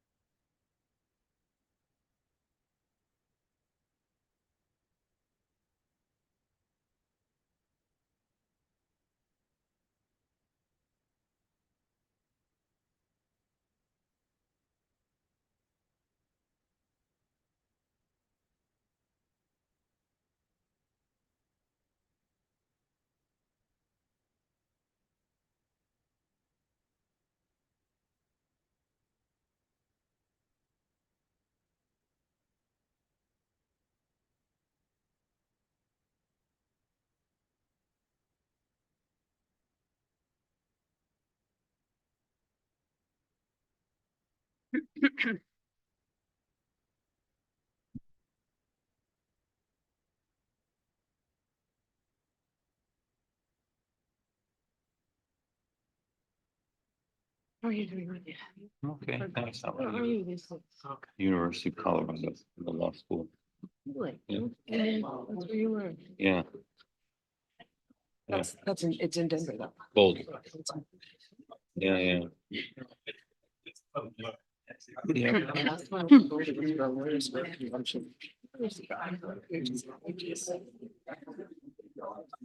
Yeah. Beautiful. Remember that? Yeah, it's nice, very nice, you know. Yeah. Yeah, I was in South Carolina for 16 years. University of South Carolina. I just moved last year, so. Time to get away from this guy. Yeah, So you were visiting at the University Georgetown in Qatar? yeah, I have a recurring thing as a visiting fellow there, yeah, Oh, okay. yeah. And now you're in The University of Colorado. Colorado. Yeah. Okay. Okay.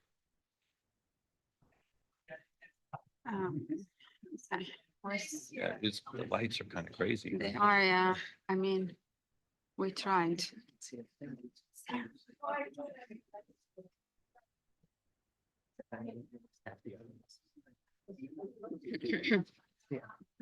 Yeah.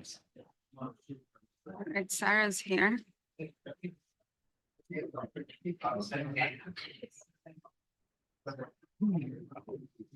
we are.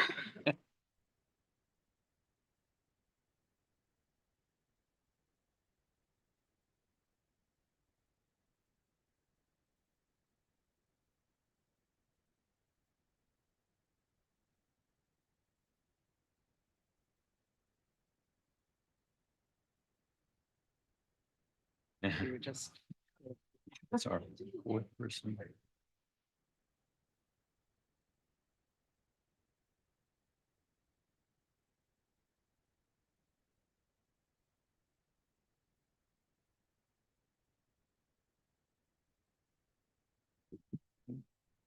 And the video.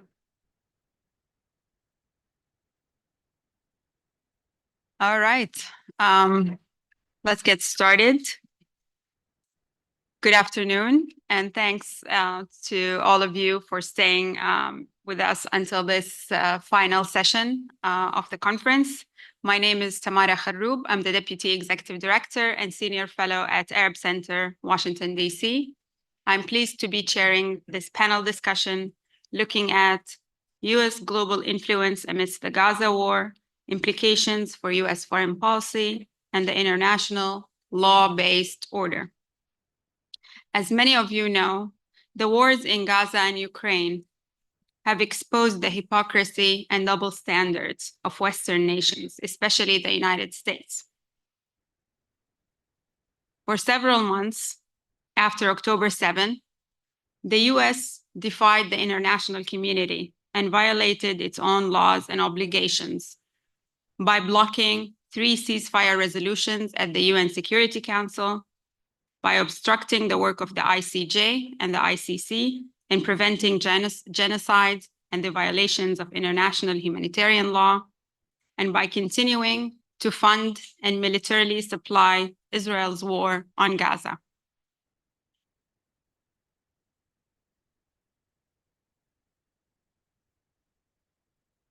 All of these have undermined US global influence, standing, and ability to invoke international law elsewhere. The Western-led global order, which was established after World War II, enshrined humanitarian protections into international law through the Geneva Conventions.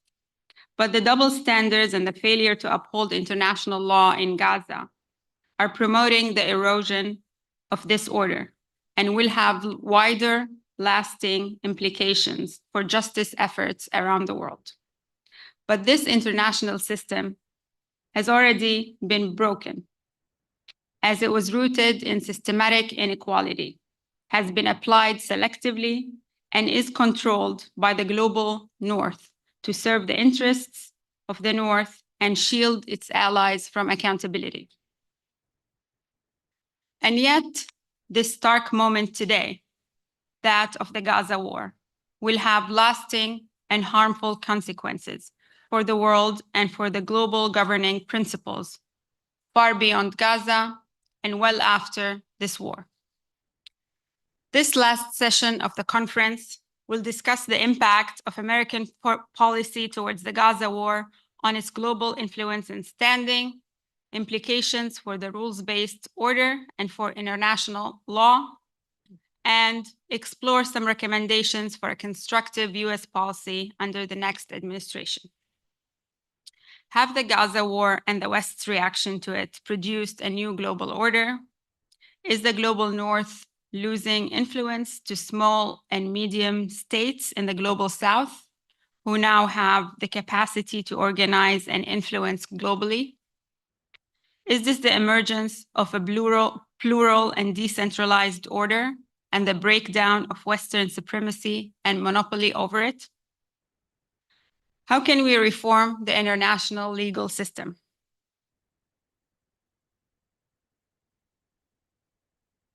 What role should the next US administration play in the new global system? To address these important issues, we are fortunate to have an excellent panel of experts for this final session today. I will briefly introduce them in speaking order, and you can find more detailed bios in the program book. First, unfortunately, H.A. or Hisham Hellier had a last-minute flight cancellation and was unable to get to DC on time, but he did send a video which we will play. Hisham is a Senior Associate Fellow in International Security Studies at the Royal United Service Institute and is also a non-resident scholar at the Carnegie Endowment for International Peace. Phyllis Bennis is a Fellow and Director of the New Internationalism Project at the Institute for Policy Studies. Wadia Saeed is Professor of Law and Dean's Faculty Fellow at the University of Colorado School of Law. Sarah Yeager is the Washington Director of Human Rights Watch. Thanks to all of you for being with us today, and I look forward to the discussion. Before we begin, I would like to remind the audience you can send in your questions at any time to the panelists. Those of you in the room, please use the question cards provided. If you have a questions, please raise the card and we will collect those from you. People watching us online, feel free to use the Q&A feature on Zoom or send in your questions by email to events@arabcenterdc.org. And now we will begin the discussion with our first speaker, Hisham H.A. Hellier. In his recorded video, Hisham will focus on the impact of US policies on the international system, the breakdown of the global rules-based order, and the emergence of a new order. And we'll play his video.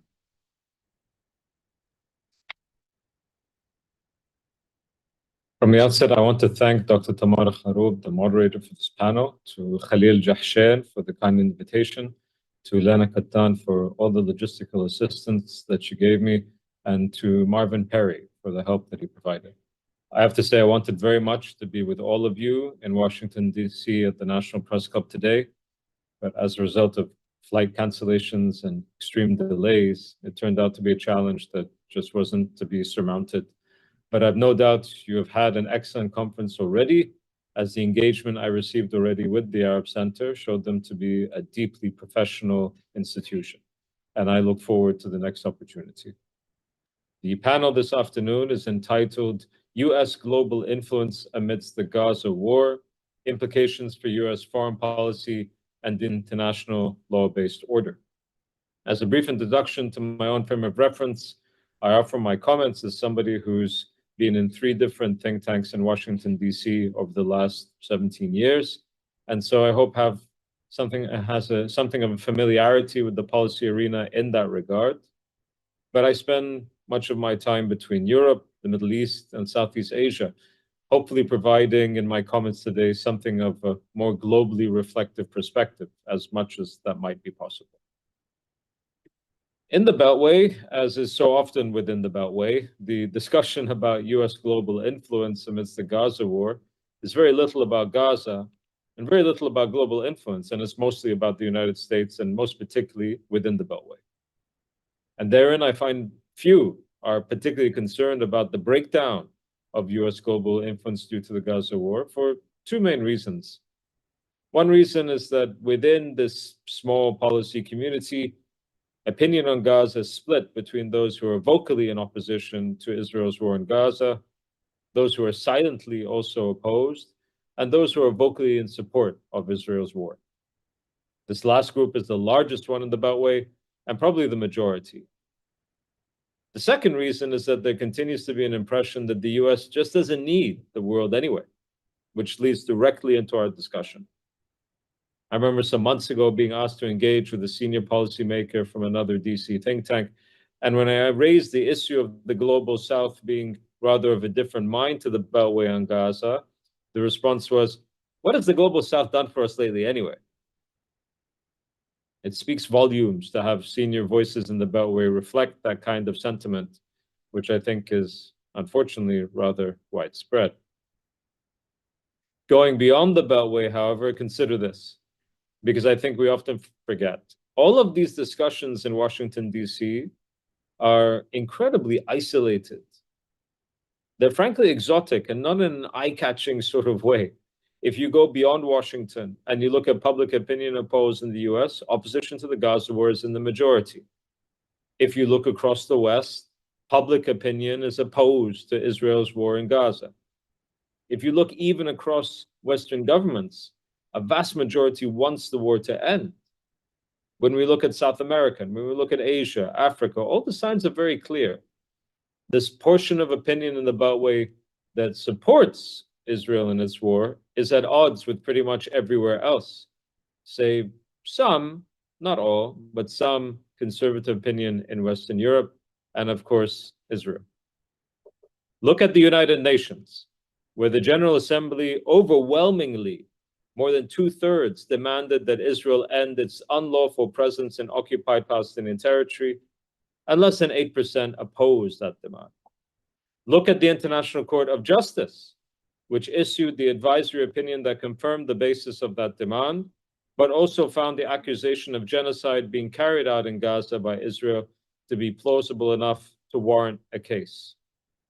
Look at the International Criminal Court, where the prosecutor has been pushing for arrest warrants to be issued for Israel's prime minister and defense minister. One could list the litany of public statements by Joseph Borrell, the EU's foreign representative, numerous heads of state who spoke at the United Nations this past week, diplomats and foreign ministers, speech after speech this week condemned the war in Gaza and now also the war in Lebanon and condemned Israel for its campaign. Even countries that are historically quite friendly with Israel and quite critical of it have been loath to do much but critique it now for very pragmatic and strategic reasons. To give an illustrative example, when Russia invaded Ukraine in February of 2022, the government of Singapore not only strongly condemned the Russian aggression, but also imposed unilateral sanctions. It was a move that one could argue was short-sighted because Singapore's closer relationship to Russia than Ukraine, for example. But it did so less because of Ukraine as an ally and more out of a recognition that if big countries could invade smaller ones without consequence, then a rules-based order underpinned by international law was a myth and of little consequence. And that was threatening to Singapore as a smaller power. Today, when it comes to Gaza, Singapore is also quite critical of Israel's moves and has been clear on this point at the United Nations and otherwise. This is despite the fact that Singapore is probably Israel's closest ally in Southeast Asia. But again, because the overall nature of the rules-based order is being deeply challenged by Israel's war therein, which is deemed internationally to be in direct violation of numerous articles of international law. But there's another uncomfortable aspect here to be noted, which hits at the rules-based order in particular and is of special importance to the United States and this policy community. In the Russia-Ukraine case, it is an American adversary, Russia, that has invaded and occupied part of an American ally, Ukraine, and the United States is helping its ally repel the invasion. And while the world may not necessarily take America's side in this, as the conflict is often presented as a proxy war of sorts, it is difficult to find many who would argue that Russia's invasion was legal according to international law. But the discomfort then arises with what happens in the Israel-Gaza case. In this case, it's an American ally that is invaded and occupied. Today, Gaza, tomorrow, quite possibly Lebanon, if not by the time this message is being heard. The US is not helping the occupied in this case. The US is actively assisting the occupier, despite its statements on wanting a ceasefire. And I happen to believe all of those statements, but with a very important proviso. The Biden administration doesn't want the ceasefire enough. Otherwise, the administration would use the leverage that it has on Israel to ensure one. Worse than that, the United States is claiming that this is all in line with the rules-based order, in line with international law, and even in line with its own domestic laws. The National Security Council claimed that the State Department found no incidents in which Israel violated international humanitarian law. The Leahy laws on arms transfers have not been upheld, despite Senate Majority Whip Dick Durbin expressing concerns about inconsistent applications of the law in that regard. DC has threatened the International Criminal Court and the prosecutor due to the proposed arrest warrants of Netanyahu and Gallant, and so on and so on. Even in ordinarily pro-Israel countries, there is now concern about the impact that the administration's behavior will have on the rules-based order, and a growing worry that this order is being brought into disrepute. And again, this is not simply because of Israel's actions, but because the most powerful member of the bloc that proclaims itself to be the main guarantor of the rules-based order is denying that any violations are taking place, and simultaneously vigorously supporting the state that stands accused of violating that order. The breakdown of the rules-based order in that regard is a very serious prospect, and one that we need to take seriously.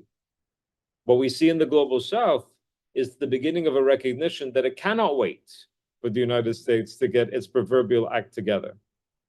That it may well be that the US is sleepwalking or even deliberately hurtling towards a world where the rules-based order becomes further fragmented. There are some that view this with some degree of enthusiasm, out of frustration and anger at what has been allowed to happen, to transpire already.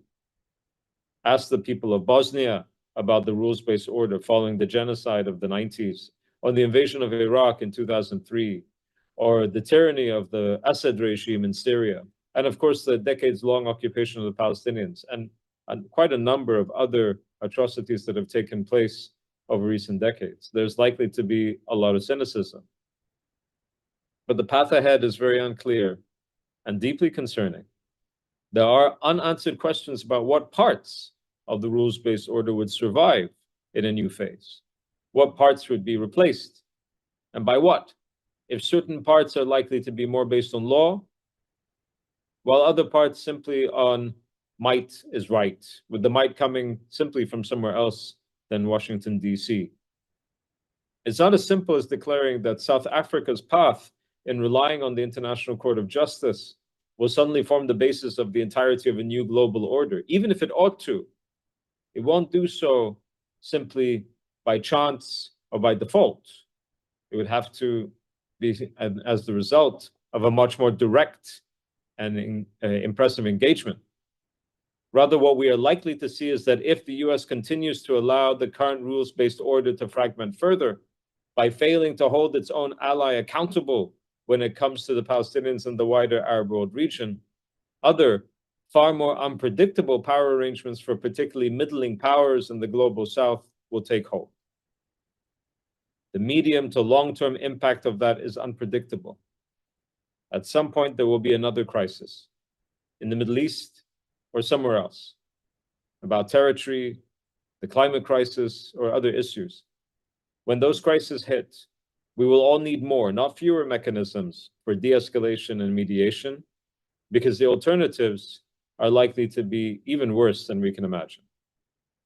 That means that responsibility for upholding a rules-based order based on international law becomes ever more important, even if, as time goes on, it becomes ever more difficult. And in the heart of the Beltway, where all of you are today, responsibility for that, considering American power, is paramount. With that, I thank you for all the attention you provided me over the past 10 minutes or so, and I do wish I was there to engage in questions and answers, but I hope to be there at the next annual conference. My thanks and appreciation again.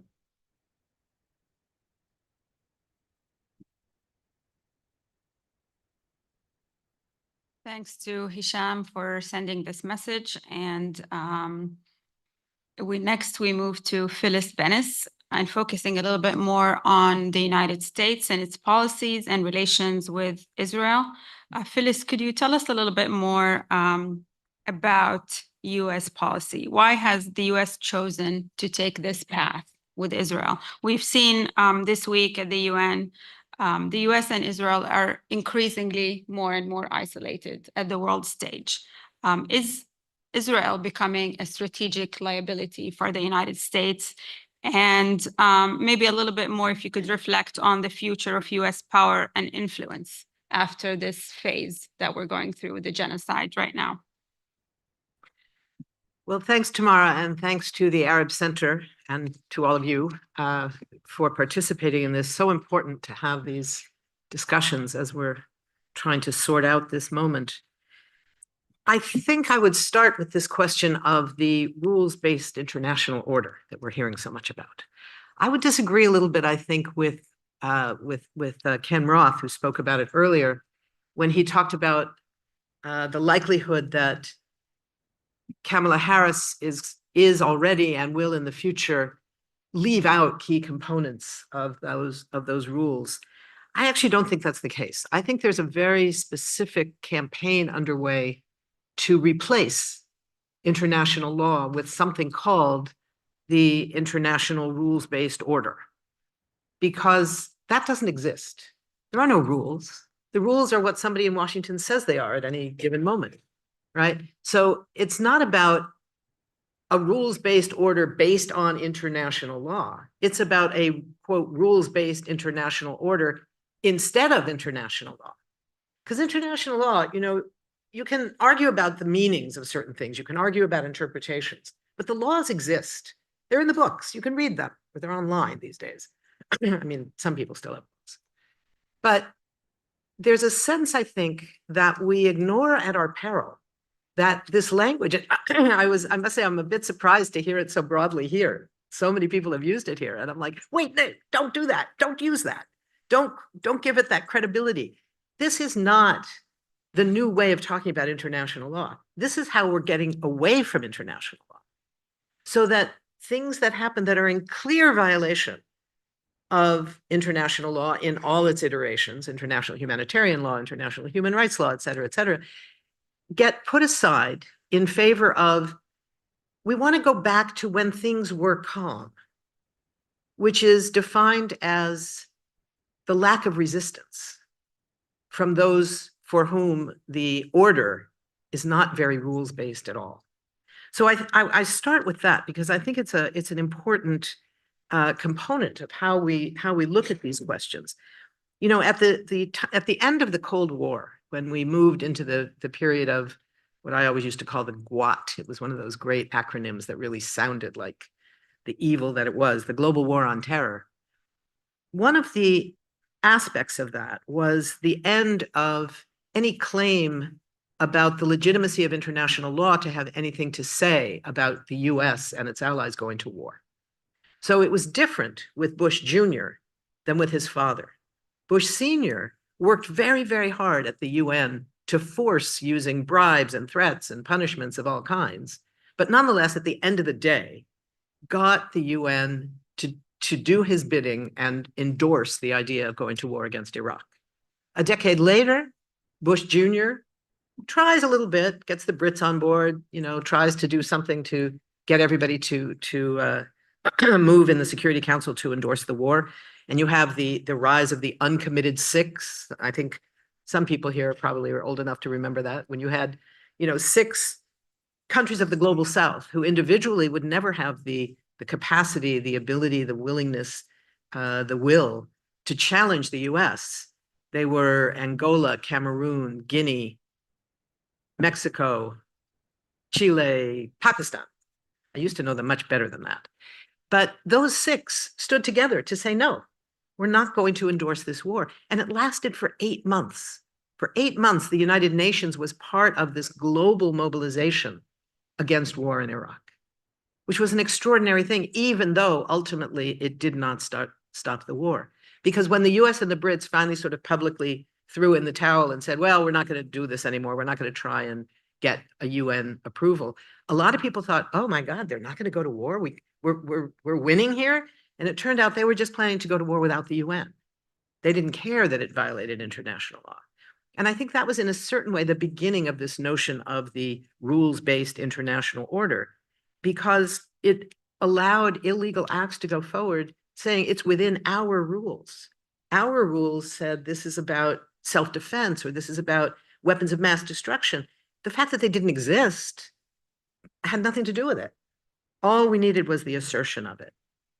So I think we're now facing a moment, as you say, Tamara, of enormous and rising, excuse me, and rising isolation of the United States. Israel has been isolated for a long time, but it's of little relevance to Israel because it has full dependency on the United States grant of not only billions of dollars of our tax money every year, virtually unlimited access to all the weapons of the world and its own nuclear arsenal, but it also can rely on impunity provided by the United States. So that when we hear President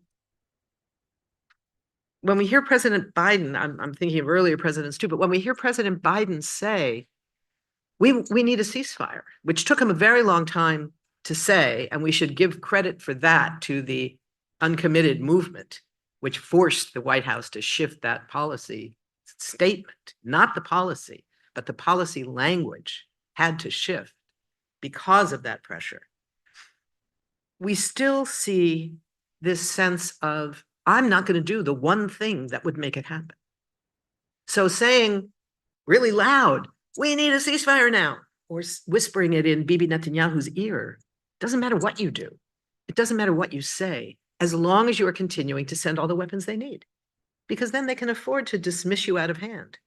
And Netanyahu can campaign as the one guy who can control our relationship with the United States. So I think that what we saw coming out of that in the context of the Gaza war was that an awful lot of people have been and continue to ask the wrong question. I wrote a piece about this in The Nation not too long ago. Some of you may have seen it, that the wrong question that so many of us, because I was part of this and am in some ways too, the wrong question is, how do we get people who say they cannot bring themselves to vote for anybody from this administration that is carrying out genocide, that is enabling genocide, that is arming and paying for genocide? How do we convince them to vote for the new, whether it was going to be Biden or now Harris, how do we get them to vote for them anyway? And it's the wrong question, partly because there's probably no way, because it's a position based on moral reality and moral courage and moral strength that is not going to be something that people are going to listen to. Oh, that's a new argument. Oh, okay, I guess I was wrong. I'll change my mind. One, it's not going to work. But two, it's the wrong question because genocide is underway today, and it's not just about our election. Wherever people stand on that spectrum of how different will it be, how much difference is there between a Biden administration, a Harris administration, and a Trump administration, whatever your view is on that, wherever you put yourself on that spectrum, the reality is the right question, and unfortunately I don't have the answer to it, is what else can we do to force an end to the genocide today? This isn't just about elections. It can't be, because Joe Biden is going to be the president for another 4 months, regardless of who gets elected, regardless of how much turmoil erupts from it. He's still going to be the president. And an awful lot of people are going to die in Gaza. A lot more children are going to be killed in Gaza during those 4 months if we don't come up with new ways for our movements. And this is the the key notion, I think, that becomes so important. So I think, in this context where international law is really not on the agenda of the powerful, we are now in a position to make it part of our agenda. And part of that has to do with South Africa. Part of it has to, in two ways. Part of it has to do with the new initiative that the South Africans have taken, which has been such an extraordinary thing to watch.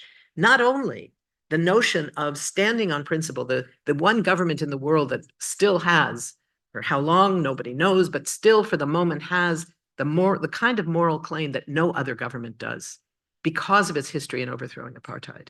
What other government could have had the moral credibility, the moral credential to go to the International Court of Justice and say, we want Israel brought up on charges of violating the terms of the Convention Against Apartheid, the Convention Against Genocide. And in doing so, said to the whole world that these institutions like the ICJ, like the ICC, don't belong just to the white colonials anymore. It's not just yours. The global South gets to have some use of these things too. And we are going to break that taboo that said only the rich and powerful countries and the white colonial countries, which tend to be the same thing, what a surprise. Not entirely, but somewhat. That they are now part of the powerful who can go to the International Court of Justice and bring up on charges one of the most powerful countries in the region, the closest Middle East ally of the wealthiest, militarily most powerful country in the history of the world, and have the court move in that direction. That has been extraordinary. And there's another part of it that becomes crucial. And this goes back to the fact that the court, as we know, doesn't have an army to implement its decisions. It doesn't even have, as far as I can tell, a couple of police officers to do process serving or something like that. They have nothing except the credibility of what they stand for, that they are the highest court in the world, representing the United Nations, much more than the International Criminal Court, much more than anything else. But within that, they turn the enforcement power and the obligation, which is the key part, over to other countries. Every country that is a signatory to the International Covenant Against the Crime of Genocide has an obligation to do whatever it can to prevent a genocide, and if a genocide happens, to stop the genocide. And the court reminded countries of that. And then it turned over to the United Nations, as it did with the advisory opinion on the illegality of the occupation and apartheid itself, the whole system. It turned that over for enforcement and implementation to the General Assembly. And the model there is the model of the South African struggle against apartheid in the 70s and 80s, when again, using the veto, the US and somewhat the Brits, but especially the US, over and over and over again in the Security Council, vetoing any effort to impose sanctions on apartheid South Africa. But when those same resolutions were passed over and over and over again in the General Assembly, a different thing happened. They didn't have any power to enforce it. They're not enforceable, says the US. We don't have to listen to that. Well, fine, but other governments, other countries did. Not just on their own, but because people were mobilized in the cities and in the countryside of countries all around the world, so that it became impossible for other governments to stop themselves from imposing those sanctions, from cutting off ties with the military in South Africa, from imposing banking sanctions, corporate sanctions, all those things. And eventually, when virtually every other country in the world had already done so, the US was essentially shamed into it, led by the Black Caucus of the Congress, at a time when the Black Caucus was, in many ways, the conscience of the Congress. And at that time, what you saw was the Congress ultimately was able to vote to impose sanctions. And yes, Ronald Reagan vetoed it, and they got enough votes to override the veto and finally impose those sanctions on South Africa that played a huge role in leading to the overthrow of apartheid itself. So in both of those ways, both in terms of the challenge to the historical limits on who gets to use those limitations, and in terms of the role of the General Assembly, that becomes increasingly important. And I would end with just raising two components of this in terms of what we do, what our movements do. One is on the domestic side. In the year since October 7th, there has been the eruption of an enormous, broad, wide movement demanding a ceasefire. And what that movement has done has been to redefine what ceasefire means. So the call for ceasefire, there's been a kind of message discipline that the Palestine movement is not known for. But there's been this incredible level of message discipline. But what people mean when they say ceasefire now is not just stop the bombing. It's, yeah, stop the bombing, stop killing people, and refund UNRWA and allow in a massive amount, all that's needed of humanitarian aid, and stop sending the weapons, because that's what enables the war. So that's what our domestic goal is. We're operating closer to power than ever before. In the international arena, our goal to force the UN to reopen the Committee Against Apartheid, looking at the new apartheid power in the world, which is Israel. There are others as well, but Israel is preeminent among them, and to impose the arms sanctions as a starting point, just the way it happened with South Africa. Eventually, the US will be forced by domestic pressure and by international pressure, but it's up to our movement to make it happen. Thank you.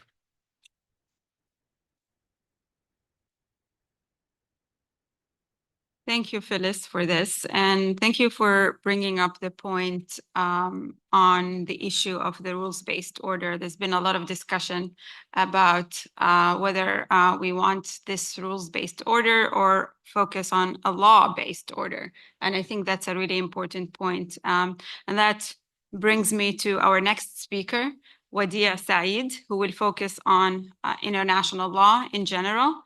Wadia, if you could basically, address the issue of where Palestine and the Gaza war fit in international law today. And is there a Palestine exception, or is it just simply a reflection of the colonial powers that established those legal measures? And Phyllis mentioned a little bit about the issues of enforcement and obligations of different states under international law. And this has been one of the biggest challenges, not just for Gaza and Palestine, but in general. If you could address these issues, that would be great. Okay. Well, thank you very much for the kind introduction, Tamara, and thank you to the Arab Center for having me, to Lana for helping get me here, and Dr. Jahshan also. You know, it's interesting because I was listening to what Phyllis was saying and what you just also mentioned, Tamara, and, I think what my remarks are geared to kind of show is how kind of unserious the United States position is on international law and how it's creating this type of backlash. Backlash is maybe an unfortunate word, a kind of a response. A lot of responses I'm going to talk about in my remarks here, but it's creating the conditions for a positive response that will maybe change the United States chokehold on how international law gets interpreted, specifically with respect to the issue of Palestine. So basically, I'm going to reflect on the legal dimensions of the current genocide and ask the question of how we can make sense of the role of developments in international law over this past year, especially when we consider that issue of the US's position in response. Now, I'm sure all of you have followed the case in the ICJ, the International Court of Justice, involving South Africa's action against the state of Israel. So in January, the ICJ ruled that basically under the 1948 Genocide Convention, there was a plausible genocide taking place in Gaza. Now that's a lower evidentiary threshold than a finding of genocide on the merits, which will take many, many, many years of legal proceedings and rulings, et cetera, to establish. The last one we saw where the case proceeded to a decision on the merits was the case of Bosnia versus Serbia. And maybe we'll have time to discuss that, but I don't know. The discourse with respect to the first ruling in January was a little bit puzzling. Much attention was paid to the fact that basically the ICJ didn't order a ceasefire, right? Which it doesn't have a military, it doesn't have the force to be able to do that. But from the first provisional measure in that ruling, you could tell that stopping the attacks on Palestinians in Gaza was paramount. After all, it said the state of Israel shall, under the convention, take all measures within its power, et cetera, to stop killing members of the group. I mean, that's in essence akin to a ceasefire. So this discussion of it doesn't order a ceasefire was, I think, a little bit overblown. A subsequent March ruling basically ordered the provision of humanitarian relief to prevent famine and starvation. Again, now, did that happen? Of course not. However, we've seen the United States, the Israelis constantly say there's no famine, there's no starvation. Well, here we have the ICJ basically stating that opinion. It's what we oftentimes, I think lawyers, I'm one, so I guess I'm guilty of this as well, right? We have this idea that you can litigate everything and create the solution by the court issuing a ruling in your favor.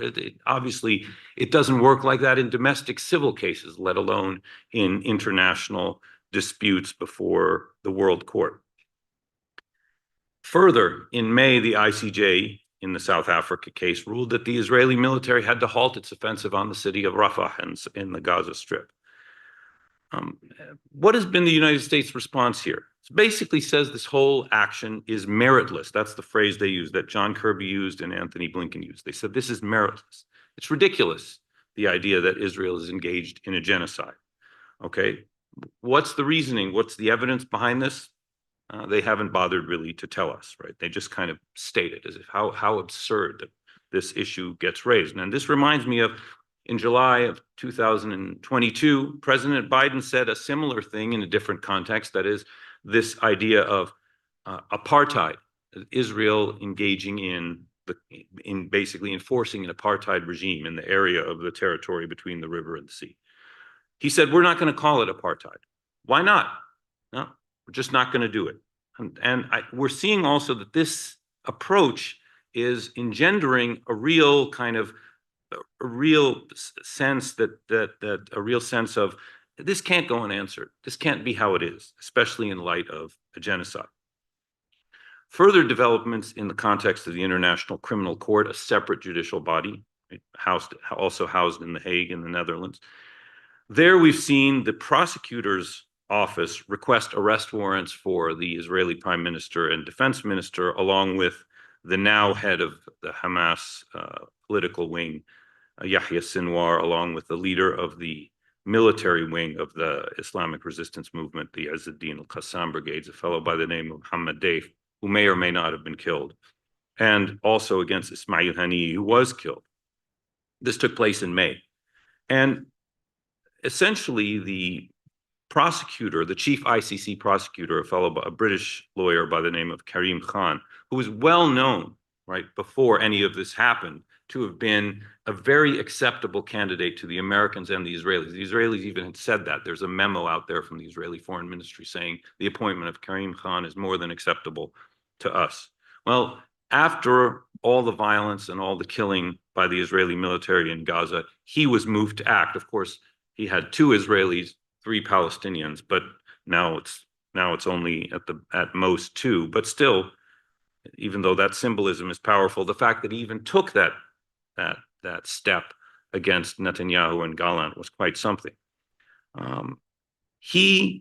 We just learned at the beginning of this month, actually has gone back to the court to say, where are the arrest warrants? Why haven't they been issued? Why haven't they been issued? This is a matter of extreme urgency. So there's that developed. Finally, the most recent development in a case involving the ICJ's advisory jurisdiction. So the case involving South Africa and Israel is under the Genocide Convention. So the Israelis in that case, because they're a party to the Genocide Convention, they felt compelled to respond. In the advisory opinion, which is something that was voted on by the United Nations General Assembly, where they asked the World Court to issue an opinion on a matter of global concern, an advisory opinion, there it's perceived as non-binding because the parties, haven't really agreed. There's the advisory jurisdiction, the Genocide Convention jurisdiction, and then there's something called contentious jurisdiction, which hasn't come up yet, where the two state parties to a dispute agree for the matter to be heard by the World Court. Because this was an advisory opinion regarding the legality of the occupation, the Israelis didn't feel compelled to respond. In fact, they said this is just a witch hunt against their country, like they did 20 years earlier in the case involving the consequences of building a wall in the West Bank. And there we've seen that the matter isn't simply stopping. The ICJ ruled in July that the entire occupation of the West Bank, Gaza Strip, and East Jerusalem is unlawful, and that it should be ended with Israel obliged to pay reparations and pull out its settlers and settlements, etc. And the world, mostly the global South, but not exclusively, is not letting this one go. The United Nations General Assembly passed a resolution just a couple of weeks ago demanding implementation of this advisory opinion in its entirety within a year, meaning total withdrawal of Israeli military and settlers. And it called on the member states to take concrete measures to compel the Israeli state to do so. So we'll watch that space, because individual nation states can impose their own version of sanctions on the Israelis, and now they have an actual legal blueprint and legal mandate to do so. The depressing part is, well, when we ask the question of what's the American response to this? As we've already noted, the US rejects the ICJ's jurisdiction and rulings in these matters. And we have a background here. I'm sure many of you know that President Clinton signed the Rome Statute, but he knew the Senate would never ratify it. And when George W. Bush became president, he famously unsigned the Rome Statute. What that means is not entirely clear. But in addition, Congress in 2002 passed something called the American Service Members Protection Act, also known as the Hague Invasion Act, which basically authorizes the US military to pick, or the US forces to basically take any American who might be brought up for prosecution before the ICC and free them by force. And of course, we all know about, and this has been mentioned several times today, about the Trump administration sanctioning the ICC prosecutor, Fatou Bensouda, and her deputy, and their families, by the way, right? And denied them visas and froze their assets in the United States. There were calls to do that from people in Congress and in government here in DC, but they have failed so far. Obviously, there was talk about what happens in a new administration is obviously something to be seen. But with respect to the advisory positions, the US position is they are not binding or enforceable, so they're to be ignored, right? And that's in contrast with actions under the Genocide Convention, which the US is a party to, so it is bound by rulings under it. However, the binding point is a little bit overblown, if you ask me, because it's not as if, even in a matter involving a binding decision, that the United States would suddenly mobilize its troops to enforce the action. Basically, we're dealing with this in the context of also the Israeli response has also been much reduced. And this is, I think, back to Phyllis's point, where we've seen how the Israelis have been exposed as completely reliant on American aid. In response to the 2004 decision on the wall, the Israeli Supreme Court actually just came in and said, you know, actually, the World Court says it's interpreting, or the ICJ says it's interpreting international law. Actually, we also have a right to interpret international law. And wouldn't you know, we find that our building of a wall is legal under international law, with a couple of little exceptions, right? Now, in the wake of all that's passed and the fact that there's been these court reforms, Israeli court reforms, and the Israeli Supreme Court is much diminished, and the Israeli state and its sort of its place as a bastion of liberality in a hostile Middle East has been completely eviscerated in the view of most of the world. You wouldn't see the Israeli Supreme Court trying to rule on occupation and retaining any credibility. After all, it hasn't ruled on the issue of the legality of occupation because it doesn't want to confront the issue, because Israel doesn't believe it's an occupying power. It's ruled on aspects of occupation, but only because it purports to apply international law as a matter of fact, not law. So what is the kind of upshot of all this from an American perspective? Is we're still seeing the United States and its perception of international law. It's purely as a tool. So you see the rest of the international community is basically clamoring for international law to be respected, to be upheld, and to apply universally, whereas the United States sees it as a tool to deploy when it wants. What does it do when it doesn't want international law to be deployed? It acts unilaterally. So, for example, we know the U.S. has said already, the ambassador to the UN, Linda Thomas Greenfield, has said, Netanyahu shows up in New York, we're not going to arrest him, even if an arrest warrant were to have issued. What has the U.S. done in response? Well, it unveiled a criminal complaint against Hamas leaders, kind of as a counter to the ICC moves, right? There is no criminal complaint against any Israeli defendants based on the genocide in Gaza, but there is against Hamas leaders. And it's also, as usual with the United States operating in this regard, a little bit nonsensical. For example, they've put the former leader of Hamas, Khalid Mashal, who's been retired for however long, who everyone in the Middle East who picks up a newspaper knows he had nothing to do with October 7th. He's not really even in the movement, but he's part of the criminal complaint. He's a named defendant. So there's a little bit of non-thinking there. There's also a history here in that from 2003 to 2008, there were a series of cases in American courts, one of which I actually worked on, involving the prosecution of Palestinian Americans for their nonviolent advocacy activities, which the government claimed were in support of either the Islamic Jihad movement in Palestine or Hamas, which were, in most cases failed, but were largely, in my view, a witch hunt. And there was one particularly awful case called the Holy Land 5 case, which resulted in sentences of up to 65 years for the leaders of the largest Muslim charity in the United States, basically engaging in peaceful charitable activity, not connected to any terrorist organizations. What's going on here? Well, there's a background. Like I said, the US considers itself a world court. It's tried the former president of Honduras, the former security minister of Mexico, and it even arrested and then had to release the former defense minister of Mexico, right? These habits die hard, but we're seeing a lot of international resistance to them. And I have more, but I'll stop there. Thank you. Thank you, Adia.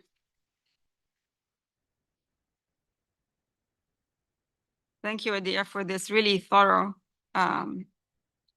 presentation. And I'm sure there's a lot more to be discussed, and hopefully we can get to it during the Q&A session. Next, we have Sarah Yeager, and looking at hopefully the future of U.S. foreign policy.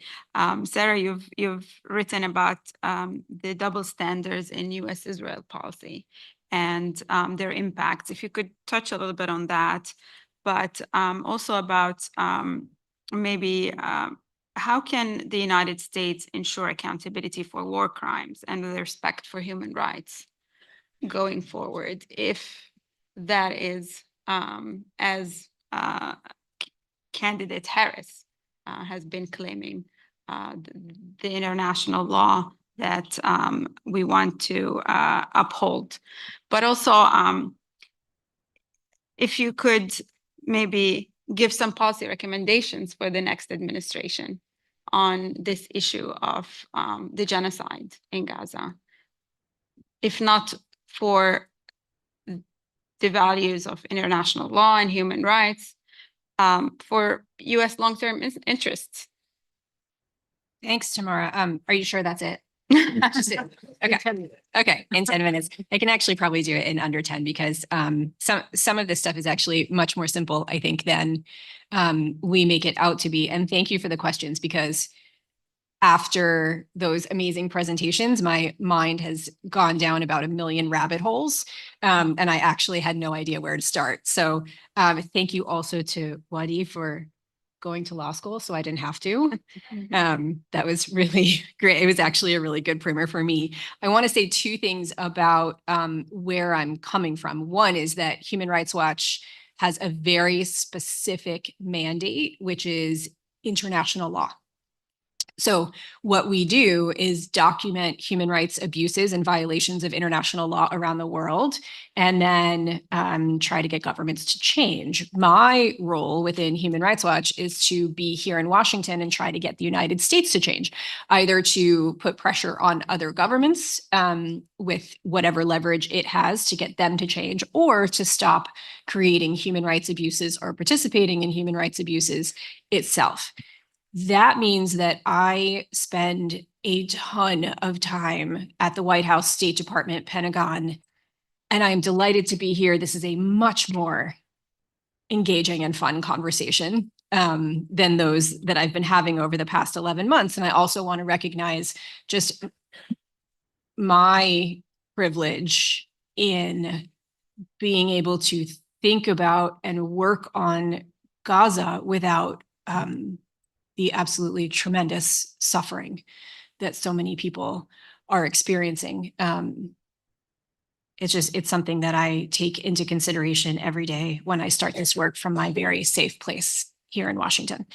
I will say that I want to just take a little bit of issue in the characterization of what people inside the Beltway think. People inside the Beltway are not a monolith. The Biden administration is not a monolith.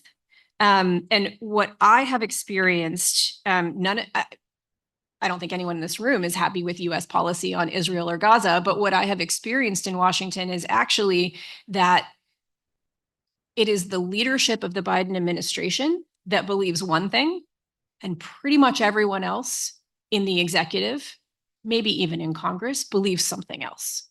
And what we have is a broken policy process, an intentionally broken policy process that has not allowed the majority of views that say we can no longer unconditionally support Israel's conduct in Gaza, does not allow those views to be heard or acted upon. So just, I won't get too much in the weeds because I could just completely wonk out on this, but policy process for who gets weapons and where and what they do with them is extraordinarily complicated in the US system.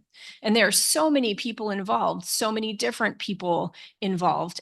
Jeff Abramson is back there from the Forum on Arms Trade. He can tell you all about it. Try to get him after this. It's really a complicated web of decisions. That entire web has been broken down into it's whatever President Biden says. And President Biden has been unwilling to condition aid to Israel or stop the support, except for once with the 2,000-pound bombs, which he paused. Everyone else I speak with, and yeah, we would have loved to have seen more resignations. Certainly, they could have been more vocal.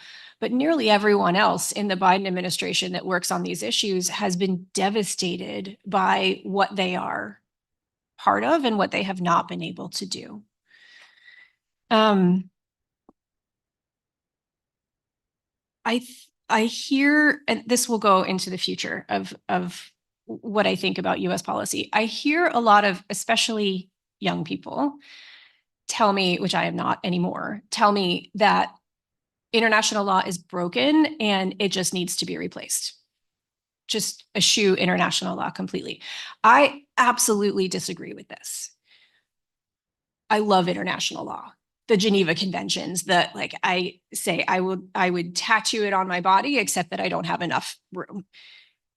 The law is terrific. I have not actually found a situation that the law would not cover, including with AI and other technologies and things that we're seeing.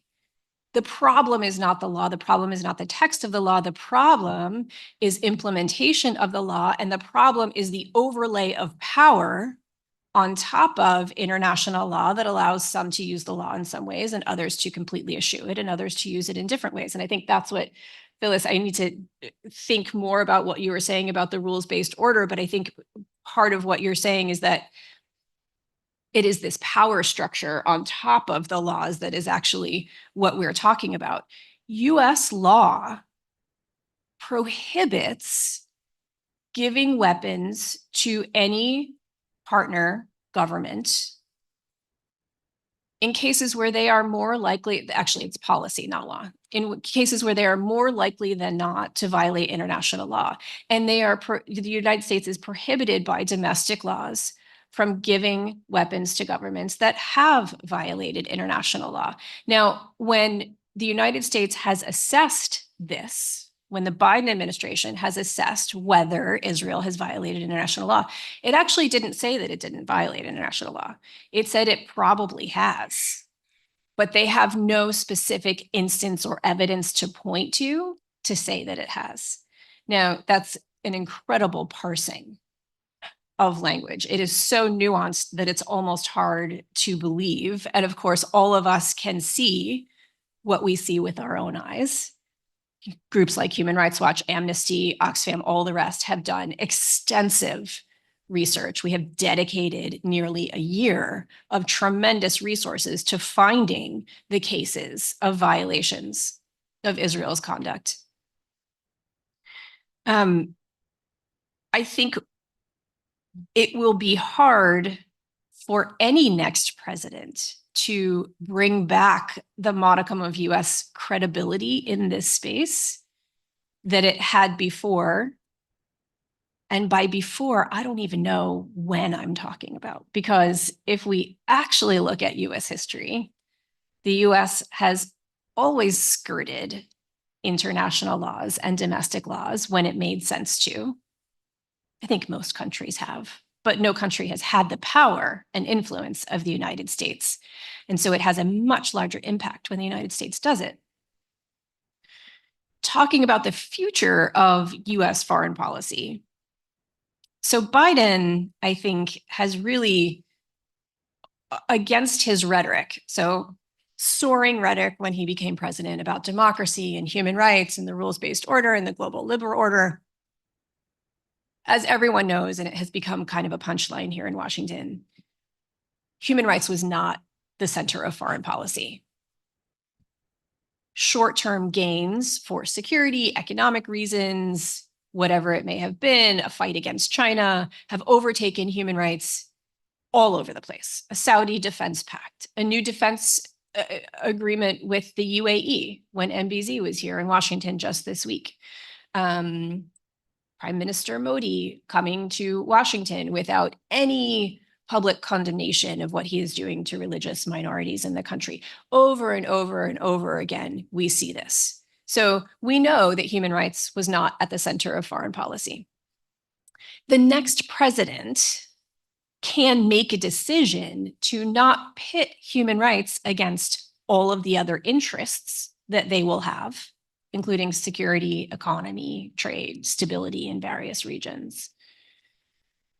But they probably will, because I don't think there has ever been a president or an administration that has put human rights at the table in equal measure with all of the other US interests, or seen, despite what they say, human rights and international law and these principles as part and parcel of security and stability and good economic practices. And of course, when we're thinking about this coming election, we're talking about two very different candidates. And of course, Human Rights Watch is a 501c3. I have to be very careful about what I say here, but the candidates could not be more different in how they think about human rights, democracy, international law. So it's kind of hard to say this one, here's my recommendations for both candidates, because they would look so completely different. However, first and foremost, stop sending weapons to Israel.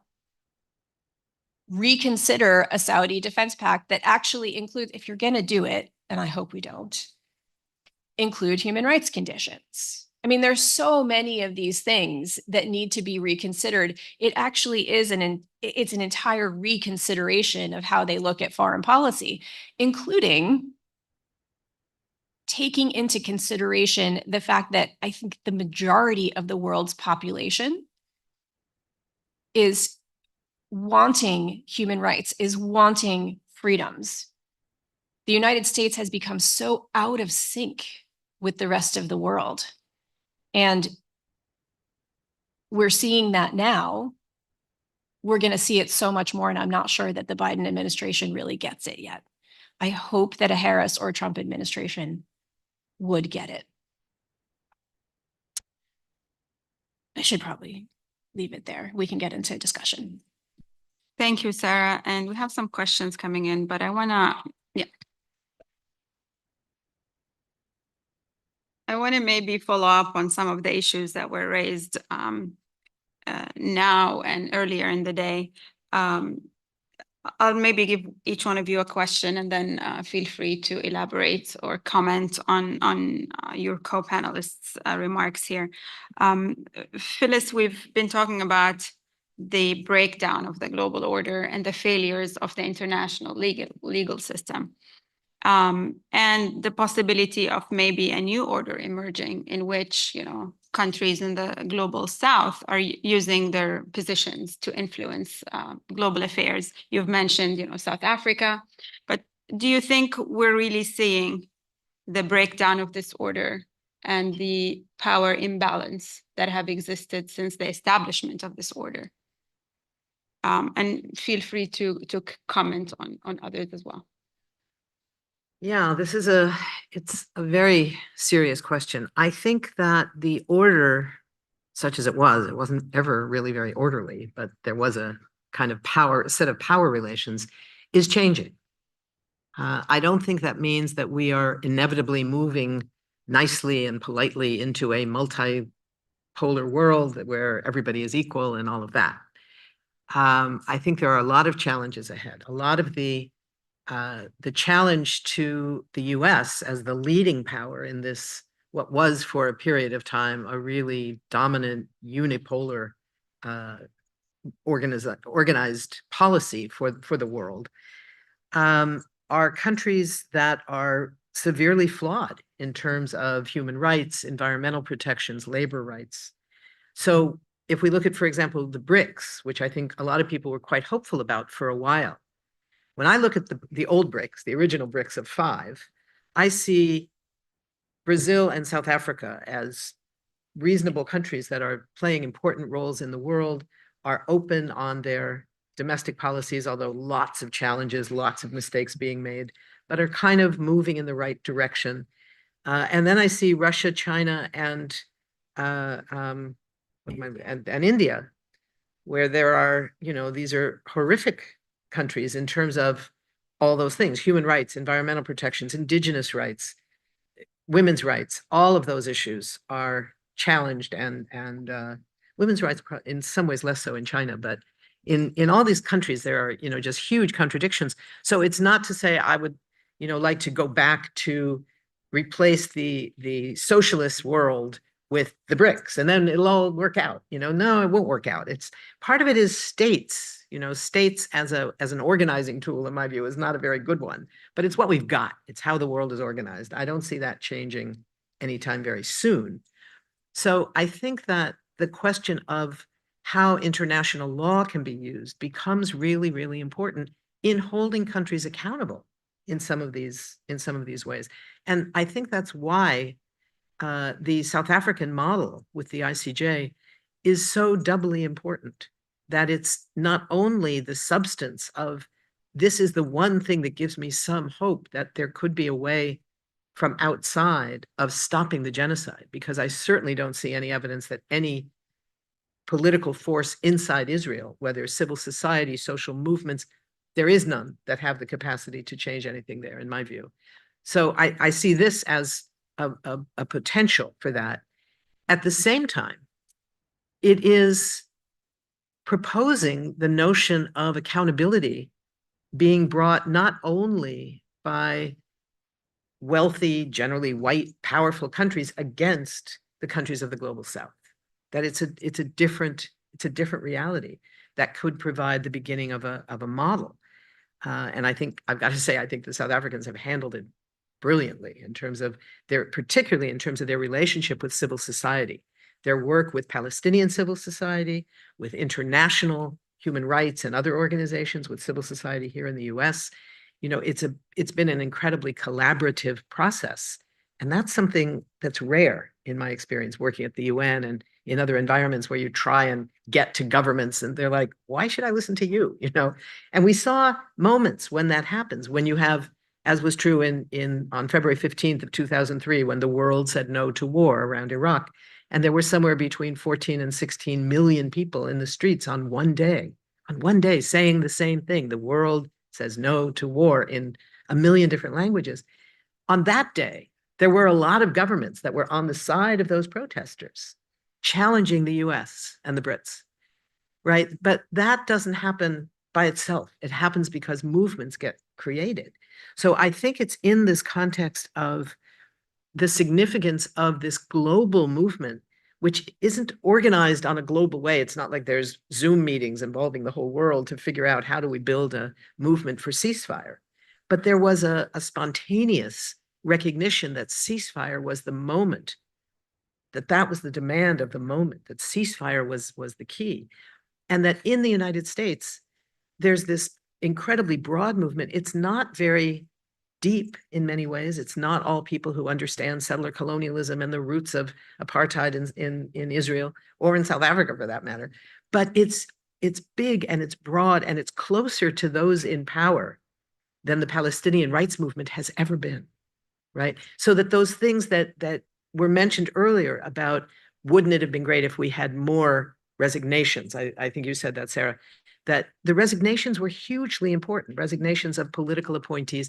And then all those who didn't resign, but wrote their letters and came out publicly, the 500 people at the State Department, the 1,000 people at USAID. My personal favorite was the White House interns. These are kids, right? They're the most ambitious kids in the country. They all want to be president. And yet, really, trust me, but they came out public. Well, they weren't so public. They wore masks. They weren't stupid. They are ambitious. But they came out and said, you know, Mr. President, we are not the leaders of today, but we aspire to lead tomorrow. And we can't lead if this is the model we're given to lead on. So that's huge. That's huge. Yeah. So I think that there is some hope here. And it comes back to movements. Thank you for this. And I want to give the chance to the other speakers to comment here in the last few minutes. You've mentioned the movement and we've been hearing a lot from the movement demands to reform the international legal system and to really use international law to hold countries accountable. And so my question for you, Wadia, is it realistic to be talking about reforming international law or the international system? And how do we go about even starting to think about this or work towards maybe ensuring balance of power, fair accountability mechanisms, and so on, and enforcement? Wow. Enforcement. In 1 minute. I got that one covered. So I think, you know, one of the, as I mentioned earlier, I think in my remarks, let's consider this more also about creating the record that, you know, a lawyer, if they're doing their job properly, is going to create a proper record, because who knows how the enforcement part will take place.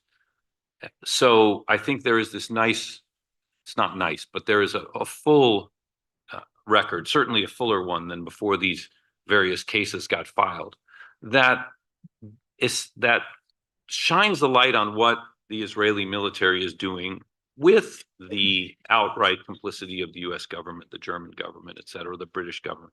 And so there's this record there from which we can kind of really evaluate this claim of genocide, which is, I think, a massive achievement in and of itself, as little as that means to the people in, you know, in Gaza or southern Lebanon, the West Bank. And I understand, but they're two separate efforts. I think with respect to enforcement, you're going to see things like, you know, organic movements of people. So, you know, I'm sure many of you have probably read the reports about how McDonald's profits are way down. You know, Starbucks profits are way down. Many American companies have suffered because of their identification via the United States with what Israel is doing in Palestine and Gaza Strip more specifically. And as a result, we've seen, for example, I just spoke with people in Jordan, and they said nobody drinks Coke in Jordan. Nobody touches American products. The whole country is involved in its own version of boycott and divesting and sanction, even though the government is another story. But you're seeing these kind of grassroots responses to the enormity of the Israeli crimes as kind of sponsored by the United States. So there's this action that I think we can look at going beyond, the idea of formal measures or formal awards that are enforced by, kind of armed authorities. That's not happening for the time being, but people are taking these things into their own hands, especially when we look at it from the American perspective. 37 states have anti-BDS laws, right? So it's really kind of striking to see the difference between what's taking place outside the borders of this country and what we're kind of stuck with here. Thank you, Wadia. And you've mentioned the anti-BDS laws in the US. And I want to maybe end with a question for Sarah, one from the audience, and then I'll add to it. And the question says, are there any mechanisms to ensure that presidents or members of Congress adhere to international law and human rights law, and also US laws as well, or policies and regulations? Are there any accountability mechanisms? And recently, and it was mentioned earlier today, there's been an investigation by ProPublica into the issue of Israel blocking humanitarian aid, and Secretary of State in a way denying that in order to ensure that military aid continues to go to Israel. Are there any mechanisms for accountability? Yes, they are called elections, and we have one coming up in November. I'm serious. It's about people power. It is about movements. It is about elections. It is about Americans actually understanding what is going on in the world and holding their own government accountable. ICJ, ICC, the Human Rights Council, the UN General Assembly, the UN Security Council, all of these things, I love them. If we didn't have them, we'd be creating them. They're not perfect. In fact, a lot of the time, they're incredible failures at actually holding states accountable. But they're the ones who are finding the evidence. They're the ones who are putting the international pressure together. They're the ones that the Global South can use to name and shame the United States and other donors to Israel. But what it comes down to is the election here in the United States. I would say, so I think, so what happened, what ProPublica did was investigated this leaked memo that USAID had sent to the White House and the State Department, saying that Israel was intentionally blocking aid. It was not getting through. So what we know from that, and we knew this already, very helpful to have the leaked memo, that the Biden administration knew that aid was being blocked by Israel. I think that is different from saying that the Secretary of State overlooked that fact in order to continue supplying weapons to Israel. I think he did not act on that fact because he believed that he could ensure more humanitarian aid gets into Gaza by negotiating with Israel and having that diplomatic relationship rather than cutting off weapons. That is truly, in every meeting I've been at with the senior most Biden officials, that is truly what they believed. That if they negotiated instead of putting weapons on the table as leverage, they would be able to get farther. We know that that has been an epic failure. However, I do want to say that I think that the worst intentions of the Biden administration officials are probably not exactly correct. That doesn't take away the failure of what they have done and the fact that they have been violating US domestic laws. Thank you, Sarah. And we're a couple of minutes over time. So that brings us to the end of this session and the end of the conference for today. I'd like to thank all of you for being with us today and for your excellent remarks and analyses. I'd like to thank all the speakers that were with us today. since the morning for their contributions and for some of them for traveling to be here. Thank to all of them. Thanks to the staff at Arab Center Washington, D.C. for their excellence and dedication in putting this conference together.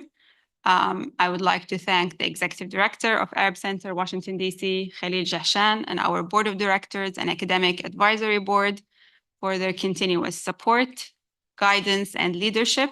And finally, I'd like to thank all of you, the audience, for joining us throughout the day here at the National Press Club and online.